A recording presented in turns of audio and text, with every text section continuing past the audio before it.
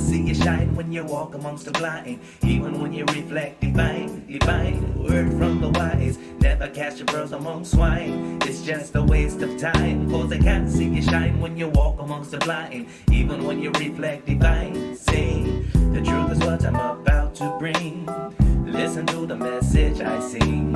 I want to shine like diamond ring for you, for you, for you. The truth is what I'm about to bring.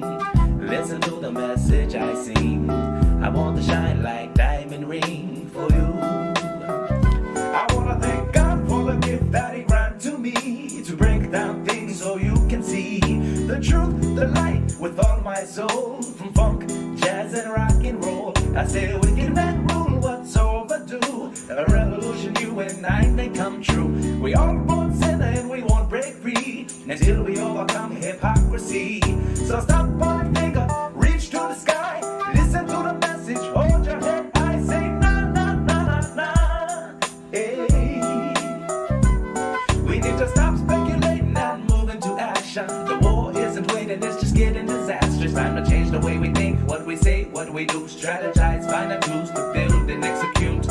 We are the ones that's chosen, chosen. The enemy is closing, closing. They got the masses hypnotized. It's time for us to open their eyes. Word from the wise, never catch girls among swine. It's just a waste of time, cause they can't see you shine when you walk amongst the blind. Even when you reflect divine, divine. Word from the wise, never catch your pearls among swine. It's just a waste of time, cause they can't see you shine when you walk amongst the blind. Even when you reflect divine, divine.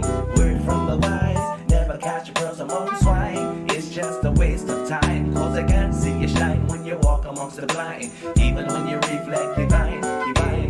Word from the wise, never catch your pearls among swine. It's just a waste of time, cause they can't see you shine when you walk amongst the blind. Even when you reflect divine. Say, word from the wise, never catch your pearls among swine. It's just a waste of time, cause they can't see you shine when you walk amongst the blind. Even when you reflect divine.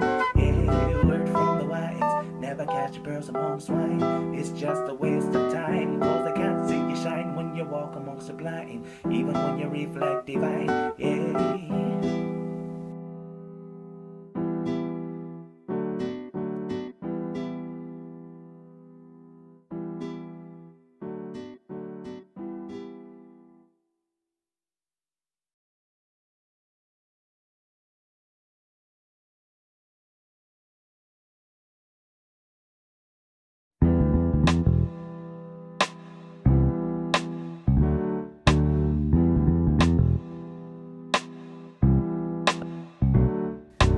Word from the wise, never catch your pearls among swine. It's just a waste of time, cause they can't see you shine when you walk amongst the blind. Even when you reflect divine, divine. Word from the wise, never catch your pearls among swine. It's just a waste of time, cause they can't see you shine when you walk amongst the blind. Even when you reflect divine. Say, the truth is what I'm about to bring. Listen to the message I sing. I want to shine like diamond ring for you, for you, for you. The truth is what I'm about to bring. Listen to the message I sing. I want to shine like diamond ring for you. I want to thank God for the gift that He granted to me, to break down things so you can see the truth, the light, with all my soul. From funk, jazz and rock and roll, I say we can make rule what's overdue. A revolution you and I may come true. We all born sinner and we won't break free until we overcome hypocrisy. So stop pointing finger, reach to the sky, listen to the message, hold your head high, say na na na na na. Hey, we need to stop speculating and move into action. The war isn't waiting, it's just getting disastrous. Time to change the way we think, what we say, what we do, strategize, find the tools to build and execute. We are the ones that's chosen, chosen. The enemy is closing, closing. They got the masses hypnotized. It's time for us to open their eyes. Word from the wise, never catch girls among swine. It's just a waste of time, cause they can't see you shine when you walk amongst the blind. Even when you reflect divine, divine.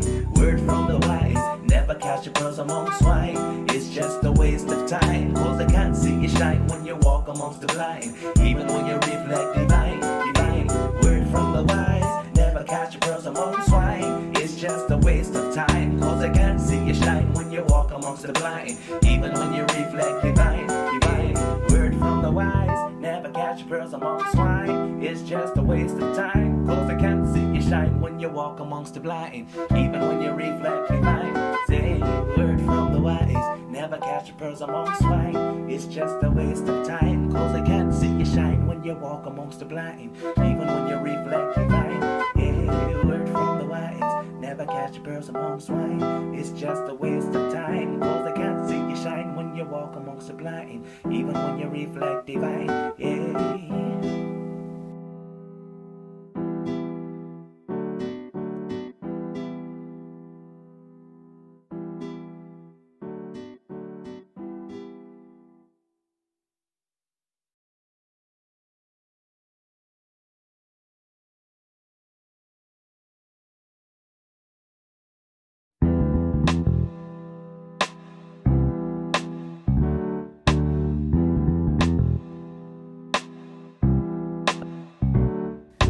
Word from the wise, never catch pearls among swine. It's just a waste of time, cause they can't see you shine when you walk amongst the blind. Even when you reflect divine, divine word from the wise. Never catch pearls among swine. It's just a waste of time, cause they can't see you shine when you walk amongst the blind. Even when you reflect divine. Say, the truth is what I'm about to bring.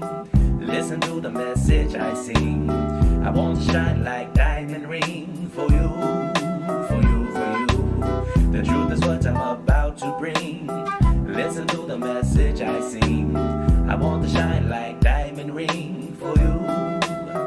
I want to thank God for the gift that He granted to me, to break down things so you can see the truth, the light with all my soul. From funk, jazz and rock and roll, I say we can men rule what's overdue. A revolution you and I may come true. We all born sinner and we won't break free until we overcome hypocrisy.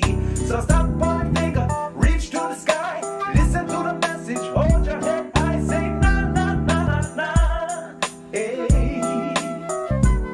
We need to stop speculating and move into action. The war isn't waiting, it's just getting disastrous. Time to change the way we think, what we say, what we do. Strategize, find the tools to build and execute. We are the ones that's chosen, chosen. The enemy is closing, closing. They got the masses hypnotized. It's time for us to open their eyes. Word from the wise. Never catch pearls among swine. It's just a waste of time, cause they can't see you shine when you walk amongst the blind. Even when you reflect divine, divine word from the wise. Never catch your pearls among swine. It's just a waste of time, cause they can't see you shine when you walk amongst the blind. Even when you reflect divine, divine word from the wise. Never catch your pearls among swine. It's just a waste of time, cause they can't see you shine when you walk amongst the blind. Even when you reflect divine, divine word from the wise. Never catch pearls among swine. It's just a waste of time, cause I can't see you shine when you walk amongst the blind. Even when you reflect divine. Say word from the wise. Never catch pearls among swine. It's just a waste of time, cause I can't see you shine when you walk amongst the blind. Even when you reflect divine. Yeah, word from the wise. Never catch pearls among swine. It's just a waste of time, cause I can't see you shine when you walk amongst the blind. Even when you reflect divine. Yeah.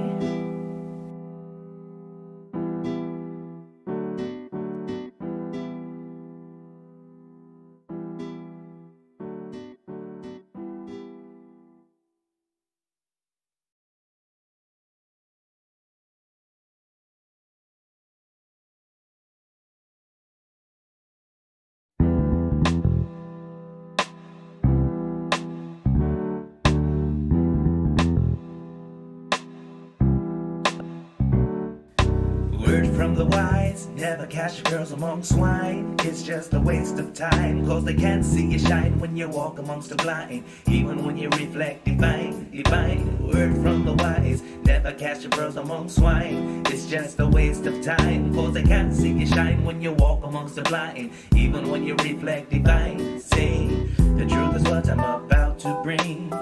Listen to the message I sing. I want to shine like diamond ring for you, for you, for you. The truth is what I'm about to bring. Listen to the message I sing. I want to shine like diamond ring for you. I want to thank God for the gift that He granted to me, to break down things so you can see the truth, the light, with all my soul. From funk, jazz, and rock and roll, I say we can man rule what's overdue. A revolution you and I may come true. We all born sinner and we won't break free until we overcome hypocrisy. So stop pointing finger, reach to the sky, listen to the message, hold your head high, say na na na na na. Hey, we need to stop speculating and move into action. The war isn't waiting, it's just getting disastrous. Time to change the way we think, what we say, what we do. Strategize, find the tools to build and execute. We are the ones that's chosen, chosen. The enemy is closing, closing. They got the masses hypnotized. It's time for us to open their eyes. Word from the wise, never catch girls among swine. It's just a waste of time, cause they can't see you shine when you walk amongst the blind. Even when you reflect divine, divine. Word from the wise, never catch your pearls among swine. It's just a waste of time, cause they can't see you shine when you walk amongst the blind. Even when you reflect divine, divine. Word from the wise, never catch your pearls among swine. It's just a waste of time, cause they can't see you shine when you walk amongst the blind. Even when you reflect divine, divine. Word from the wise, never catch your pearls among swine. It's just a waste of time, cause they can't see you shine when you walk amongst the blind. Even when you reflect divine. Say, word from the wise, never catch your pearls among swine. It's just a waste of time, cause they can't see you shine when you walk amongst the blind. Even when you reflect divine. Yeah, word from the wise, never catch your pearls among swine. It's just a waste of time, cause they can't see you shine when you walk amongst the blind. Even when you reflect divine. Yeah.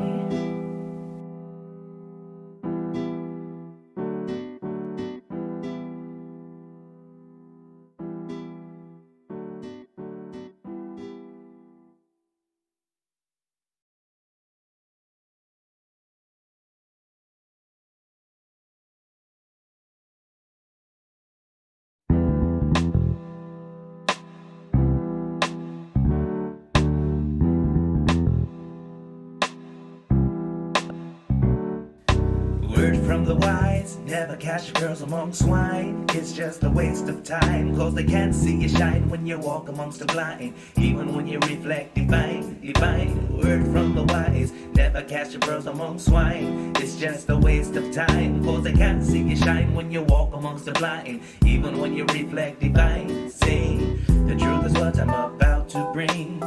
Listen to the message I sing.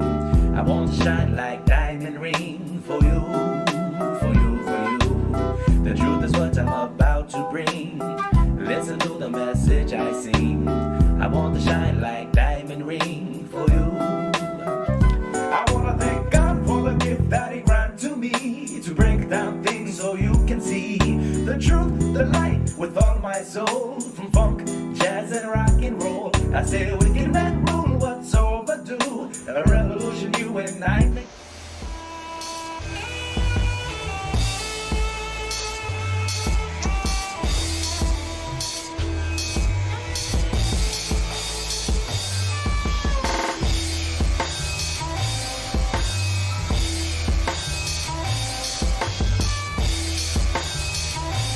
Peace, family. Yo, thank you for joining us. Right? And I'm thrilled to announce the fact that we are now releasing our first free e-course. Come and learn about Gye-Nyame journey, see some of the stuff we do. Come and join the tribe. Tribe up with us and check out the free e-course. And we'll make sure that the URL pop up right about here. And it'll probably be somewhere in here. Check us out, family, because we are building. Come and learn about Gye-Nyame journey, and let's build together.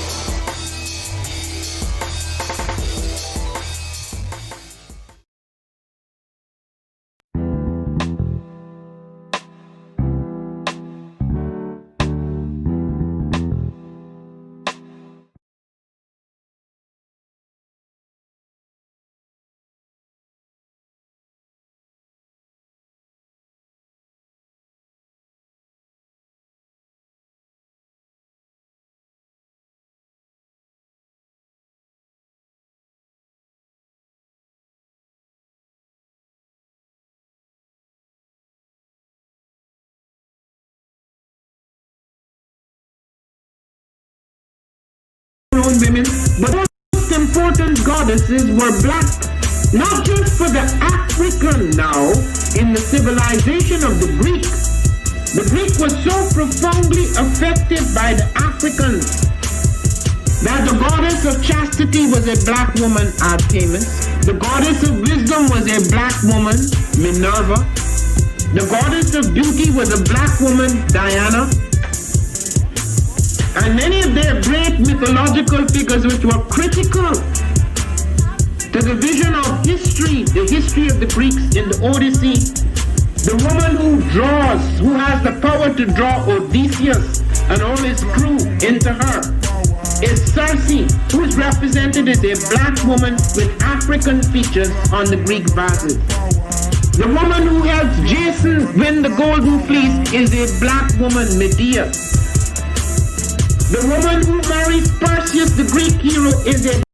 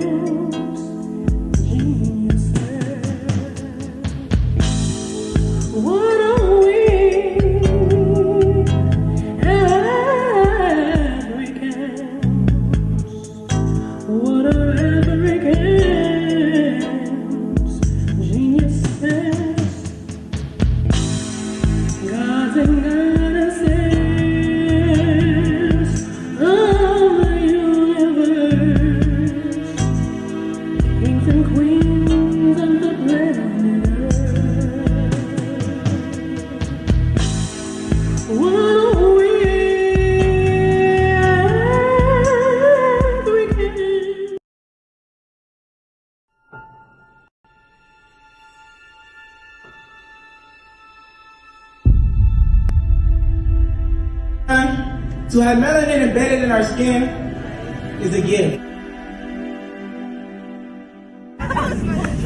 Oh my gosh, when I say too black, you say too strong. Too black? Too strong? Yeah.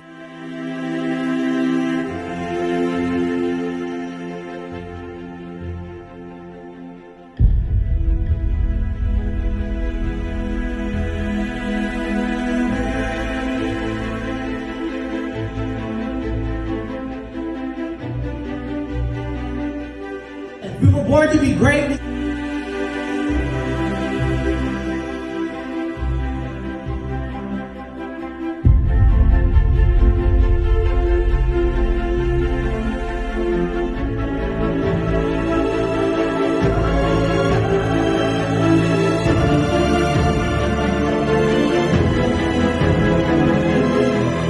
Oh my gosh, when I say too black, you say too strong. Too black?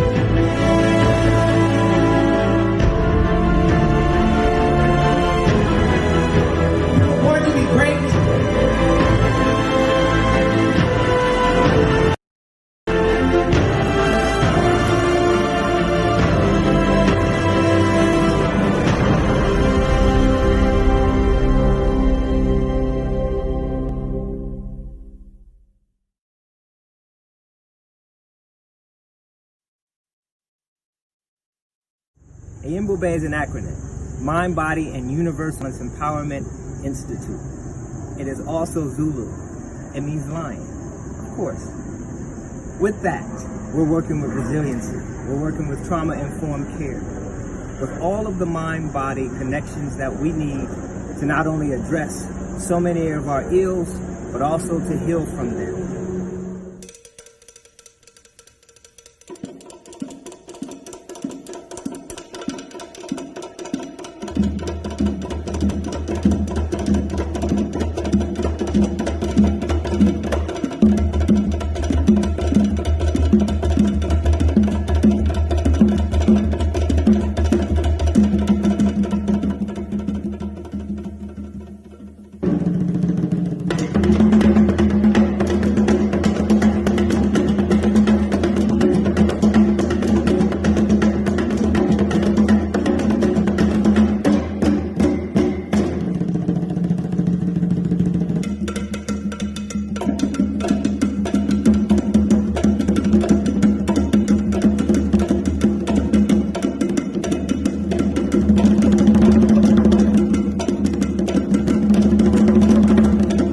There's no one giant step that does it.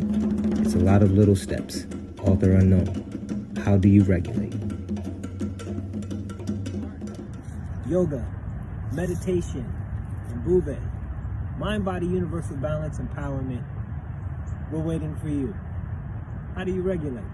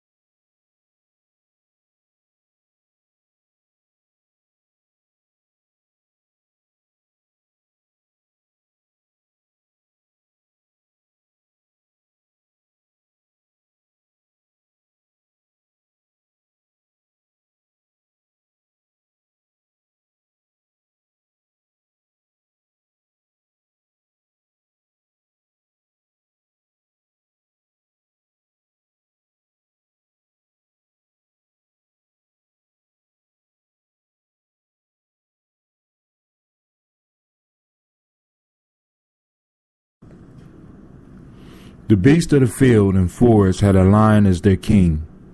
He was neither wrathful, cruel, nor tyrannical, but just and gentle as a king could be.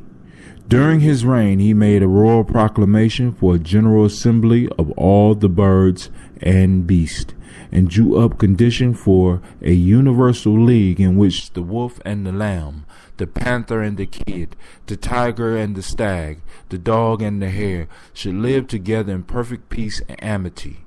The hare said, "Oh, how I have longed to see this day, in which the weak shall take their place with impunity by the side of the strong." And after the hare said this, he ran for his life. That is an Aesop fable called The Kingdom of the Lion.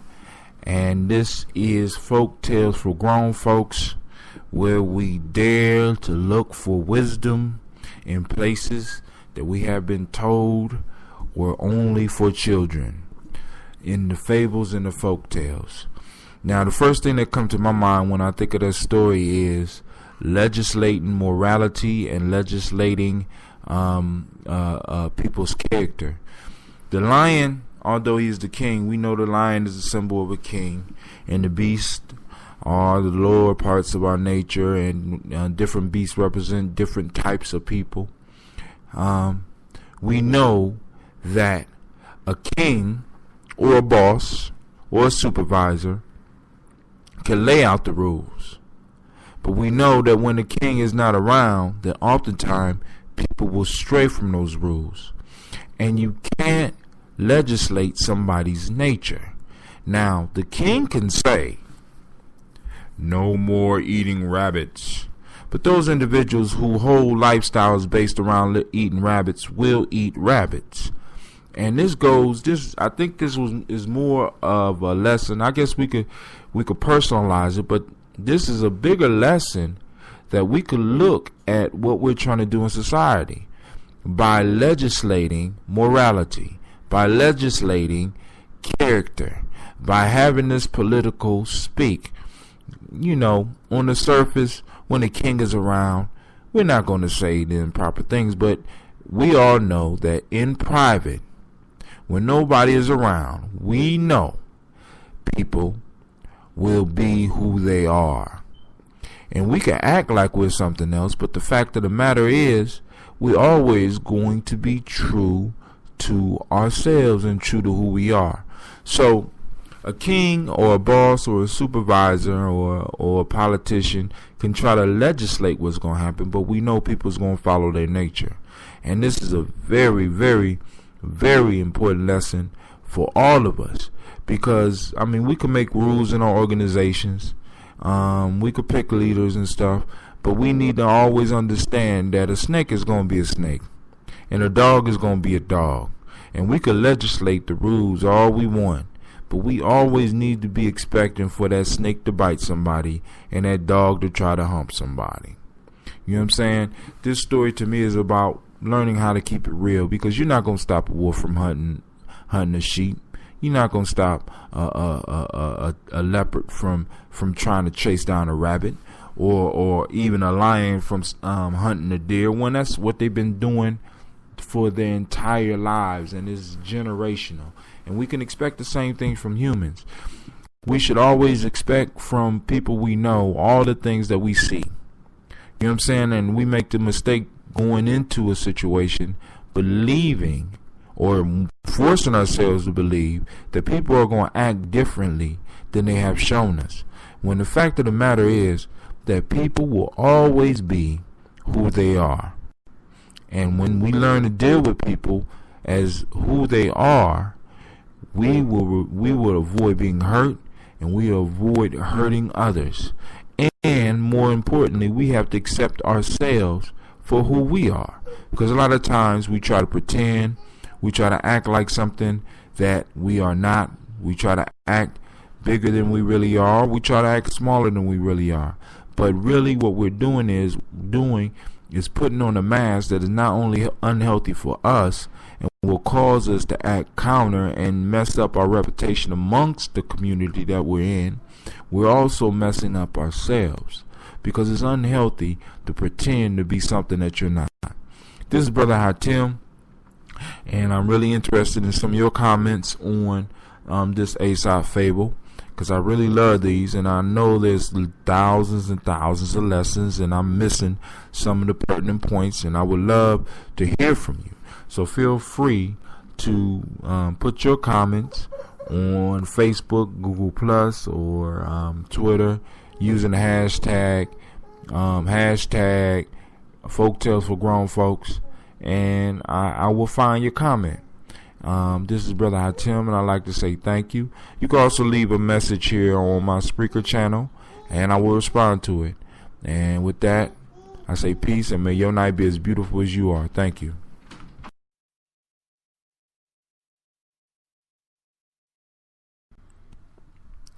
A wolf who had a bone stuck in his throat hired a crane for a large sum to put her head into his mouth and draw out the bone. When the crane had extracted the bone and demanded the promised payment, the wolf, grinning and grinding his teeth, exclaimed, "Why, you have surely already had a sufficient recompense in having been permitted to draw out your head in safety from the mouth and jaws of a wolf. In serving the wicked, expect no reward, and be thankful if you escape injury for your pains." This is the Wolf and the Crane from Aesop Fables, and this is Brother Hatim, and the show is Folk Tales for Grown Folks. Now, the wolf, the crane, as I said before, are symbols that mean something and speak something to all of us. They all have a common meaning. A wolf is the ravenous, vicious part of us. It could represent that. And the crane is the softer and the more subtle part of our personalities.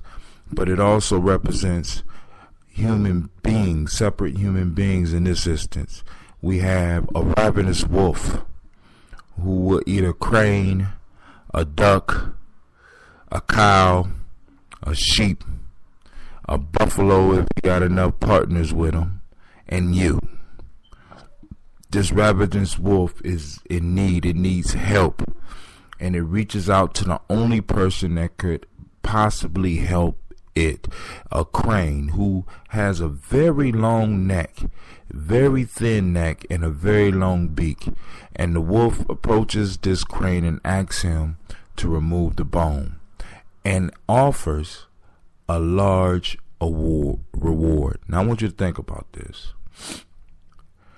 When you are working with something or someone that is wicked, it is always best to get payment first.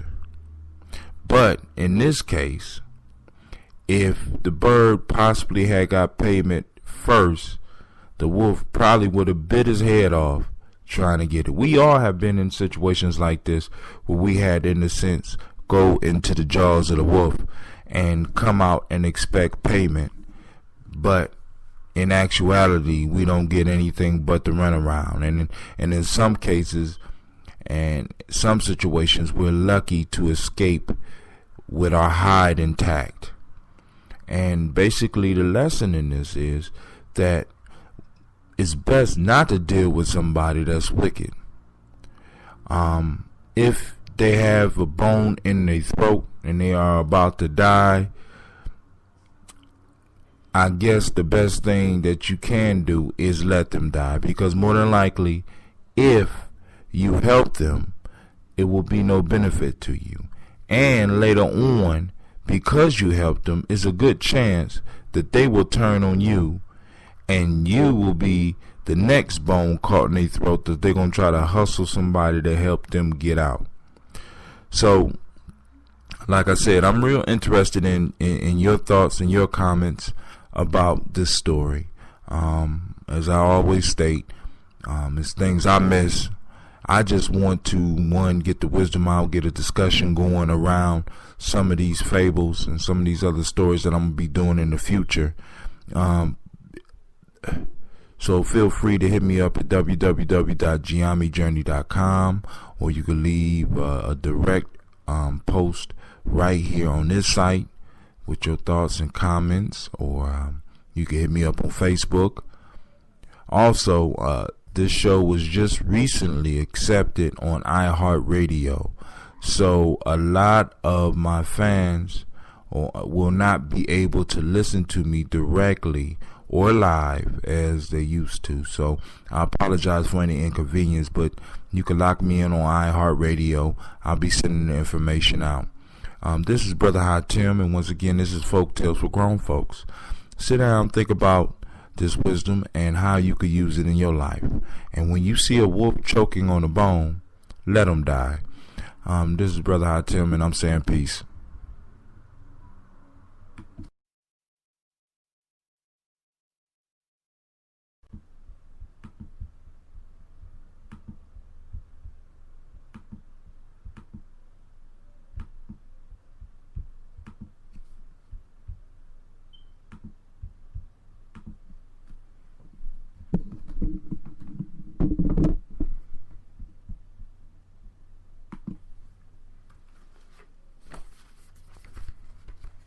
The fisherman, a skilled fisherman,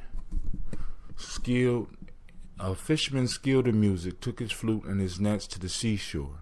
Standing on a projecting rock, he played several tunes in the hope that the fish, attracted by his melody, would of their own accord dance into his net, which he placed below. At last, having long waited in vain, he laid aside his flute, and casting his net into the sea, made an excellent haul of fish. When he saw them leaping about in the net upon the rock, he said, "O you most perverse creatures, when I piped you would not dance, but now that I have ceased, you do so merrily." That is the fisherman piping from Aesop Fables. This is Folktales for Grown Folks, and I am Brother High Tim. I'd like to thank you for tuning in. Excuse me for the couple of second pause, because this is on iHeartRadio now. I was trying to send out to some of my listeners who might have been on the social networks. I was trying to send out the link, so I apologize for you for the pause. I will adjust it and come up with another system. But now, here we go. Now, in this story, for me, one of the things that popped up was this fisherman misunderstood cause and effect, the concept of cause and effect. He wasn't necessarily, it didn't appear to me that he was the wisest fisherman, because obviously he had been surviving basically by luck or by habit, because he didn't really understand. Appears to me that he didn't understand the cause of him catching fish. So he thought that if he was to take his flute down and start piping, that the fish would dance to his music, because maybe he had other people dancing to his music. Maybe he had people reacting to him in a certain way. So he thought he could take his flute down and produce a music that would make the fish just jump out into his net. Now, I would call him a skilled fool. Like many of us, in some ways, we're like this fisherman. We're skilled fools. We know what we're supposed to do, but we don't really know why we do it or how it works. It's sort of like, most of us, we don't really understand electricity, but we still are able to walk in and turn on the light switch and expect it to work. We don't need to know how the damn electricity works. We don't need to know how it hits the filament and causes the filament to heat up to produce the light in the room, but we know that it works. We don't know how it works, but we're able to use it. So not knowing how something works does not mean that we cannot use it. As human beings, we've been able to do that for years, and we would come up with myths, and we would come up with ideas how things work. The fisherman also showed misguided hope, because he was hoping that the fish would just jump into the nets. Many of us in our lives, we also have misguided hopes, and we allow these misguided hopes to kind of derail some of the stuff that we're doing, because the things don't happen.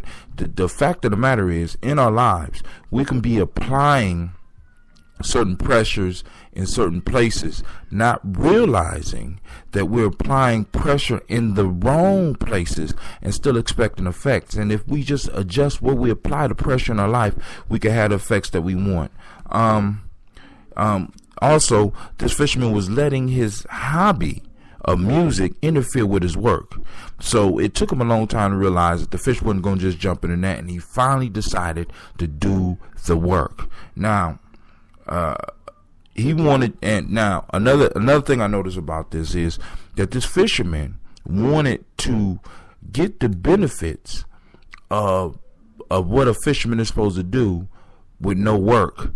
And many of us, in the modern day especially, look for ways for us to receive rewards without getting work. There is no rewards without no work. No, if you don't put no libations, is what I call real libations. If you don't put no blood, sweat, and tears in, you are not going to get anything out. And if you are getting something out of it without applying and truly applying yourself, you need to really watch out, because something's going to happen and it's going to wipe you out. Whether it's going to wipe you out financially, emotionally, mentally, or spiritually, you always got to put something in to get something out. And then also, I noticed with this folktale, using wrong tools, using the tools in the wrong way. The flute is a powerful tool in the right arena. A net is a powerful tool in the right arena.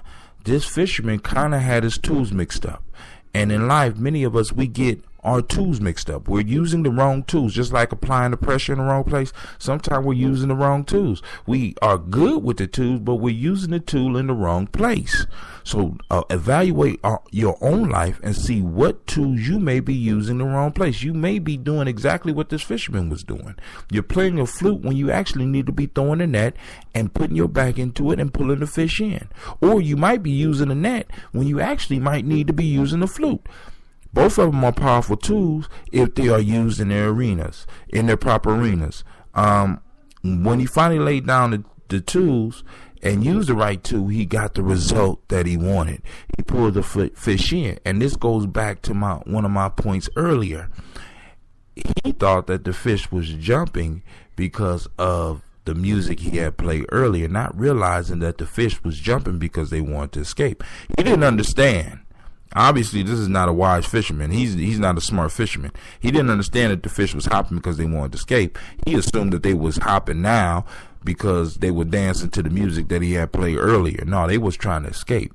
But he didn't have to understand that it wasn't the flute music that they was jumping to from the past in order for him to benefit from them being in his net now. We don't always have to understand why we do some of the things we do. We don't have to understand it to make it work for us. For thousands of years, people didn't understand that the overflow of rivers or that rain fell for. They didn't understand why the rain fell, but they understood that they could use it to grow their crops. Same thing in Egypt. They didn't understand why the Nile flooded. They didn't need to know why. All they needed to know is that the Nile was going to flood and get to a point where they was able to predict it and get the benefit from it. You don't have to understand why some things work for you. What you have to understand is that when it works for you, can you take advantage of its working? And then you could use science, you could use your thinking skills to figure out why it's working for you. All right? Now, take the lesson of this fisherman and use it in your life. Now, this is why I call it Folktales for grown folks. Grown folks, get out of it what you could get out of it. Share it with your kids. But also, I'm going to say this. Then I'm going to close. Now, take the lesson, make some comments. Let me know what you think. Let me know what you pulled up out the story. You get the book. I already told you in the earlier things. It's by a book company called Forgotten Books. Go to ForgottenBooks.com. Please support them. This book was very inexpensive, and they also offered a book for free. Get the book and you can follow along with me in these fables, and I'm gonna be doing some other fables. But right now, I'm really big on Aesop. So take what you can, throw away what you, now, as they say, eat the fruit, spit out the seeds. You know what I'm saying? Get what you can. I hope you enjoyed. Thank you for your time. This is Brother Hot Tim. Check me out at www.GyeMeJourney.com. You can get all my radio shows. You get all my podcasts. Check it out. They're all free. You can download them for free. You can also check out some of the other stuff that I have, my books. You can check out some of the writings I do on my blog and some of the guest writers that I'm going to start presenting hopefully in this year. So with that, I say peace, and I pray that your day is as beautiful as you are.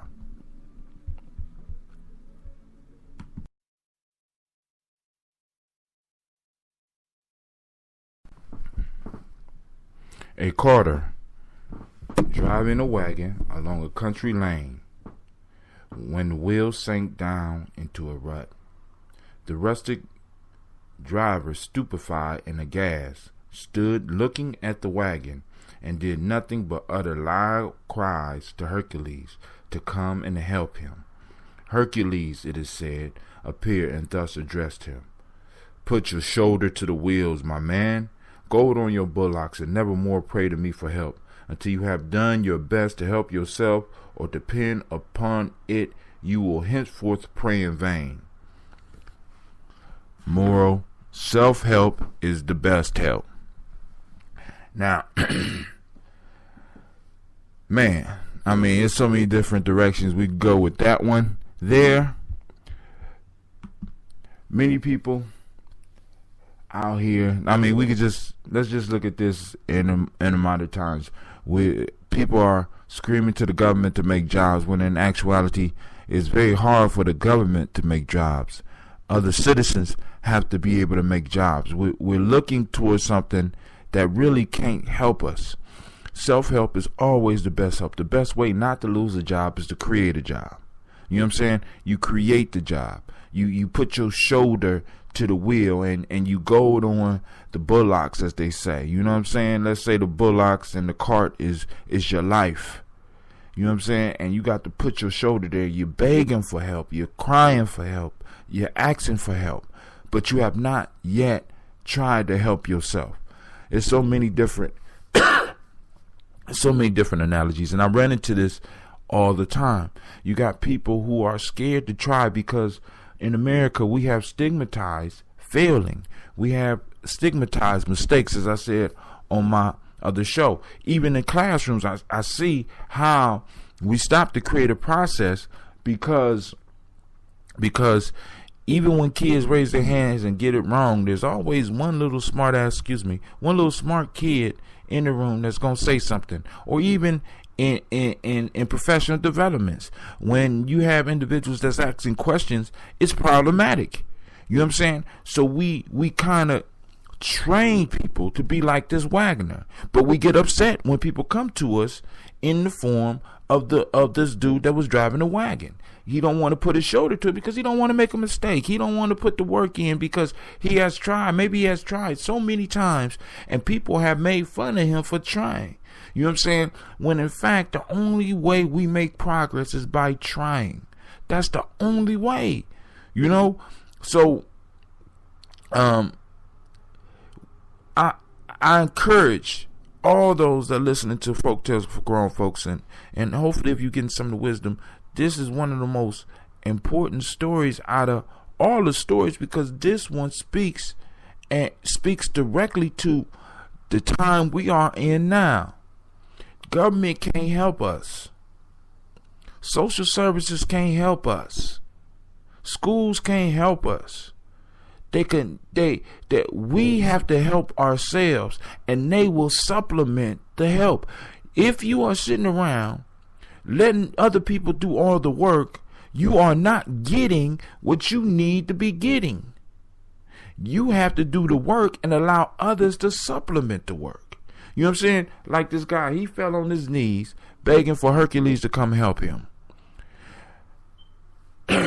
He begging for Hercules to come help him when Hercules would do nothing but basically supplement the work that he was putting in. We have to put work in, because when we put work in, that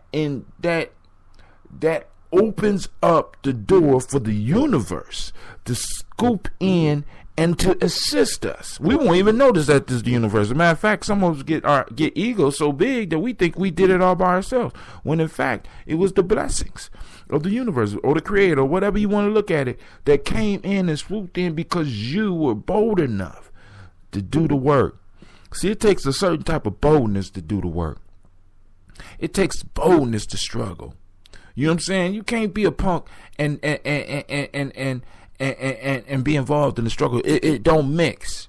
You know what I'm saying? And I'm not just talking about a social struggle. I'm talking about an economic struggle. You can't have punk tendencies and become successful. You can't. It does not happen. You know what I'm saying? Unless you are related to somebody else who rises in the ranks and they pull you with them. You have to have a certain boldness. It took boldness for that man, for that man to put his shoulder up on that cart and push. No, he didn't have the boldness. So he prayed to Hercules for the boldness. Matter of fact, he didn't even pray for the boldness. He prayed for Hercules to come and move the wagon for him. And that's the way some of you are in your life. You want somebody to come and move the problems up out your life. You done put the damn problems there. You done drove the wagon into the rut. Now put your shoulder up there and get up out the mess. This is Brother Hot Tim. I'm saying thank you for listening to Folktales for Grown Folks. Tune in to my website at www.gyenyame.com. See what's going on. I got all my radio shows on the right hand side.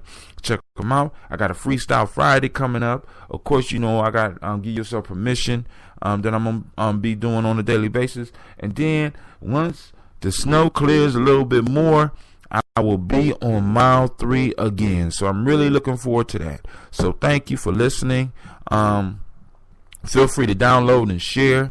Hopefully you got the message, got the lesson out of this. You know, once again, I want to send shouts out to ForgottenBooks.com. You can go to ForgottenBooks.com. On my fault, www.ForgottenBooks.org.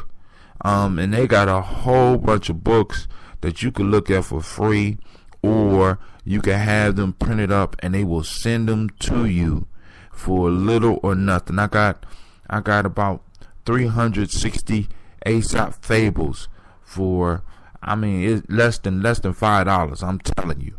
So for ForgottenBooks.com. Check them out. All right, give them some support. With that, this is Brother Hatim saying peace.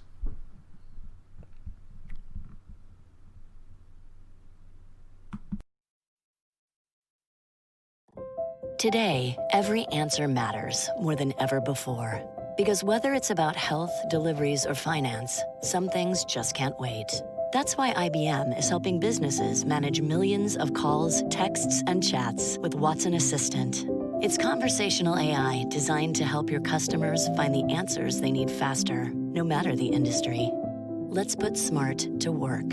Visit ibm.com/Watson Assistant to learn more.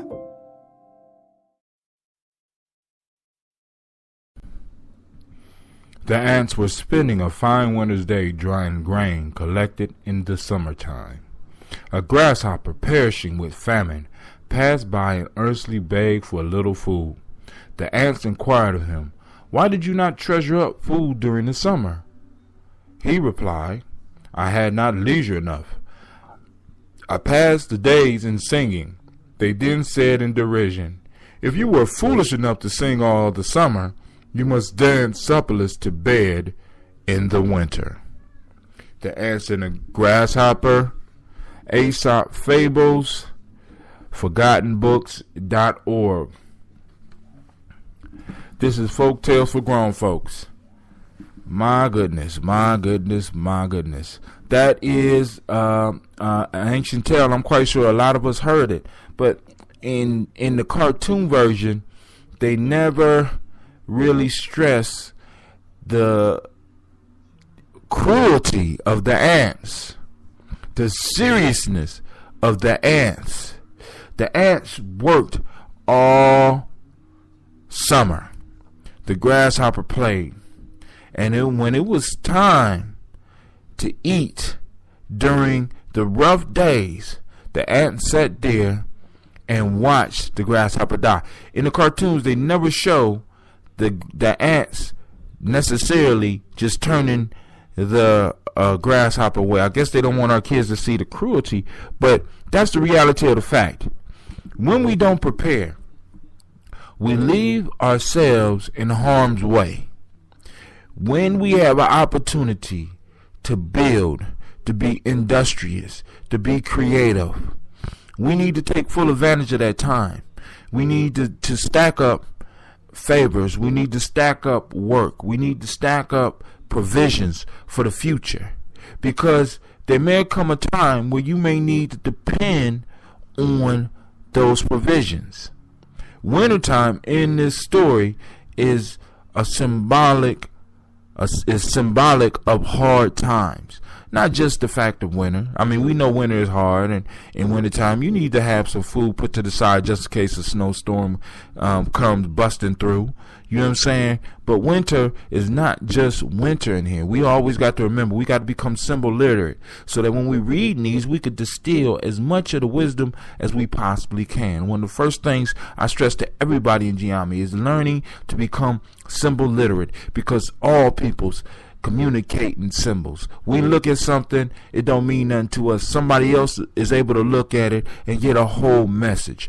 When we go back in time, our symbolic way of speaking and as African people, and the use of hieroglyph was all about breaking down symbols and gestures. You know what I'm saying? So we need to become symbol literate. So when we're looking at this story and we look at the ant, which represents the industrious part of our nature, and in some cases the cruel part of our nature, and the grasshopper, which represents the free and actually the more carefree part of our personalities. You know what I'm saying? And we see how those two clash. See, we don't want one to rule at the deficit of another. We want to be able to work hard, but we want to be able to have fun. We want to be able to be serious enough to learn, but we want to be able to have enough fun so that we don't become stiff and cruel like the ants. Not saying that the ants should give the grasshopper anything. You know what I'm saying? But what I'm saying is, when we are working, when we look at ourselves and we look at the symbols within ourselves, we don't want to build up one in sacrifice of the other. We want to be able to dance in the summertime. We want to be able to have fun in the summertime, but we also want to be able to do our work.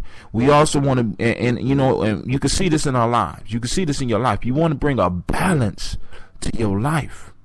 You know what I'm saying? But you don't want to lean so far one way that you totally destroy the other end. You become so serious that you no longer have fun. I done ran into people like that, and I don't like running into them, and I don't stay around them.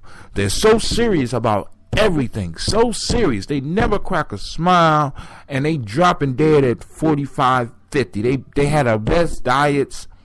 They have the financials in a sense together, but they are not happy. You know what I'm saying? I want to send some shots out to Fresh Vibes on Fresh Vibes Radio for giving me a comment. This is my first official chat, bruh, and I thank you very much. I will be checking out I'll be checking out your radio real soon. All right, so now let me go on and finish. So, when we look at this fable, we need to break it down. We need to understand that we need to put provisions away, but we don't need to become so serious that we don't have fun. You know what I'm saying? So this for me, this proverb or this fable is more about bringing a balance to our lives. You know what I'm saying? Because there's no reason why the ants couldn't have a little bit of fun with the grasshopper, and the grasshopper put in some work with the ants. But we know grasshoppers get ate up by ants anyway, but that's a whole nother story. But now this is Brother High Tim. I'd like to thank you for tuning in to Folktales for Grown Folks, and keep on tuning in. I'd like to thank you. And once again, sending shots out to Fresh Vibe Radio. Check them out. Fresh Vibe Radio. I'm going over there after I get done with my show. With that, I say peace. I pray that your day is as beautiful as you are.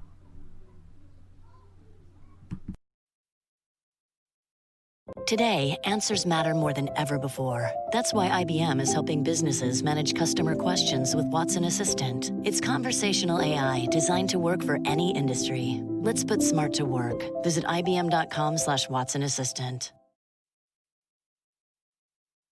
Today, answers matter more than ever before. That's why IBM is helping businesses manage customer questions with Watson Assistant. It's conversational AI designed to work for any industry. Let's put smart to work. Visit IBM.com/Watson Assistant. A traveler about to set out on a journey saw his dog stand at the door stretching himself. He asked him sharply, "Why do you stand there gaping? Everything is ready but you. So come with me instantly." The dog, wagging his tail, replied, "O master, I am quite ready. It is you for whom I am waiting." The moral of the tale from Aesop's standing is the loiterer often blames delay on his more active friend. Now, that's an Aesop fable called The Traveler and His Dog. This is Brother High Tim, and you are tuned into Folk Tales for Grown Folks. And of course, Brother High Tim wants to go in and see what lessons we can apply from this story to today's life. The Traveler and His Dog. Now, wow. We have this traveler, this so-called traveler who is not ready, and supposedly this dumb dog is holding him up. At least he thinks so. He's going through all this stuff, getting ready to travel. The dog, since the dog is already ready, is stretched by the door, waiting for the traveler. So actually, this story should be the dog and his traveler, because the dog is ready for the journey. And this is like life for a lot of us. Life is waiting for us at the door, I believe. You know what I'm saying? For me, the dog represents life. Life is waiting for us to decide on when we're going to leave. It's waiting by the door of opportunity for us to walk through and to embrace life, to embrace it. But because we're not ready, we want to blame everything around us. We want to look at life and be like, "Life, I'm waiting for you." Success, I'm waiting for you. Opportunity, I'm waiting for you. When all these things are already waiting for us at the door for us to leave. So that dog represents opportunity. That dog represents success. That dog represents challenges. That dog represents the opportunities that a lot of times we are not prepared for. One of my elders told me a long time ago, I think it was Hannibal Afri, he told a group of us, he said, a warrior does not build his shield on a battlefield. Many of us are trying to build our shields on the battlefield. We're like that traveler. We are not prepared. And we are talking about going to the battle of life, but we're not ready. You know what I'm saying? We wait to get on the field to get things together. The dog was waiting for the man. O master, I am quite ready. It is for you whom I am waiting. That's opportunity talking to you. Oh master, and I want you to think about this. That's the way life is. Oh master, I'm waiting for you. That's the way opportunity is. That's the way success is. Oh master. And then who is it talking to? It's talking to you. Oh master, I am waiting for you. Prosperity. Oh master, I am waiting for you. The thing is, like the traveler, we got to get it set in our mind that we're ready to go and get to moving to where we're supposed to be. So the traveler and the dog is not just about, for me, it's not just about the loiterer blaming the friend, the more active friend for why they are behind. It's more about the traveler looking for something, or somebody that's not prepared looking for somebody or something to blame. And we could bring it down to that. Many of us are looking for things to blame. This traveler wanted to blame the dog. Oh, you dingy dog, you're not ready. Oh, master, I am waiting for you. Right now, opportunity is looking at you and saying, oh, master, I am waiting for you. Your dog opportunity, your dog of success, your dog of joy, your dog of happiness is waiting at the door for you. This is Brother Hatim, and this was Folktales for Grown Folks. I'm reading from Aesop Fables, the complete original translation from Greek by Aesop and translated by George Fowler Townsend. You can find this book on forgottenbooks.org. Check them out. You can read. I recently got on the site because I bought the book first, but you get on the site and you can read 85% of the book for free.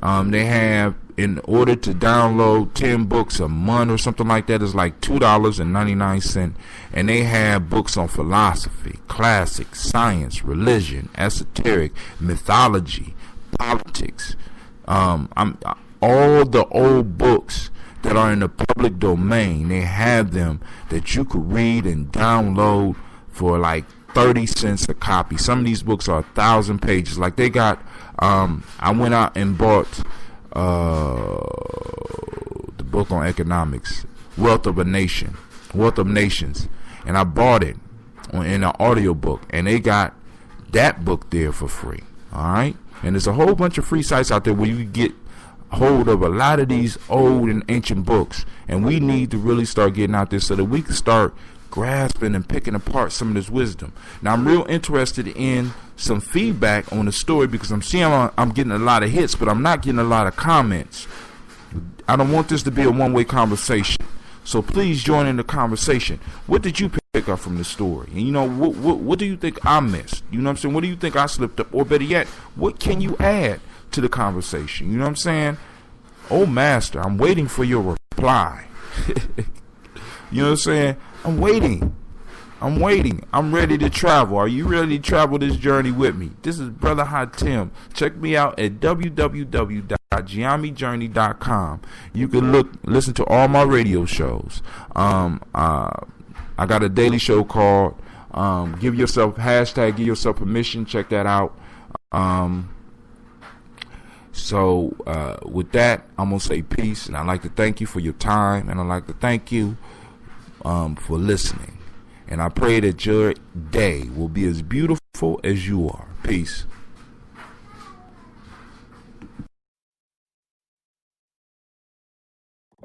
Today, every answer matters more than ever before. Because whether it's about health, deliveries, or finance, some things just can't wait. That's why IBM is helping businesses manage millions of calls, texts, and chats with Watson Assistant. It's conversational AI designed to help your customers find the answers they need faster, no matter the industry. Let's put smart to work. Visit ibm.com/Watson Assistant to learn more. Today, answers matter more than ever before. That's why IBM is helping businesses manage customer questions with Watson Assistant. It's conversational AI designed to work for any industry. Let's put smart to work. Visit ibm.com/Watson Assistant. A dog crossing a bridge over a stream with a piece of flesh in his mouth saw his own shadow in the water and took it for that of another dog with a piece of meat double his own in size. He immediately let go of his own and fiercely attacked the other dog to get his larger piece from him. He thus lost both, that which he grasped at in the water because it was a shadow, and his own because the stream swept it away. This is The Dog in the Shadow from Aesop Fables. And this is Brother Hatim, and you are joining me on Folktales for Grown Folks. Grown folks, grown folks, grown folks. Now, this story may be very important for someone out there listening, because you may have a piece of meat in your mouth and you see a reflection and you drop what you have to get what you think is bigger and more valuable, not realizing that what you're looking at is actually an illusion. Now, this story right here by itself is worth the price of this $5 book. This story right here. Now, let's first, the dog. When we look at the symbolism of a dog, the dog is a faithful animal, but is driven by his lower nature, which is a description of a lot of us. Faithful in many ways, but we're driven by our lower nature, and oftentimes our lower nature overtakes us, and that greed sets in. Now, what strikes me as incredible about this story is the fact that the dog was looking at his own reflection. Now, I don't know if Aesop was just ahead of his time or what, but think about this. The dog saw his own reflection, and out of jealousy, not for somebody else's stuff, but for his own, for what he already possessed, he dropped what he had to attack himself or herself. How many of us are attacking our own self in life and stopping our own progress, our own movement forward, because we are attacking illusions in our life, because we think these illusions are grander or greater than what we already possess. And many of us sit looking at our loss, just like that poor perplexed dog as his food floated down the stream along with his illusion. Many of us out here are looking at illusions, thinking they are real, placing value in things that are not truly valuable, and not really taking stock in what we have and what we possess. This story, man, this fable, this folk tale is teaching us basically to learn to deal with what we have and be satisfied with what we have. Because when we are satisfied with what we have, we, unlike that dog in the story, will be able to become full. And once we are full, our body will produce the energy that we need to go out and get more. No, not this dog. Not some of us. We want it all right now. We want the biggest piece of meat right now. And by pursuing the biggest piece of meat, we lose everything. We may look at somebody else's mate and think that it's better. We may look at somebody else's car and think that it's better. We might look at somebody else's house. We're putting stock in the wrong thing. Remember from my other shows where I talk about value. We place value on things that are not really valuable. When we look at economies, or when we look at business, the main objective of a business person is to find something and put more value in it, so that other people will seek the value and want to purchase that product. Now, many of us are looking at some of these things out here and we're placing value on it. But the most valuable thing that we all have is our time. Our time. The dog took time. Think about it. The dog spent time getting that piece of meat. We talking about over 3,000 years ago. A piece of meat for a dog was hard to come by, especially a tame dog. We ain't talking about a wolf. We ain't talking about a wild. We talking about a dog that belonged to somebody. It took time for that dog to get meat. And that dog spent that time, but didn't value what he had. He valued something that he thought someone else had. And what was crazy was it was just a reflection of what he had. Man, dude. How many of y'all out there placing value in the wrong things? Seeking value in the wrong things. We're placing more value on a car than we do our time. We're placing more value on our houses than our time.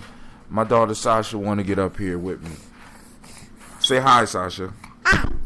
Alright, now, so this is Brother High Tim. Just think about it. And I love this. I love to hear your comments on the story, and let's discuss some of the other aspects of that story, and get the lesson. You know what I'm saying? Digest your meat. Eat your meat first before you go after somebody else's, or better yet, just eat your meat and you don't have to go after nobody else's. Be satisfied with what you have, so that you can once you are satisfied and appreciate what you have, the universe will open the door up for you to get more.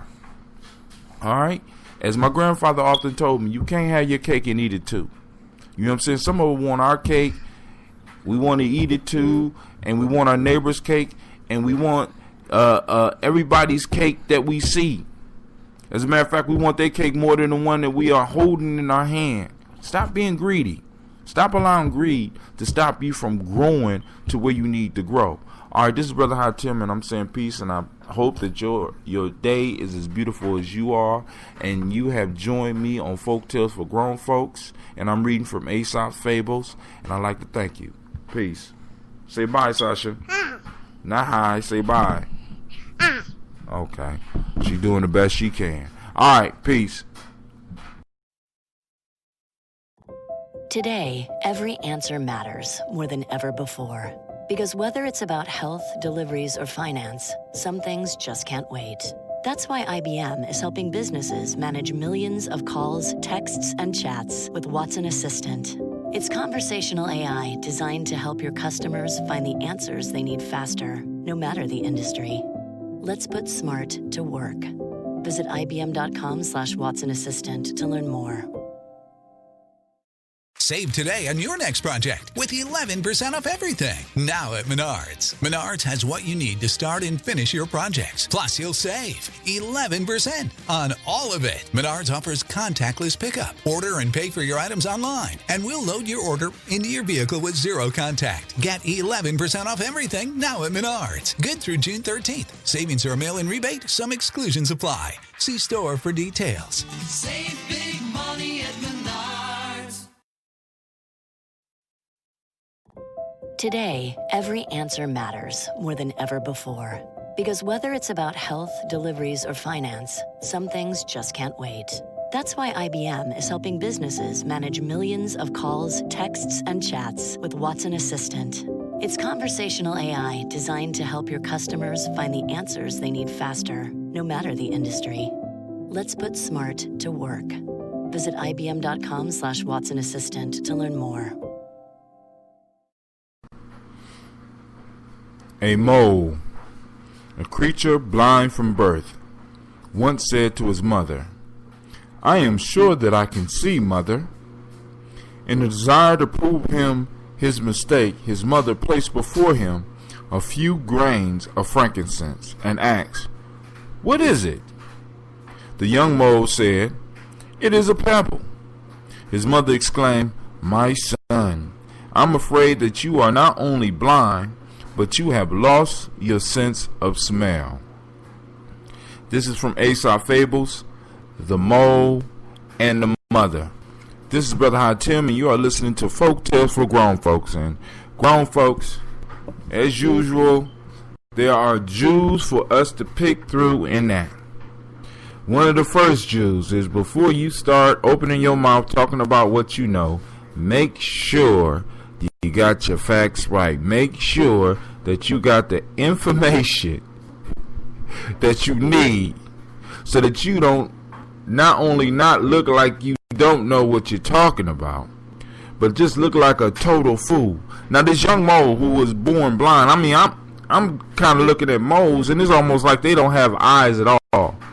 He's going to tell his mother, who in a sense is an elder mole. She has lived the life of a mole. She has had the struggles of a mole, and she knows nothing else but being a mole. And as a matter of fact, she has survived long enough to give birth to this little mole. And this little mole turns around and tells her that he can see. When will it end? I mean, it seems that youth were bucking their elders even way back in the day, and I'm guilty of that too. And as many of you that's listening to me right now, you're guilty of that as well. But sometimes we need to really stop and listen to those who have experienced what we have experienced. One of the things that I learned during my experiences with Simba is that you have two types of older people. You have elders, those who have truly experienced life, lived life, embraced life, learned from life, and have lessons to pass on. And then you have olders. These are basically fools who just were lucky enough, because of modern technology and modern science, to have survived into old age. So you have an elder and you have an older. Now I have to look at this mother mole as an elder trying to guide her son, who through his lack of experience and through his excitement feels that he could do something that moles have not probably been able to do for the last couple of million years to see. So she places some frankincense in front of him, which are they're kind of like stones, but they're not exactly stones. You know what I'm saying? They form into little stone-like things, but they're not necessarily stones. And they have a nice fragrance to them. So he, being the person that can see, tells his mother, "Oh, those stones." He didn't analyze it. He just went with the first thing that came to his mind, and guess what? He was wrong. You know, this story tells us that sometimes we might need to yield to those who have a little bit more experience in what we're dealing with than we do. You know, this is why people get personal coaches. This is why people go to school, supposedly. This is what you're supposed to go to school for, so that you can really sit at the feet of people who have experienced life. You know what I'm saying? So that they could give you the guidance and the advice that will help you move from one level to another level. Don't be like that young Mo and be so exuberant with the new stuff that you think you know and run up against the elder and kind of get disrespectful with them. You listen, little Mo, you can't see. As a matter of fact, I don't know if you can smell either. You know what I'm saying? And I'm gonna end it with this. I heard a long time ago, if you are a fool, sometimes it is best to keep your mouth shut. Well, if people don't know whether you are a fool or a wise person, it's better to be quiet so that when you open your mouth, you won't just destroy all of the possibilities of being wise. I know I said it wrong, but the whole point is sometimes it's better just to keep your mouth shut and learn rather than just running off at the jaw and proving that you absolutely know nothing. Alright? Heed the word of your elders. You know what I'm saying? I ain't saying not to be adventurous. I'm not saying to limit your life to what the elders have experienced in their lives. But what I'm saying is get the wisdom that they have to give you. Be respectful and then go and do your thing. You know what I'm saying? Don't allow them to stop you from doing what you want to do, but do not turn your back on the words of wisdom. And be able to distinguish. Now, this is a very important one here. Be able to distinguish from the words of wisdom and words of fear. You have those who will give you, like a lot of elders will give you words of fear. You can't do that because it's never been done. Why would no? You can't don't do that. You shouldn't do that. Then you have the words of wisdom that flows from the mouths of elders, who themselves probably have done things that other people told them was impossible. And they might tell you the limits of what people might know right now, but a true elder will motivate you to move towards doing the impossible, doing something new, because that's what the world needs. As human beings, in order for us to prosper and grow, we got to always be bringing new things. So this is Brother Hatim. Hopefully you got something from that Aesop fable. This is Folktales for Grown Folks. Be sure to check me out on my other shows. I do my daily show, Give Yourself Permission, every morning somewhere around 6, but you know, it posts up on Facebook. Check it out. Also, you could check me out on Freestyle Fridays, or just basically go to www.gyenyame.com and you click the follow, and you will get emails whenever I'm doing something new. Or you can follow me on Spreaker, and whenever I'm doing a podcast, you can get an email to let you know. Alright? This is Brother Hatim.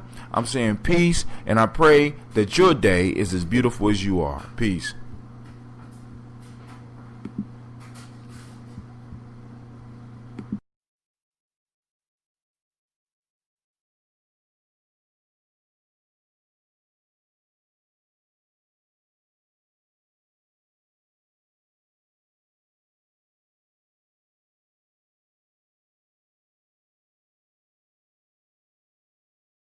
Today, answers matter more than ever before. That's why IBM is helping businesses manage customer questions with Watson Assistant. It's conversational AI designed to work for any industry. Let's put smart to work. Visit IBM.com/Watson Assistant.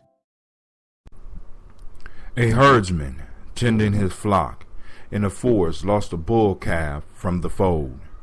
After a long and fruitless search, he made a vow that if he could only discover the thief who had stolen the calf, he would offer a lamb in sacrifice to Hermes, Pan, and the guardian deities of the forest. Not long afterwards, as he ascended a small hillock, he saw at its foot a lion feeding on the calf. Terrified at the sight, he lifted his eyes and his hands to heaven and said, "Just now I vowed to offer a lamb to the guardian deities of the forest, if I could only find out who had robbed me. But now that I have discovered the thief, I would willingly add a full-grown bull to the calf I have lost, if I may only secure my own escape from him in safety. This is the herdsman and the lost bull, and this is one of Aesop fables, and this is Brother Hatim, and you are listening to Folk Tales for Grown Folks. Now this is a nice fable, and the lesson that I pick up from it is to be careful what you ask for, because you might get it. A lot of people around me, including myself, often ask for things. We pray, we bargain with that force in the universe, whatever you choose to call that force in the universe, to give us certain things, to help us find our lost bull, let's say.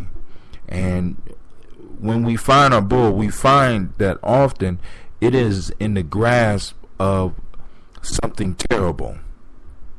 Often blessings come disguised in ways that can be kind of frightening. When you get what you ask for, it's a scary thing. When we are seeking success, when we are seeking our fortune, when we are seeking happiness, they often come wrapped up in some mess. They often come with a lion that not only is eating your joy, but possibly could eat you up. So when you ask for something, be very careful, because you might get it. And in getting it, you have to decide how bad you really want it. This gentleman who had lost the bull and made all these vows of what he would do when he found the bull or the bull calf was not prepared to do what it takes to get his bull calf. He was not prepared to face a lion. He was not prepared to face the hardship. He was not prepared for the struggle.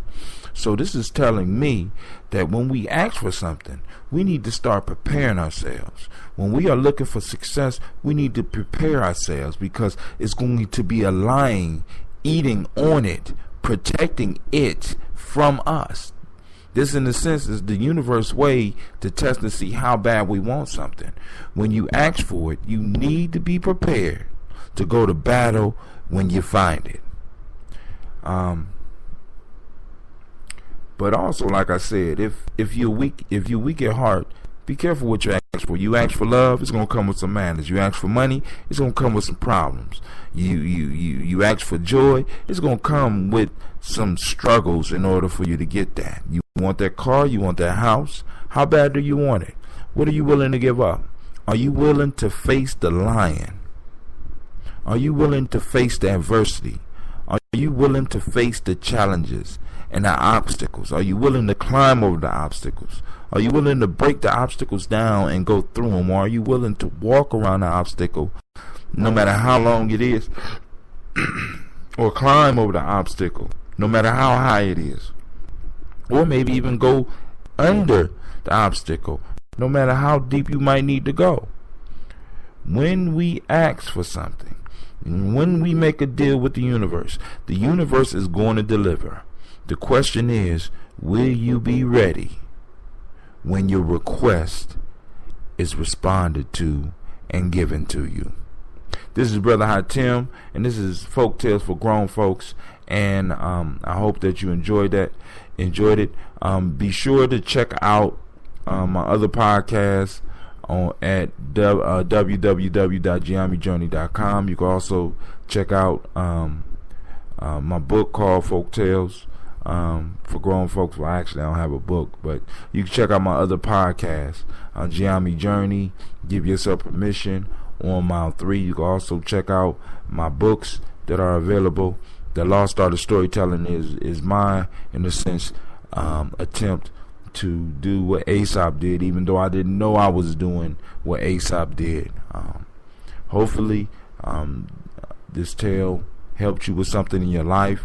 And I would love for your comments to reach me. I would love for your thoughts. I would love for you to share your thoughts so we get some conversation going around these folk tales, because children can listen to this, but I'm doing this show for adults because I feel that we missed out on this aspect of fables. We missed out on the wisdom that could come from the fables, and I think that for some of us it's worth going back, because we're looking for life coaches, we're looking for success, we're looking for joy, we're looking for happiness, and all those things have been written down in this book, and all we got to do is go and distill the wisdom, you know what I'm saying, and look at the wisdom.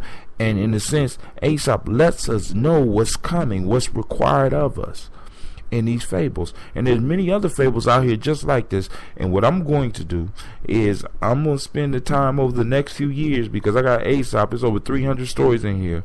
I'm trying to run through all these, and I'm going to run into some other myths that I'm going to use to get some of these ideas across. So these stories are meant for us to use them as tools to find out who we really are, to develop some clarity in our lives, also to share with our children. But if we don't have clarity in our lives when we tell the story, we're going to mess it up for them.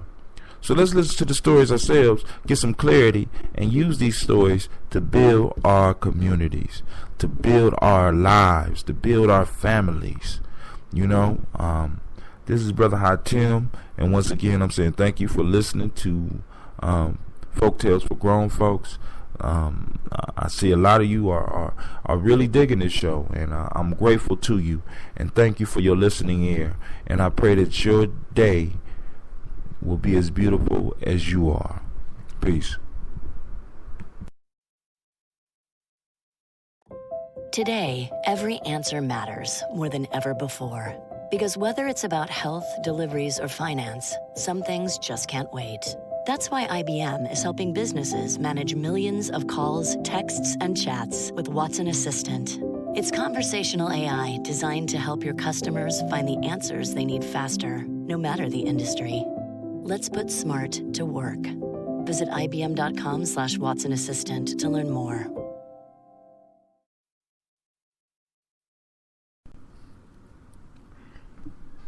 Good morning in the journey way, and great day to you. This is Brother Hatim coming at you on Give Yourself Permission. Now, I was outside running today, and unfortunately the snow is melting, so that means on mile 3 will be starting soon. But be careful, those of you that are in Ohio or anywhere that this rain hit, because it is very, very slippery. I found myself running in place in several different locations along my trail. So be very careful as you walk outside. But now let's get into what we need to talk about today. We are looking at habits, and today what I want to do is break down this habit cycle, and then discuss the first step in the cycle and what we are going to give ourselves permission to do today. But the first thing we need to look at is the importance of habits. Habits give us the ability to not use as many mental resources in our day-to-day life. It helps us conserve energy by making an automatic routine of a set of actions. And this process has helped human beings move to higher levels of existence. It gave us, we no longer had to focus on walking, we could focus on other things. Walking became automatic, and hunting became automatic, and making weapons became automatic, all the way up to where now I'm sitting here in front of a microphone talking to you early in the morning rather than being out searching for food. These habits have propelled us to the point in time where we are today as human beings. Now, with that being said, habits also are a double-edged sword, because habits can be formed purposely or subconsciously.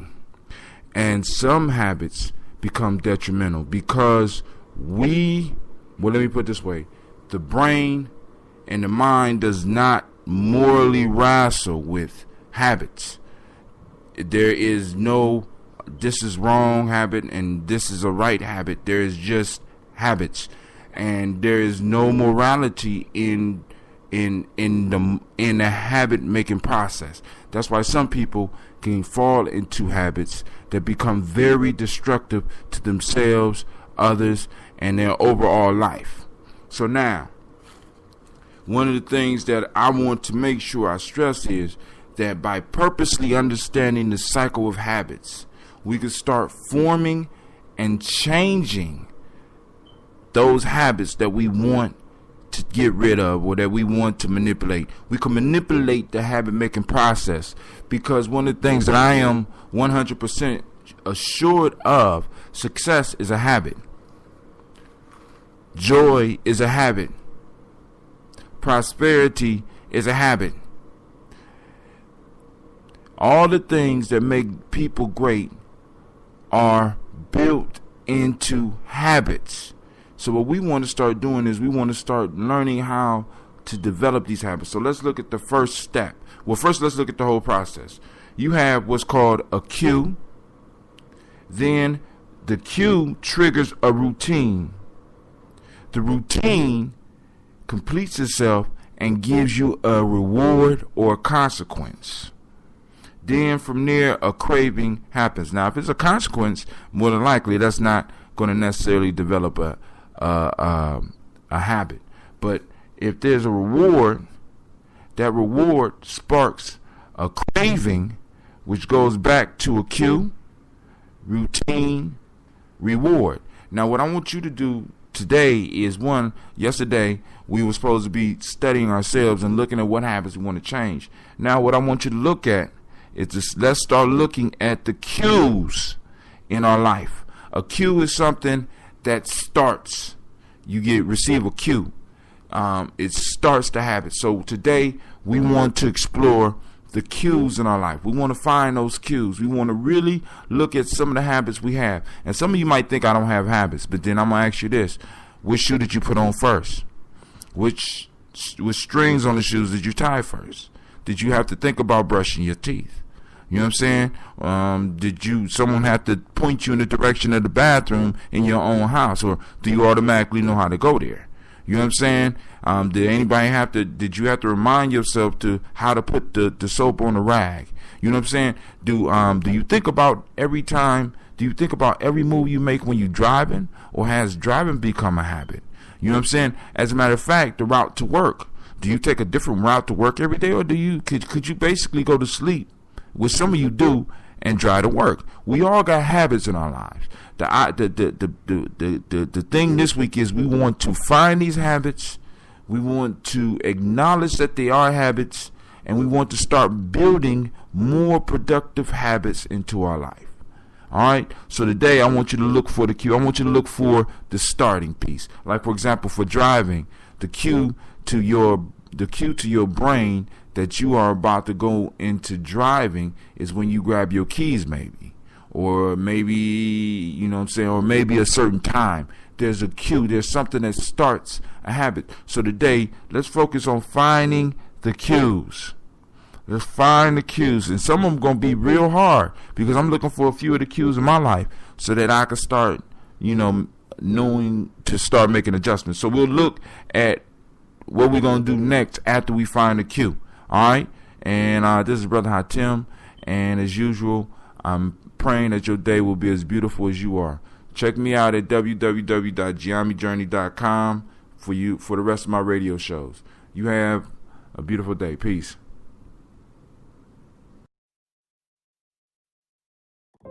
Today, every answer matters more than ever before. Because whether it's about health, deliveries, or finance, some things just can't wait. That's why IBM is helping businesses manage millions of calls, texts, and chats with Watson Assistant. It's conversational AI designed to help your customers find the answers they need faster, no matter the industry. Let's put smart to work.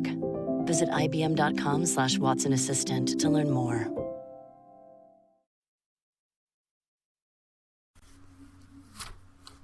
A hare one day ridiculed the short feet and slow pace of the tortoise, who replied, laughing, "Though you be swift as the wind, I will beat you in a race." The hare, believing her assertion to be simply impossible, assented to the proposal, and they agreed that the fox should choose the course and fix the goal. The day appointed for the race to start. On the day appointed for the race, the two started together. The tortoise never for a moment stopped, but went on with a slow but steady pace straight to the end of the course. The hare, lying down by the wayside, fell fast asleep. At last, waking up and moving as fast as he could, he saw the tortoise had reached the goal and was comfortably dozing after her fatigue. Slow but steady wins the race. This is one of Aesop's fables called, of course, The Hare and the Tortoise. And this is Folktales for Grown Folks. And I am Hatim, and I'd like to thank you for listening. Sorry for that brief pause. I kind of got mixed up on some of the stuff.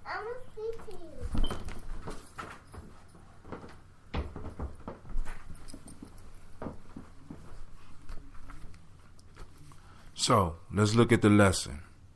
We have a tortoise and a hare. We have the qualities of speed.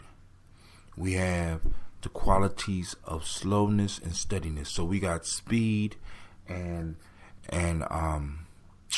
haphazardous working together. And we have slowness and steadiness. Speed and unsteadiness, slowness and steadiness. Now, this is a great lesson because a lot of times people want things fast. And what we know about life is that life is not a slow race. My fault. Life is not a sprint. It's a marathon. You know what I'm saying? So those who get involved in the race need to practice slow and steady. There's nothing wrong with being fast, but can you be consistently at your top speed? No, you can't. You can't be consistently running fast because running fast requires you to burn up a lot of energy, mental energy, emotional energy, and of course physical energy, and that wears you down. Being slow and steady wins the race because it gives you the endurance. It allows you to plug into the endurance. It allows your body, your spirit, your mind, your emotions to recover during the process. It don't have to stop outside the process like the hare had to. It could continue in the process and recover while you're doing the work. Okay? So slow and steady. So that means sometimes you might need to sit down and write out a plan. You might need to sit down and lay out a checklist. You know what I'm saying? And move towards your goals slow and steady rather than getting excited about an idea and just jumping right into it. And give yourself permission. In the morning, I'm talking about changing habits. And people that want to change habits is those that move slow and steady who are successful. In business, it's usually those that move slow and steady that last. As a matter of fact, I have a saying that I often say. I developed this when I was working with some of my young men, some of my sons that used to live with me. I said, if it comes fast, it don't last. If it comes slow, it's good to go. We want to develop that endurance to last throughout the race, because sometimes it could look bad. But if you're moving consistently forward. If you're trudging a small step at a time, you eventually gonna get there. And a lot of times you're gonna get there in a better time than those that took off sprinting. Because those who took off sprinting on a long race is gonna have to stop eventually. You know, they're gonna have to rest because they done pushed their body, they done burnt up all of their reserves, they done burnt up their emotions, they done burnt up their mental energy, they done burnt up their willpower, and their body has to rest. Their entire being has to rest. While you, moving slow and steady, will bring home the prize. This is Brother Hatim. I hope you enjoyed that, and I'm looking forward to hearing some of your comments.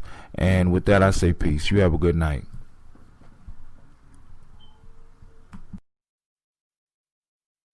Today, answers matter more than ever before. That's why IBM is helping businesses manage customer questions with Watson Assistant. It's conversational AI designed to work for any industry. Let's put smart to work. Visit ibm.com/Watson Assistant. Today, answers matter more than ever before. That's why IBM is helping businesses manage customer questions with Watson Assistant. It's conversational AI designed to work for any industry. Let's put smart to work. Visit ibm.com/Watson Assistant. The pomegranate and the apple tree disputed as to which was the most beautiful. When their strife was at its height, a bramble from the neighboring hedge lifted up his voice and said in a boastful tone, "Pray, my dear friends, in my presence at least cease from vain disputing." Now, that is from Aesop Fables, and it's called The Pomegranate, the Apple Tree, and the Bramble. And basically what we have is we have two individuals, an apple tree that gives away a valuable fruit, and a pomegranate who gives away a valuable fruit, comparing themselves to each other and arguing about whose fruit is the best. Oh, by the way, this is Brother Hatim, and you're listening to Folktales for Grown Folks. So just chill and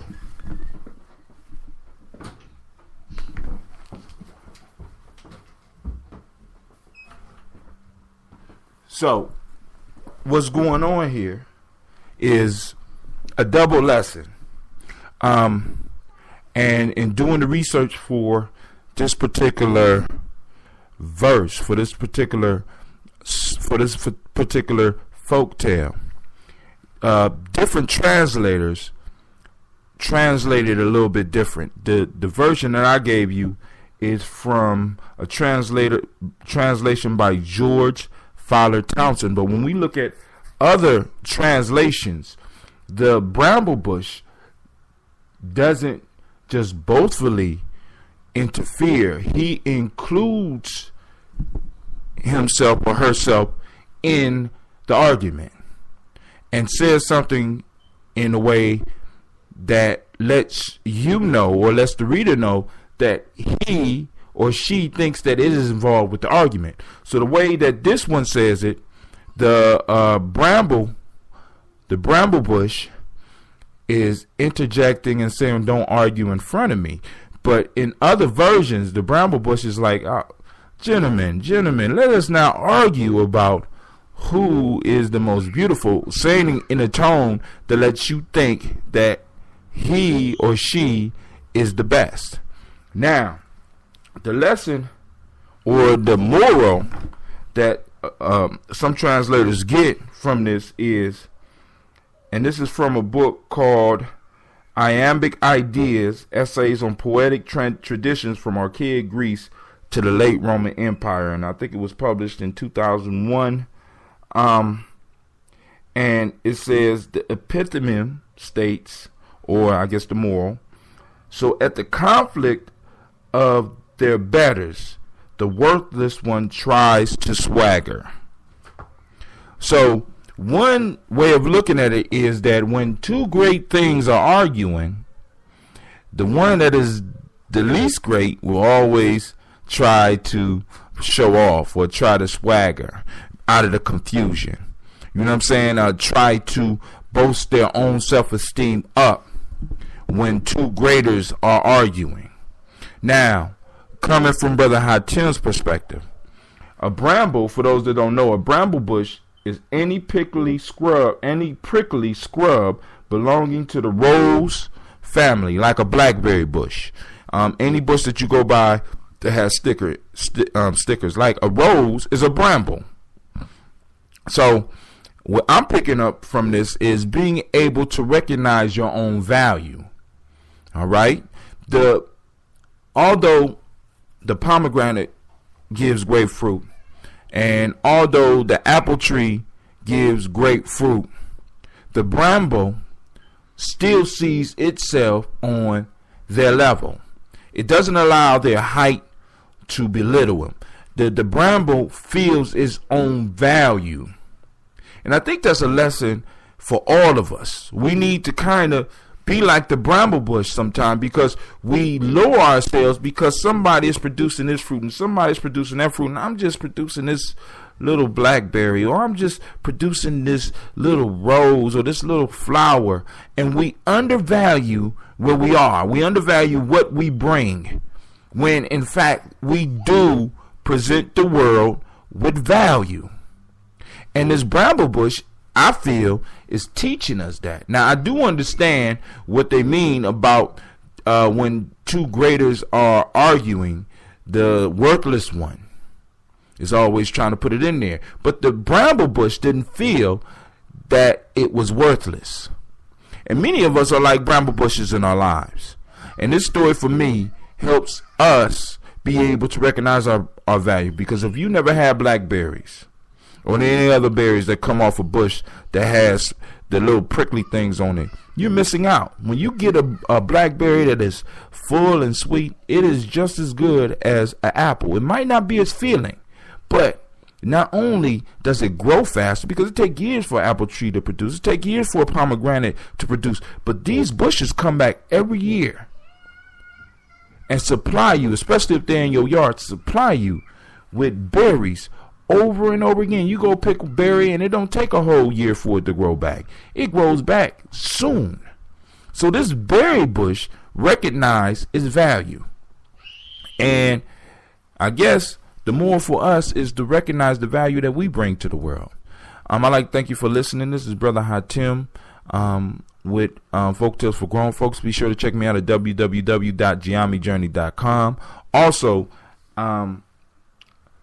we will in Columbus, and eventually, hopefully, over a Google Plus Hangout, be doing study groups for young people as well as adults, rites of passage based, because it's time. We're about to jump this big off here. So those that are interested, even if you're in other cities, email me, hit me through my site. My number and all that stuff is available if you're willing to do the research to find me, and we can help you through Gye-Nyame Journey, help you establish a study group that could work along with ours. We can at least give you the format through which you could design your study group, using Aesop Fables, using other books as well. So I'd like to thank you, those that take the time to listen, and I pray that your day will be as beautiful as you are. Peace.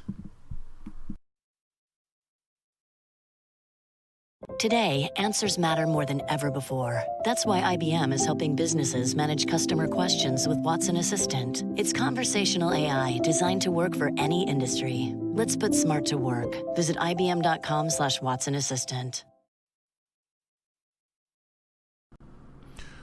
A farmer placed nets on his newly sown plowlands and caught a number of cranes, which came to pick up his seed. With them he trapped a stork that had fractured his leg in the net and was earnestly beseeching the farmer to spare his life. "Pray save me, master," he said, "and let me go free this once. My broken limb should excite your pity. Besides, I am no crane, I am a stork, a bird of excellent character. And see how I love and slave for my father and mother. Look too at my feathers, they are not the least like those of a crane.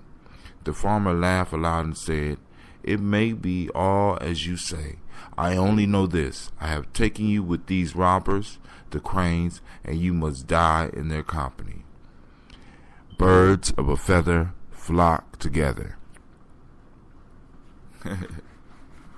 that's I could say nothing, but that's one of those dope stories that we need to make sure that our kids hear, because we often limit where we go in life by who we go through life with. Who we hang out with limits us, and their reputation leaks out on us. I could think of many of people, including myself, who has been caught just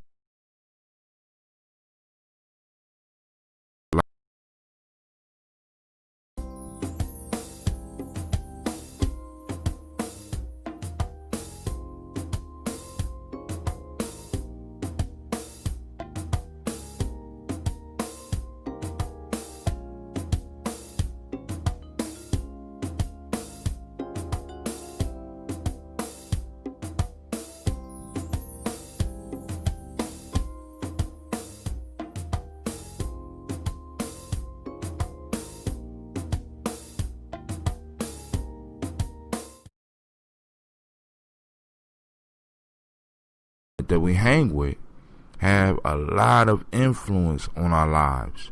So we need to really, really be careful.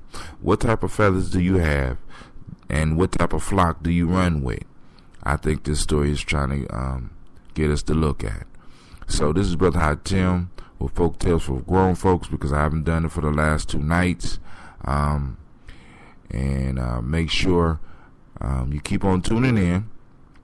Check me out at www.gyenyame.com and find out what's going on. Check out my other radio shows, all right? You have a great day, and I pray that it is as beautiful as you are. Thank you.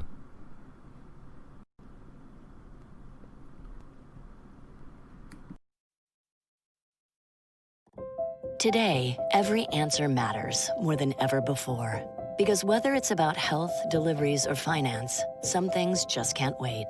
That's why IBM is helping businesses manage millions of calls, texts, and chats with Watson Assistant. It's conversational AI designed to help your customers find the answers they need faster, no matter the industry. Let's put smart to work. Visit ibm.com/Watson Assistant to learn more.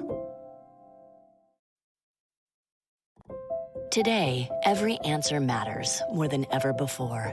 Because whether it's about health, deliveries, or finance, some things just can't wait. That's why IBM is helping businesses manage millions of calls, texts, and chats with Watson Assistant. It's conversational AI designed to help your customers find the answers they need faster, no matter the industry. Let's put smart to work. Visit ibm.com/Watson Assistant to learn more. One winter, a farmer found a snake stiff and frozen with cold. He had compassion on it, and taking it up, placed it at his bosom. The snake was quickly revived by the warmth, and resuming its natural instincts, bit its benefactor, inflicting on him a mortal wound. "Oh," cried the farmer with his last breath, "I am rightly served for pitying a scoundrel." The greatest kindness will not bind the ungrateful. Infinite wisdom in that one. This is an Aesop fable called The Farmer and the Snake. And you are now listening to Brother Hot Tim, and this is Folktales for Grown Folks. And boy, does that folktale put some thoughts on my mind. Hopefully it put thoughts on your mind. And to make it quick as possible, because I'm in a loud place, but I wanted to make sure I got this one in, that people like animals, will always operate within their nature. A scoundrel will be a scoundrel. Now, what I like about this story is, one, it shows us that you could try to change somebody, but if they are locked into their nature, if they are limited by their worldview about who and what they are, they will always operate within that nature. And that can be sometimes detrimental to you. Sometimes by trying to save somebody, you not only hinder their progress, but you destroy your own. And maybe even risk your life. The farmer, what I like about this one is the personal responsibility that the farmer took in the story, because I heard the story in many ways, but this translation is one of the best translations because the farmer took personal responsibility for his mistake. He said at the end, oh, this is what I get for trying to help a scoundrel. You know what I'm saying? And many of you out there try to help scoundrels. I have myself try to help scoundrels and end up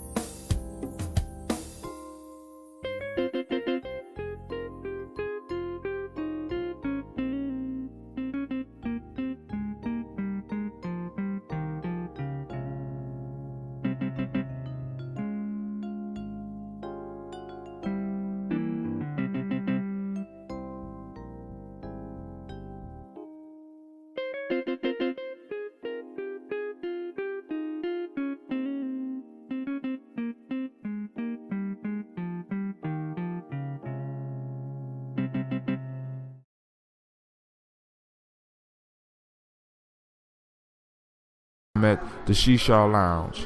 All right? So if you ever get a chance, support that business. With that, I say peace.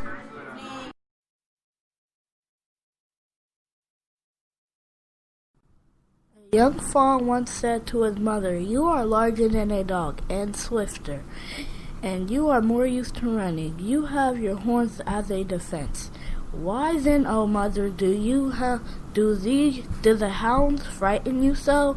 She smiled and said, "I know full well, my son, all you say is true, but I have advantages you mention, but when I hear a bark of a single dog, I am ready to faint and fly away as fast as I can. No arguments can give a coward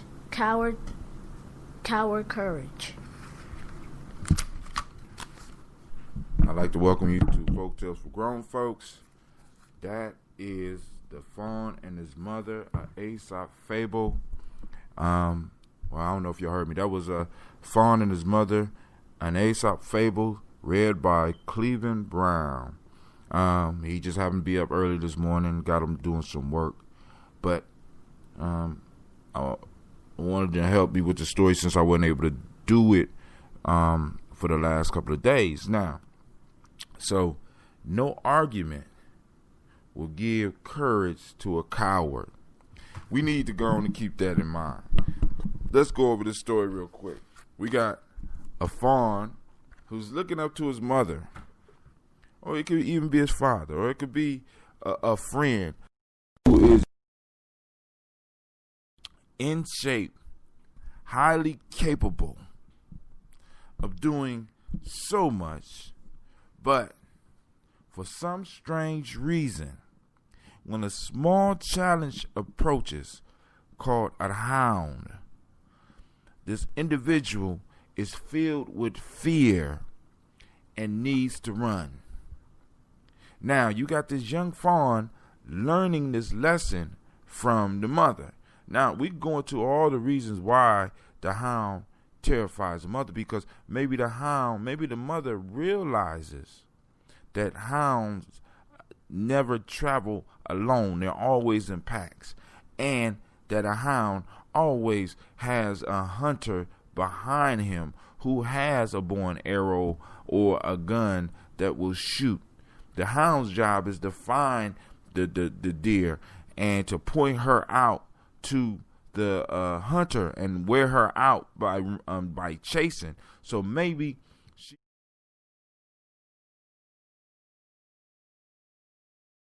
you are big and you are strong and you have horns and you should be able to take out that little hound.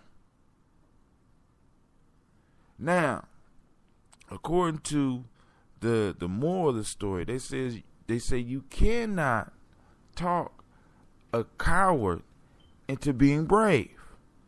This young fawn is trying to change years and years of development of that grown mother.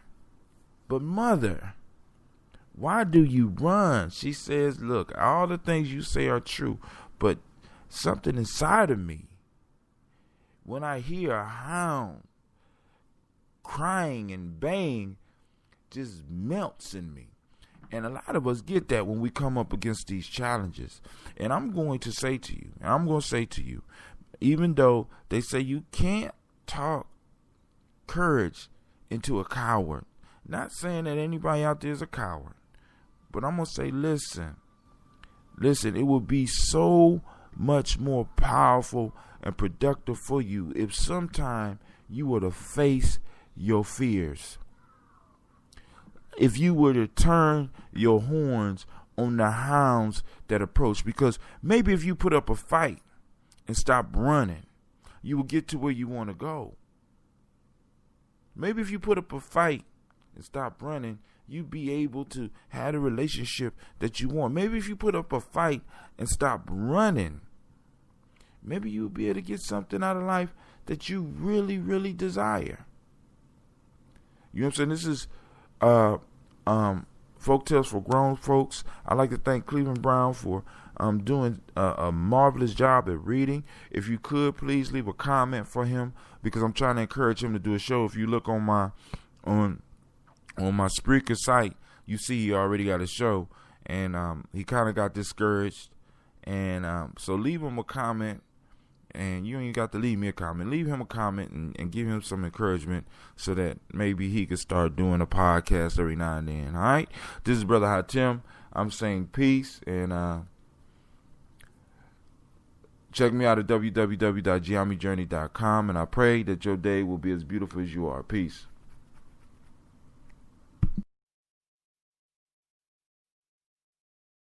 You've been camping in your backyard, cycling in your living room.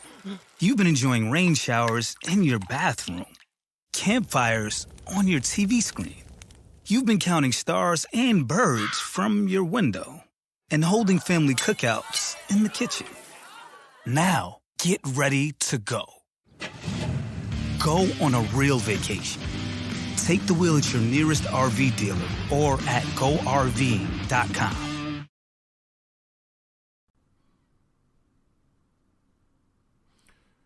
A bear boasted very much of his philanthropy, saying that of all animals he was the most tender in his regard for man, for he had such respect for him that he would not even touch his dead body. A fox, hearing these words, said with a smile to the bear, "Oh, that you would eat the dead and not the living." All right, so I'm researching this one. Oh, this is my fault. This is Aesop Fables. This is from Aesop Fables, and it's called The Bear and the Fox. So you can find it in Aesop Fables. My particular book is from Forgotten Books, and it's translated by George Filer Townsend. This is that translation. And what's strange about this one is that this one does not have a moral. You run into these sometime. At the bottom, usually there's a little moral at the end of it, but this one doesn't have it. But I was reading this one, and this one I could go on about for an hour, but I try to keep my shows, at least these shows, short. So here we go. So we got a bear talking to a fox. Let me turn it over so I can review. So we got a bear talking to a fox and bragging about his philanthropy or his kindness, saying that of all the animals he was the most tender in his regard for man. So we have a bear sitting around bragging about how tender he is to man. Now, let's review in our minds the life of a bear in relationship to a man. First off, man is hunting you. Next, man is not just hunting you to eat. Man is hunting you to kill you and taking your home away, which is the forest, your caves. He's competing with you for your food and the food of your babies. And you brag about your tenderness for this man, but you a bear. Now, the fox, being the wisest of animals, looks and smiles, and I wonder if it was a sly smile. See, because I don't speak ancient Greek, so I can't translate it. But I'm wondering if it was a sly smile, and then gives him a remark where he was trying to, in a sense, not necessarily diss him, but bring this bear to the reality of the fact that I am a brother of the forest with you.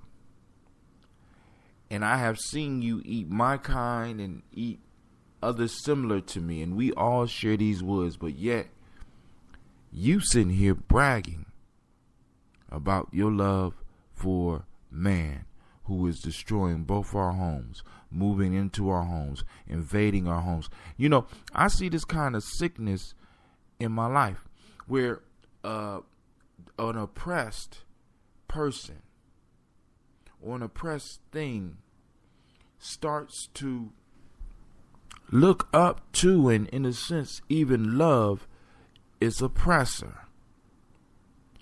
Matter of fact, depends on it. And matter of fact, brags about his or her relationship to it. We have a bear who is in a dire, possible future dire situation. Maybe he couldn't see it back then. But we have a bear in a dire situation, so in love with man that he will not even eat man's body, dead body.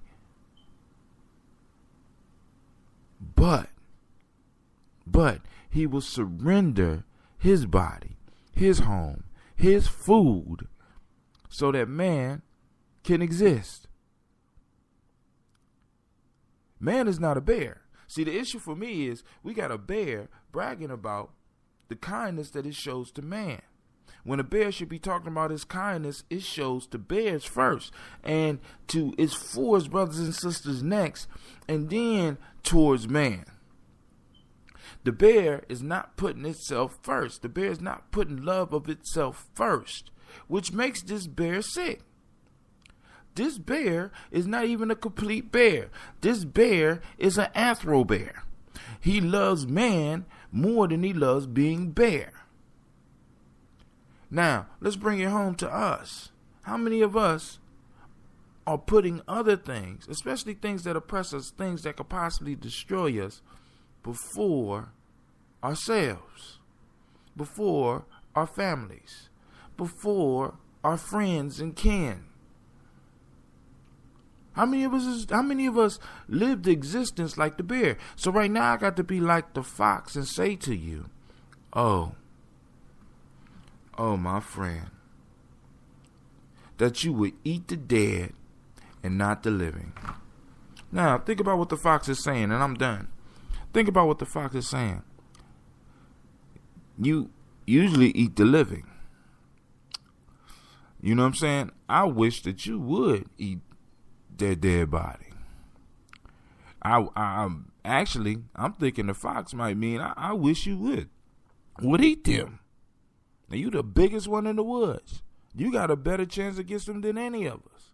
But you so in love with them that you will surrender all that we have and all that was given to us and all our birthright. You're surrendering this.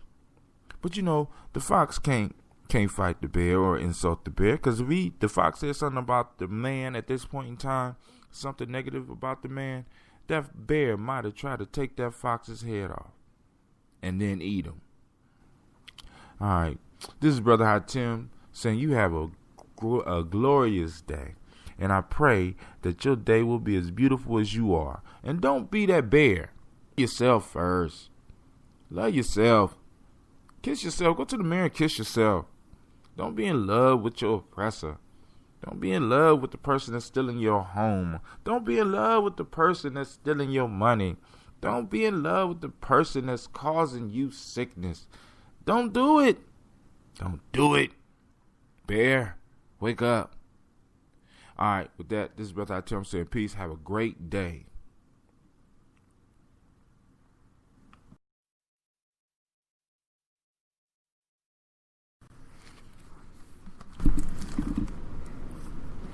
The swallow and the crow had a contention about their plumage. The crow put an end to the dispute by saying, "Your feathers are all very well in the spring, but mine protect me against the winter." And the moral left by Aesop is fair weather friends are not worth much. In the description of this folktale, I put, beware of fair weather companions. I I mean, that story speaks for itself, but of course I'm going to speak on it because I love doing this. But hey, beware of fair weather companions. And by the way, this is the Swallow and the Crow from Aesop Fables, and you are now listening to Folktales by Grown Folks, and this is Brother Hatim. So, beware of fair weather companions. People that just hang on to you in the best times. Things that are around you just in the best times.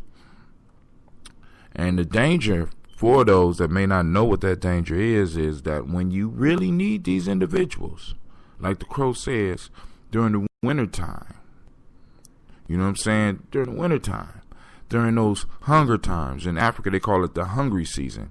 You know what I'm saying? During those times of hunger, to surround yourself with fair weather companions is to, in a sense, commit suicide.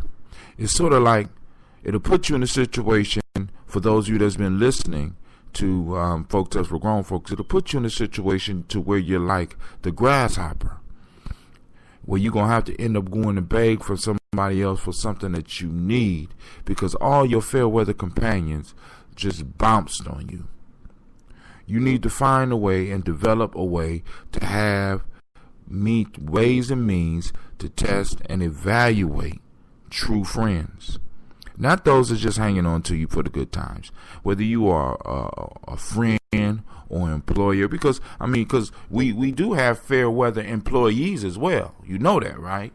Why things are good, they don't want to be there. I mean, they gonna want to be there, but when things get hard, oh no, my resume is out there floating around. And I know everybody got to look out for themselves, but in a world like this, that means that you are surrounded by danger because we have created a society of fair weather people. But what's crazy is that we have developed a culture of fair weather people, and the very culture of fair weather people has created a storm that is coming that is going to be ridiculous, that's going to require loyalty, honor, and sacrifice. And if you are fair weather, you have none of those. So if you don't have honor, loyalty, and sacrifice, you better get them for somebody, because in the future you're going to need true friends. This is Brother Hatim saying, find yourself some true friends. Don't be like the Swallow, because there's several pictures I could have picked, because some of the art on Google is so mean. They had a swallow just freezing to death in the winter. I mean, I didn't want to put that on my site, but you get the idea. You get the idea. So this is Brother Hatim saying peace, and I pray that your day is as beautiful as you are. And once again, thank you for taking the time to listen to Folktales for Grown Folks. Be sure to check out my other podcasts at www.gye-nyame-journey.com. They all are on the site. All you gotta do is go down. Gye-Nyame Journey station will automatically pop up. You can just cut it off if you don't want to hear my Freestyle Friday or the latest show that I put up there. But then you just go down and pick whatever show you want. Also, in the top tabs, I have my books. So if you're interested in getting a storybook that I created, called The Lost Art of Storytelling, feel free to get it. That has some stories that I have adopted as well as created, and you can let me know what you think. Also, you can go to ForgottenBooks.com and pick up Aesop Fables, and the edition that I'm reading for is the translation by George Filer Townsend. They got reasonable prices, and for $2.99 a month, you could download up to 10 books a month to your device. And these are old books. I'm talking about old books. So some of these books I'm going to be reading myself on a future show. So this is Brother Hatim, and I'm saying peace, and for the third time. So y'all take it easy. Have a great day.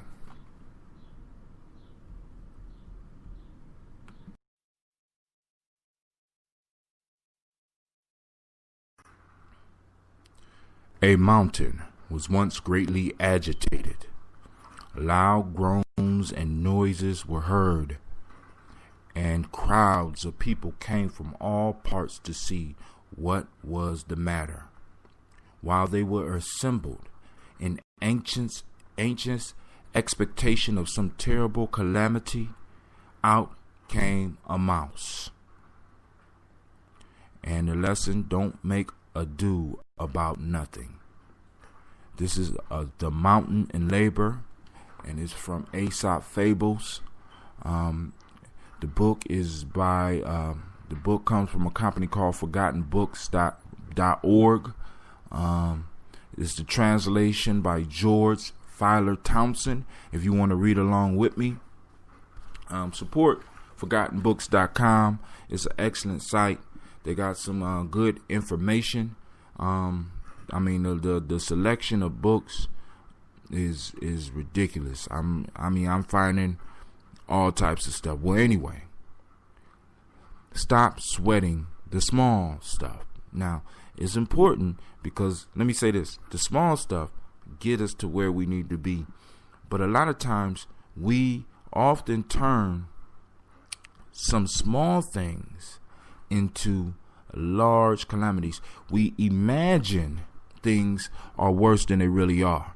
Our imagination is horrible. Our imagination produces fears, especially there's a saying that says, your imagination is an excellent servant, but a cruel and terrible master. Our imaginations run away with things and paint a future so dire that we learn to start expecting the worst. When we start making much ado of nothing, we waste time, we waste effort, we waste resources, we stress ourselves out, and we make things worse. I was reading something about a meditation, and it's a 10-day workshop. And one of the things that the people have to do is they have to sit in meditation for almost like 8 hours a day for 10 days. No talking, no nothing. And the author of the article, and I can't remember the name of the author, but he says when he was going through the experience, he found that, for example, when he was sitting in the half lotus, he found that his knee would start hurting. And he would focus more on the future ramifications of the pain of his knee rather than the actual pain in the moment. And by doing that, he started noticing that his mind started building up on things. And I noticed the same thing when I went through my amblyopia. I was basically sitting out in an open field, just with some shorts on all night. And my thoughts about what was going on was actually worse than what was going on. And I started noticing this. Late at night, I started hearing things walking up on me. And eventually, I had to embrace the moment. I had to remember where I was and why I was there so that I could successfully make it through and not jump out that circle because my imagination had created monsters to gobble me up, had created pains to chase me away. Yes, the pain was real, but the pain wasn't as intense in reality as it was in my imaginations. And I'm going to say it's the same thing for you. The things that you are going through that you may be making worse than they really are, I want you to stop for a moment and stop sending your mind into the future and stop going to the past and pulling up that old stuff. And I want you to embrace this moment, and I want you to truly evaluate your pain. Do a body check, do a mind check, do an emotion check, do a spirit check, do an intuition check, and see where you really are and see if you are making much ado about nothing.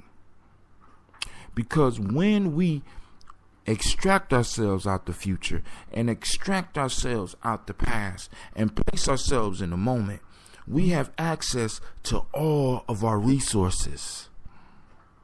All of our resources. All of the intuitional resources, all of our mental resources, all of our emotional resources, all of our spiritual resources, and all of our physical resources. But when we project into the future or we project into the past, we rob ourselves of these things.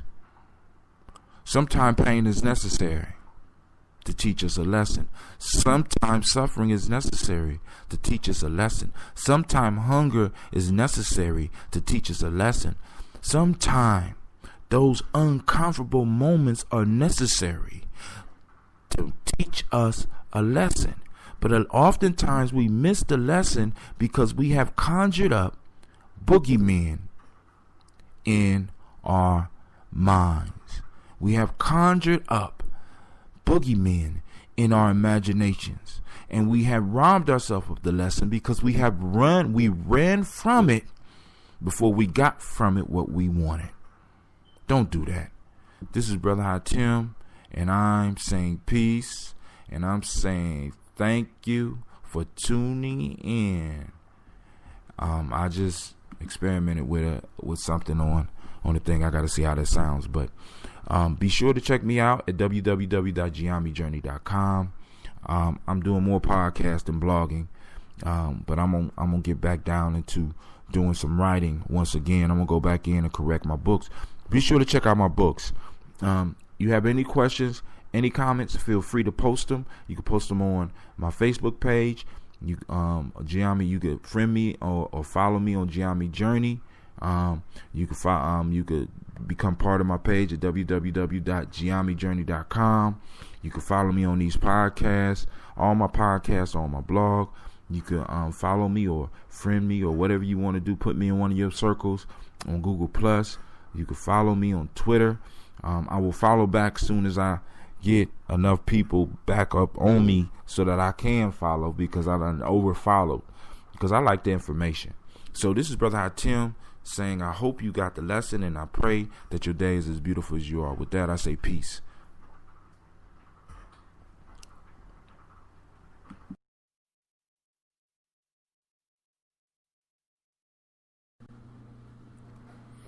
A tortoise, lazily basking in the sun, complained to the seabirds of her hard fate, that no one would teach her to fly.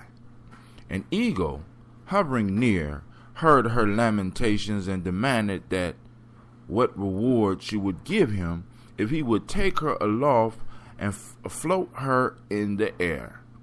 I will give you, she said, all the riches of the Red Sea. Then I will teach you to fly, said the eagle, and taking her up in his talons, he carried her almost to the clouds. Suddenly he let her go, and she fell on a lofty mountain, dashing her shell to pieces. The tortoise exclaimed in the moment of death, I have deserved my present fate, for what had I to do with wings and clouds? Who can with difficulty move about on the earth?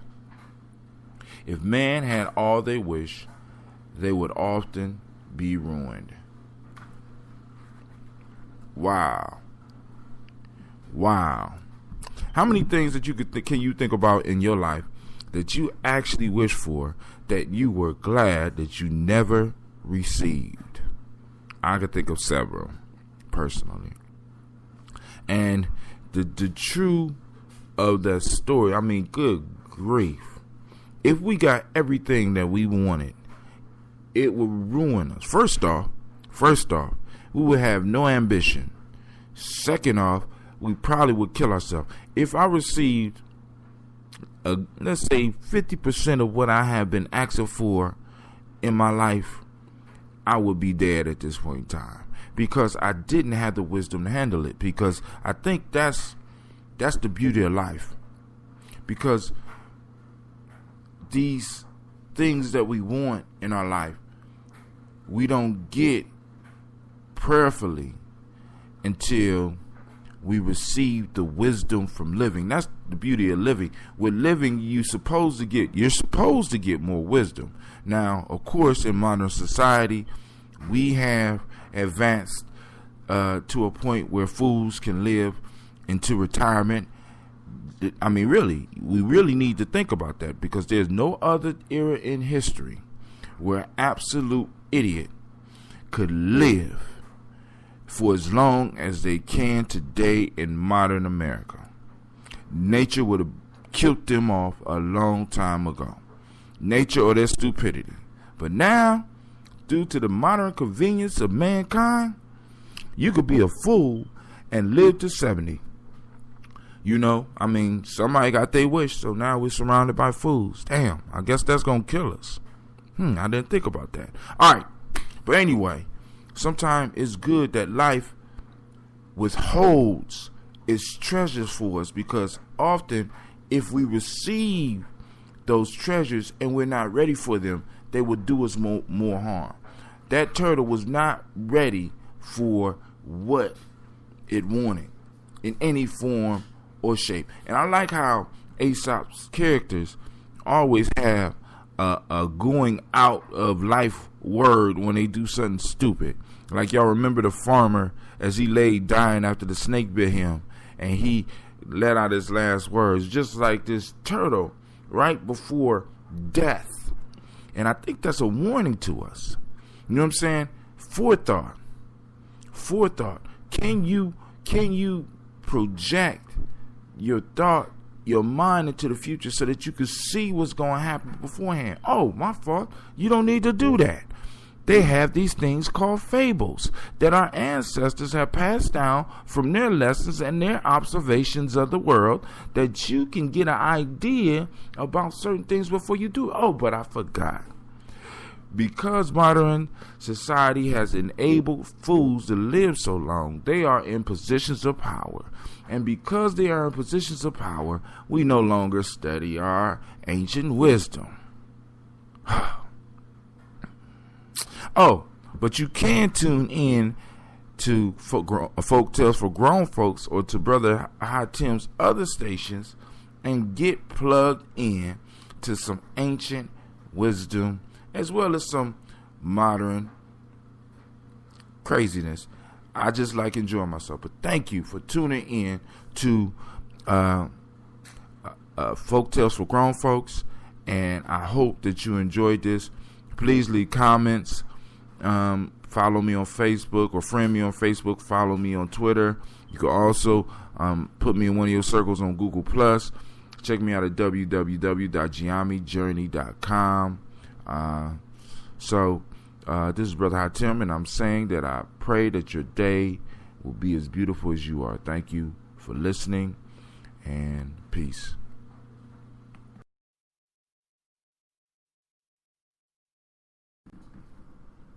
A number of flies were attracted to a jar of honey which had been overturned in a housekeeper's room, and placing their feet in it, ate greedily. Their feet, however, became so smeared with the honey that they could not use their wings, nor release themselves, and were suffocated. Just as they were expiring, they exclaimed, "O foolish creatures that we are, for the sake of a little pleasure we have destroyed ourselves. Pleasure bought with pains hurts." Wow. Man, this reminds me of one of my friends. I'm going to send him a shout out, Brother Mazia Patachete. Always used to say, "Brother High Tim, too much of one thing, good for nothing." I'm like, what? I mean, I was young. What? I said, too much of one thing, good for nothing. Oh, okay. All right. So for years, that floated around in my head. And then I really started looking at what was going on in my community. I mean, we was having a lot of fun. We was having a lot of pleasure. It was a lot of pleasure going on in the hood. But at the same time, there was a lot of pain being produced by these pleasures. Whether the pleasure was alcohol, or the pleasure was weed, or the pleasure for some was crack cocaine, or the pleasure for others was too much sex, or the pleasure was tobacco and beer, or the pleasure was just being at work all the time. And we had all these different pleasures going on, and it was sort of like we was caught in this guy's room that they describe in here. Because listen to this. They was attracted to a jar of honey that fell over in a housekeeper's room. We in America, as African Americans, we are trapped in somebody's room. In many cases, it's like we, instead of looking for a way to fly out, we getting caught up in the honey of the situation. You know what I'm saying? Not realizing that this honey is killing us. The honey is those of us getting stuck in honey. Because think about this. People are going to jail for things that feel and taste good to them. Just like these flies. But the only difference between the flies and these people that's going to jail, or the people that's going to jail, is this. I love how Aesop always have, in the last moments, he always has his animals, or these beings, admit and take responsibility for where they are. And I think that's an important lesson, because once we get trapped, we have to admit that we are trapped so that we can free ourselves. Or maybe we can't free ourselves, but maybe by us admitting that we're trapped, we may prevent somebody else from being in it or getting caught in it. Listen, oh, foolish creatures that we are, for the sake of a little pleasure, we have destroyed ourselves.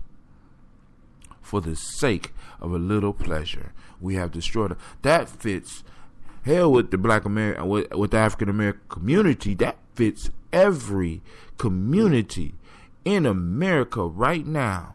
For a little pleasure, we have destroyed ourselves. The pleasure may look profitable. The pleasure may look fun.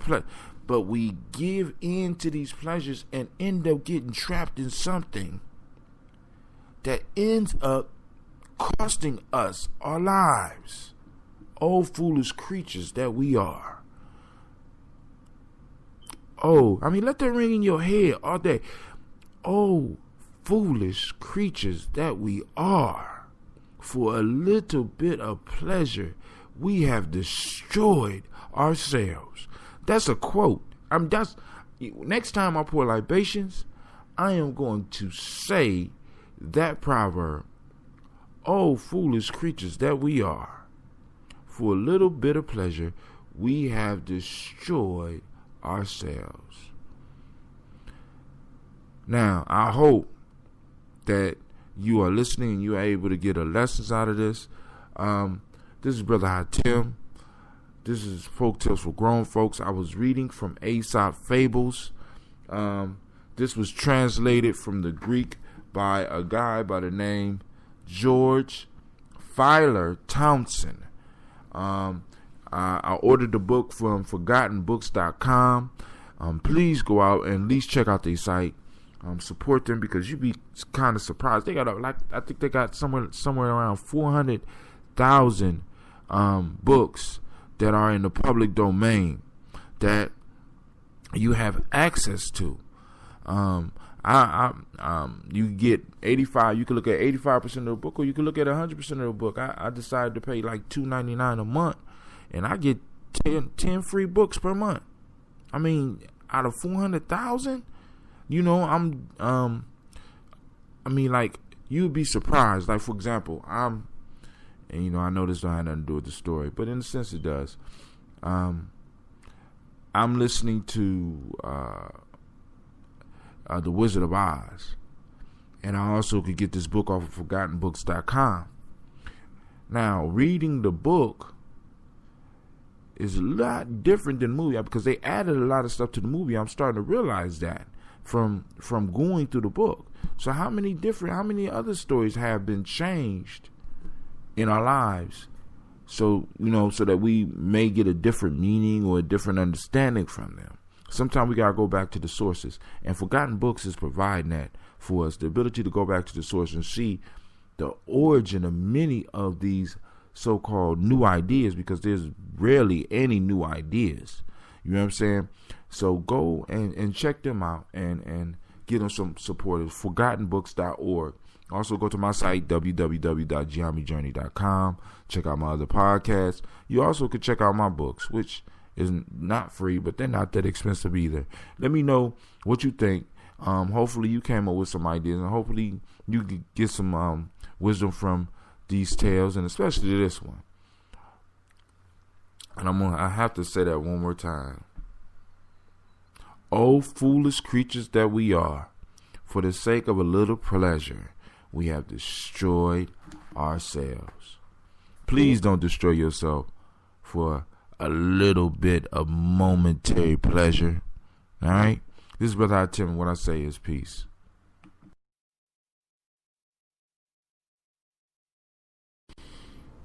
A man and a lion traveled together through the forest.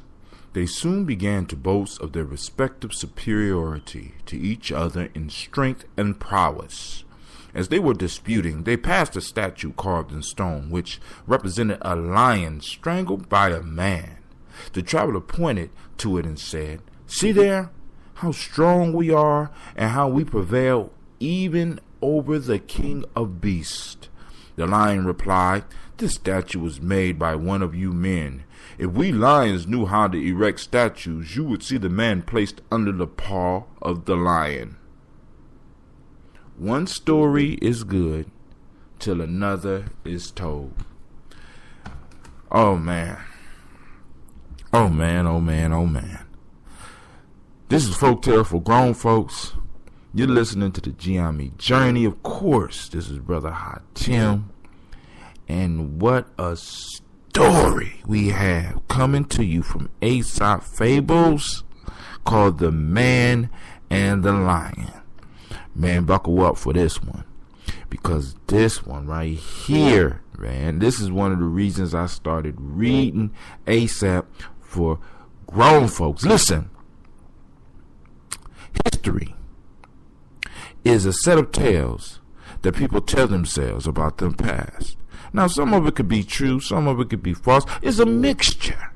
Nothing is set in stone. Nothing is 100% accurate, because history is a meta event. History is a event that is constantly unfolding, and is an omni event, as KRS-One put it in one of his songs. History is an omni event. It's happening to everybody at the exact same time, and everybody has a view. So you don't get all the views that make up history. You get the victor's views. You get the one that's on top views. You get the loudest one, the one with the most compelling story, especially when that compelling story builds up on you or those who need it to build up on them. As we can see with African people being totally wiped out of history, which we can see with Native Americans being totally wiped out of modern day history. You know why? Because we rely on others to share the historical narrative. Now, this is crazy. Listen, because I got to get into this. I remember when they caught Osama bin Laden, and the major thing that stuck out to me was they didn't necessarily want to kill Osama. They didn't necessarily want to kill his crew. They didn't necessarily want to kill his leadership. The major thing they was trying to kill was his narrative. Go back, listen to it. They wanted to kill his narrative. They wanted to kill his story. A narrative is a fancy political way of saying story. They want to kill his story. They didn't want to kill African peoples. They want to kill the story. They don't want to kill Native Americans. They want to kill the story. They don't listen. It's all about your story. Now, this is the question I got to ask you. Whether we talking about a race of people or we talking about your personal life, who is telling your story? Now, we got the story of a lion and a man walking, and they're comparing and they're boasting about each other's history, and both of them are proud, and they happen to walk by a statue. And this man used this statue as proof in his argument that man is superior. But the lion, see, I love Aesop. The lion is wise enough to recognize and say, hey, if we knew how to make statues, of course you know you would be laying up under our paws. History is dictated by who tells the story. Who is telling your story? Whose paw are you laying under? When we walk past the statue of your life, are you under somebody else's paw, or is the world under your paw? You know what I'm saying? This is one of those stories that really got me motivated to get this stuff out here, because these lessons need to be passed on, man. These lessons need to be shared. We look at them like they're for kids. This is not kid stuff. This is real. This is happening every day. I see it every day. I see people up under other people's story. I see people controlled by other people's narrative. I see people not even bold enough to tell their own narrative, and even be bold enough, like the lion, to even argue their own story. They let other people's story take the lead. Tell your story, dog. Tell your story. Shape and mold your story. That's why I came out with my book, The Lost Art of Storytelling, because I believe it's a lost art. I mean, we can tell stories about other people. You know what I'm saying? We pour libations real well for other people, but we don't pour libations for ourselves. When it comes to us, I remember one of my brothers that I often mention. I won't say his name, Albino Garcia, but he says sometime when we're pouring libations, we got to be selfish. Sometime when we're praying, we got to be selfish, and we got to remember ourselves.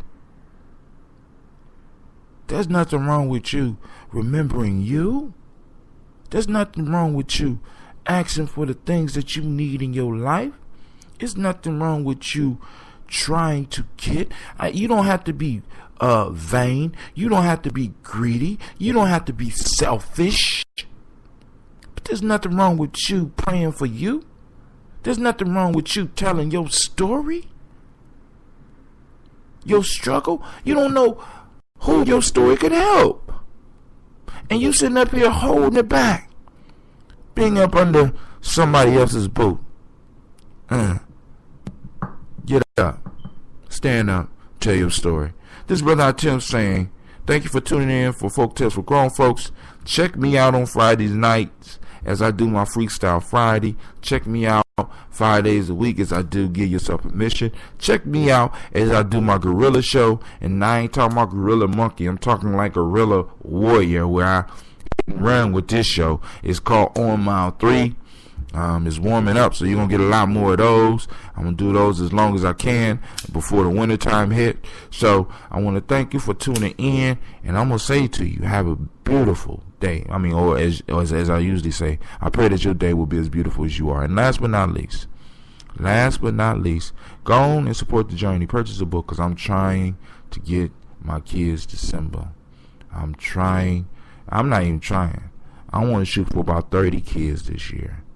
So that means I got to sell a lot of books. So I got to get a lot of donations. So y'all need to start digging in those pockets. All right. This is Brother Hot Tim.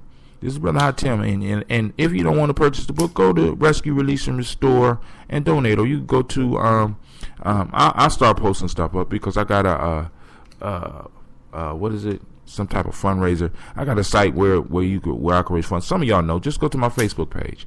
I'm about to donate myself today. So. Well, maybe not today, maybe tomorrow. But anyway, thank you for your ears. Thank you for your time. And I hope you got the lesson. Please leave some comments so that I know what to improve and what direction to continue heading in. With that, I say peace.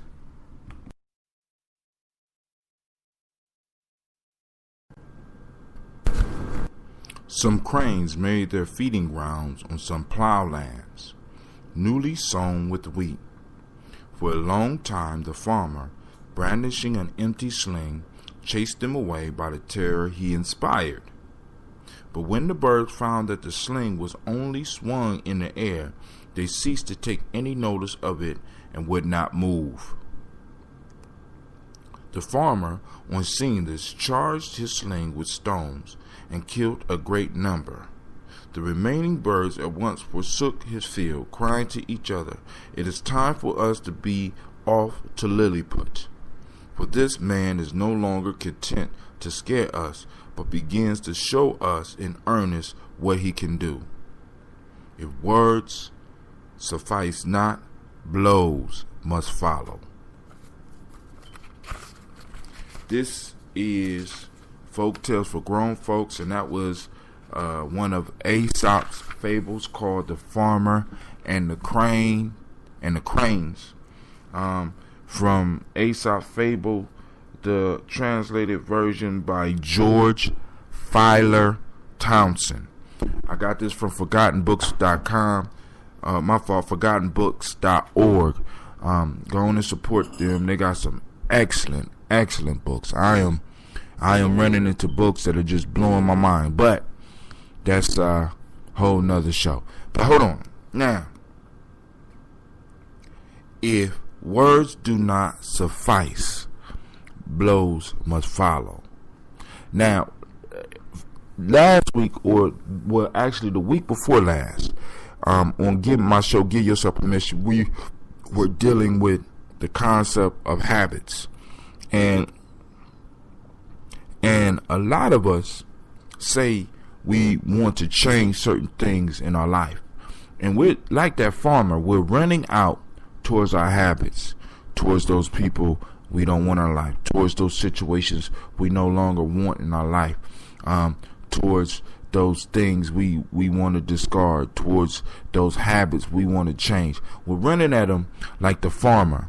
We're running at them with a sling, an empty sling, just swinging in the air. At first, the strong words was enough to stop, to get the people to stop, to get the habit to stop, to get the thing to stop, to remove ourselves from the situations. At first, the empty threats were great. They worked perfectly. But eventually, your habits, those peoples, those situations, that job, all started to notice that they were just empty words. Now, blows in this story don't have to necessarily be physical blows, but it could be a direct action that you take. Many of us talk a good game, but we are not willing to take the action necessary to move ourselves or our organizations or our families to the next level. We just want to continue throwing empty blows and get upset with the cranes for not leaving our field. Now, I want you to understand the ramification of cranes being in the field. Now, this is not modern times. This man got out here probably with an ox or a horse or a mule and a big blade, and even if he had a blade, and dug up this field row by row. Then he took his life savings, which wasn't necessarily money, but a bunch of seeds that he's been storing for years. He's been building up on it for years, and he take it out to the field and he's planting it. And as he's planting it, he comes back and he sees some cranes eating up his life savings. So he takes the sling because he don't necessarily want to hurt the cranes, because the cranes is just doing what cranes do. He want to run out there, he scared them. At first they fly away. Second time they fly away. Third time they fly away. Fourth time some of them fly away and they move a little bit slower. Fifth time they like, man, what are you doing? They are eating up this man's life savings. This man hard work. They are making it, they are destroying his life work, because for a farmer, especially during these times, each yield was your life's work. They eating it up. Now I got a question for you, and I don't want this metaphor, I don't want this symbol to be wasted. I want you to think about this. What is the field in your life? How did you plow it? What do you got planted in it? And who are the cranes that are eating it up? And why didn't you come with the rocks in your sling the very first time you saw them in the damn field? Excuse my language. But this is Brother Tim saying, hey, I hope you get the wisdom out of there. My perspective is only one of many perspectives. So if you would share with me what insights you got from the story. Hell, if you record it and email it to me, I'll upload it on Folktales for Grown Folk. As a matter of fact, I'm opening up Folktales for Grown Folks for anybody that has any other fables or stories or myths that they want to share that could give some of my listeners insight. I open up this show for you. I will upload your stuff and use it on the show.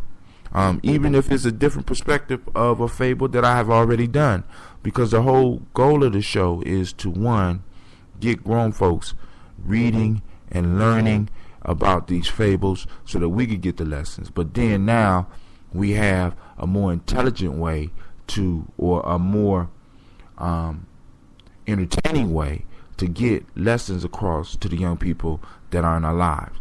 And also, this crane story also works with child rearing too. Go think about what I'm saying. But you have a great day. But then I say peace.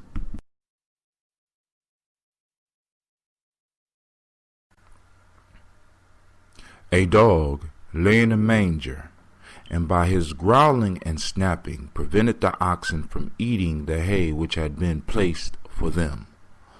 "What a selfish dog," said one of them to his companions. "He cannot eat the hay himself, and yet refuses to allow those to eat who can." That is The Dog in the Manger, one of Aesop's fables. This is Folktales for Grown Folks, and I am Brother Tim, and I'd like to welcome you to the Gye-Nyame journey. Now, let's look at this story real quick, because many of us run into this. Misery loves company. Because somebody is not able to find happiness themselves, what they try to do is make everybody else around them miserable. Hence, you have the dog. The dog is hungry. The dog needs some food. The dog can't eat hay. So the dog figure, if I can't eat, I'm going to make these oxen, I'm going to make them miserable. I'm going to make these cows miserable. I'm going to make these goats miserable. I'm going to try to make everybody around me miserable. And all the dog really wants to do is eat. But rather than going out and finding something to eat, he would rather stay where he is and make everybody miserable. Does this sound like some of your jobs? Do you have people at your place of employment that are sort of like this dog? Because they can't get what they want to make everybody else's life hell. Does this sound like some of your relationships? Does this sound like some of your friendships? Does this sound like some of your Facebook conversations? Listen, this stuff that I'm talking about, as far as Aesop fables, this is why I call it Folktales for Grown Folk, because this is grown folk stuff. We all deal with this. It's just that because it's veiled with cattle and dogs and mangers and water and talking bees or whatever, we think that we're too grown for it. But we need to step back and really look at this. The dog, let's do it. The dog, rather than get out and get what he needs, which he was very capable of doing. The dog was strong enough to keep an ox back from eating. I want you to look at this, the comparison between an ox and a dog, because if an ox really, really want to eat, there's no way that a dog is going to stop him. So this dog must be pretty formidable. This dog must be pretty healthy. This dog must be pretty strong to keep the ox from eating. So he's strong enough to get out and get some food. But rather than do that, he would rather use his energy to make everybody else miserable. I pray that you are not the dog in your life or in your group's life. I pray that you are not the dog. And if you are the dog, get out and get your bone, man. Stop trying to make everybody else miserable because you mad. Stop it. Grow up. You know what I'm saying? Now, this is Brother Hot Tim. I'm saying peace. Send this to some of your dog friends. You know what I'm saying? I mean, help me build up my following, you know. Take this, download it, and sneak it over to one of your friends or somebody in your office that's a dog, and just write on there, stop being the dog. Stop being the dog in the manger. Let the ox eat. Let the ox eat. You know what I'm saying? Y'all have a great day. This is Brother Hot Tim, and I really enjoy the fact that I'm getting constant hits on this. So I'm gonna keep on recording them, and eventually we move to some other stuff. And like I said, the offer is open for anybody else that has folktales, fables, stories, myths that you could do and that you could send to me. I don't even care how long they are. I mean, this is a station. I could put on a 2-hour piece, but just make sure that it ain't just, put me to sleep. If it put me to sleep, I ain't putting it on. All right. So, but yeah, if you have comments or anything like that, and you want to put them on, I have no problem. Just send it to me. Email it to me at HA2TIMGYENYAME@gmail.com, and I will post them. Or just hit me up through Spreaker. Hit me up through Facebook. Hit me up through Google Plus. Hit me up on my blog, www.GyeNyameJourney.com. I will get back with you and get me the information, and I will post it up. I mean, you could do a show. If you want to do one of these, help me. You know what I'm saying? Let's build this up. This is Brother Tim, and I'm saying peace, and I pray that your day is as beautiful as you are. Peace. Video calls, meal planning, raising little humans. I don't have time to research tires. DiscountTire.com with Treadwell makes it easy. It's my personal tire guide. I get trustworthy recommendations for tires based on my needs and driving habits. I click buy, I click book an appointment, I drive up. And now, with their touchless experience, I can even stay in my car during the service. Boom. Discount Tire. Great day, great day, great day. This is Brother Hot Tim, and this is Whimsical Wednesday. Wonderful Wednesday. Whiskful Wednesday. Wise Wednesday. Worry-free Wednesday. Listen, it is Wednesday, and we are pushing through this week. And we are on session 64, and if I had time, I had a hand claps and all that going. We are on session 64, and we are growing together each day. Each day we are getting stronger, maybe not faster, because I'm noticing that sometimes my mind moves slow. But this is why I'm telling you it's important to recognize cycles and patterns. The human being, they say the human being is a pattern finding being. Now, you need to find the patterns in your life. For example, in my smile portion of this day, and for the last how many ever years I've been off and on doing meditation, and this spurt of meditations I've been doing, I've been noticing that at different times, different parts of my body react differently. For example, if I'm doing alternate nostril breathing, at certain times the right nostril is clearer than the left nostril. The left nostril at certain times will take more air in than the right nostril, and this alternates. There's a pattern going on there. There's something going on there, and we have to start getting in tune with our body, and we got to start learning how to communicate with our body. Because like I said, man, if one piece of the 5 parts of the human being is out of sync, then the rest of them are going to fall. See, because we make up a whole, and it's no longer a whole if a piece of it is missing. Is a part. You know what I'm saying? It's different parts. When one piece is missing, the machine no longer works. When one piece is missing, that the being no longer works, or works less efficiently.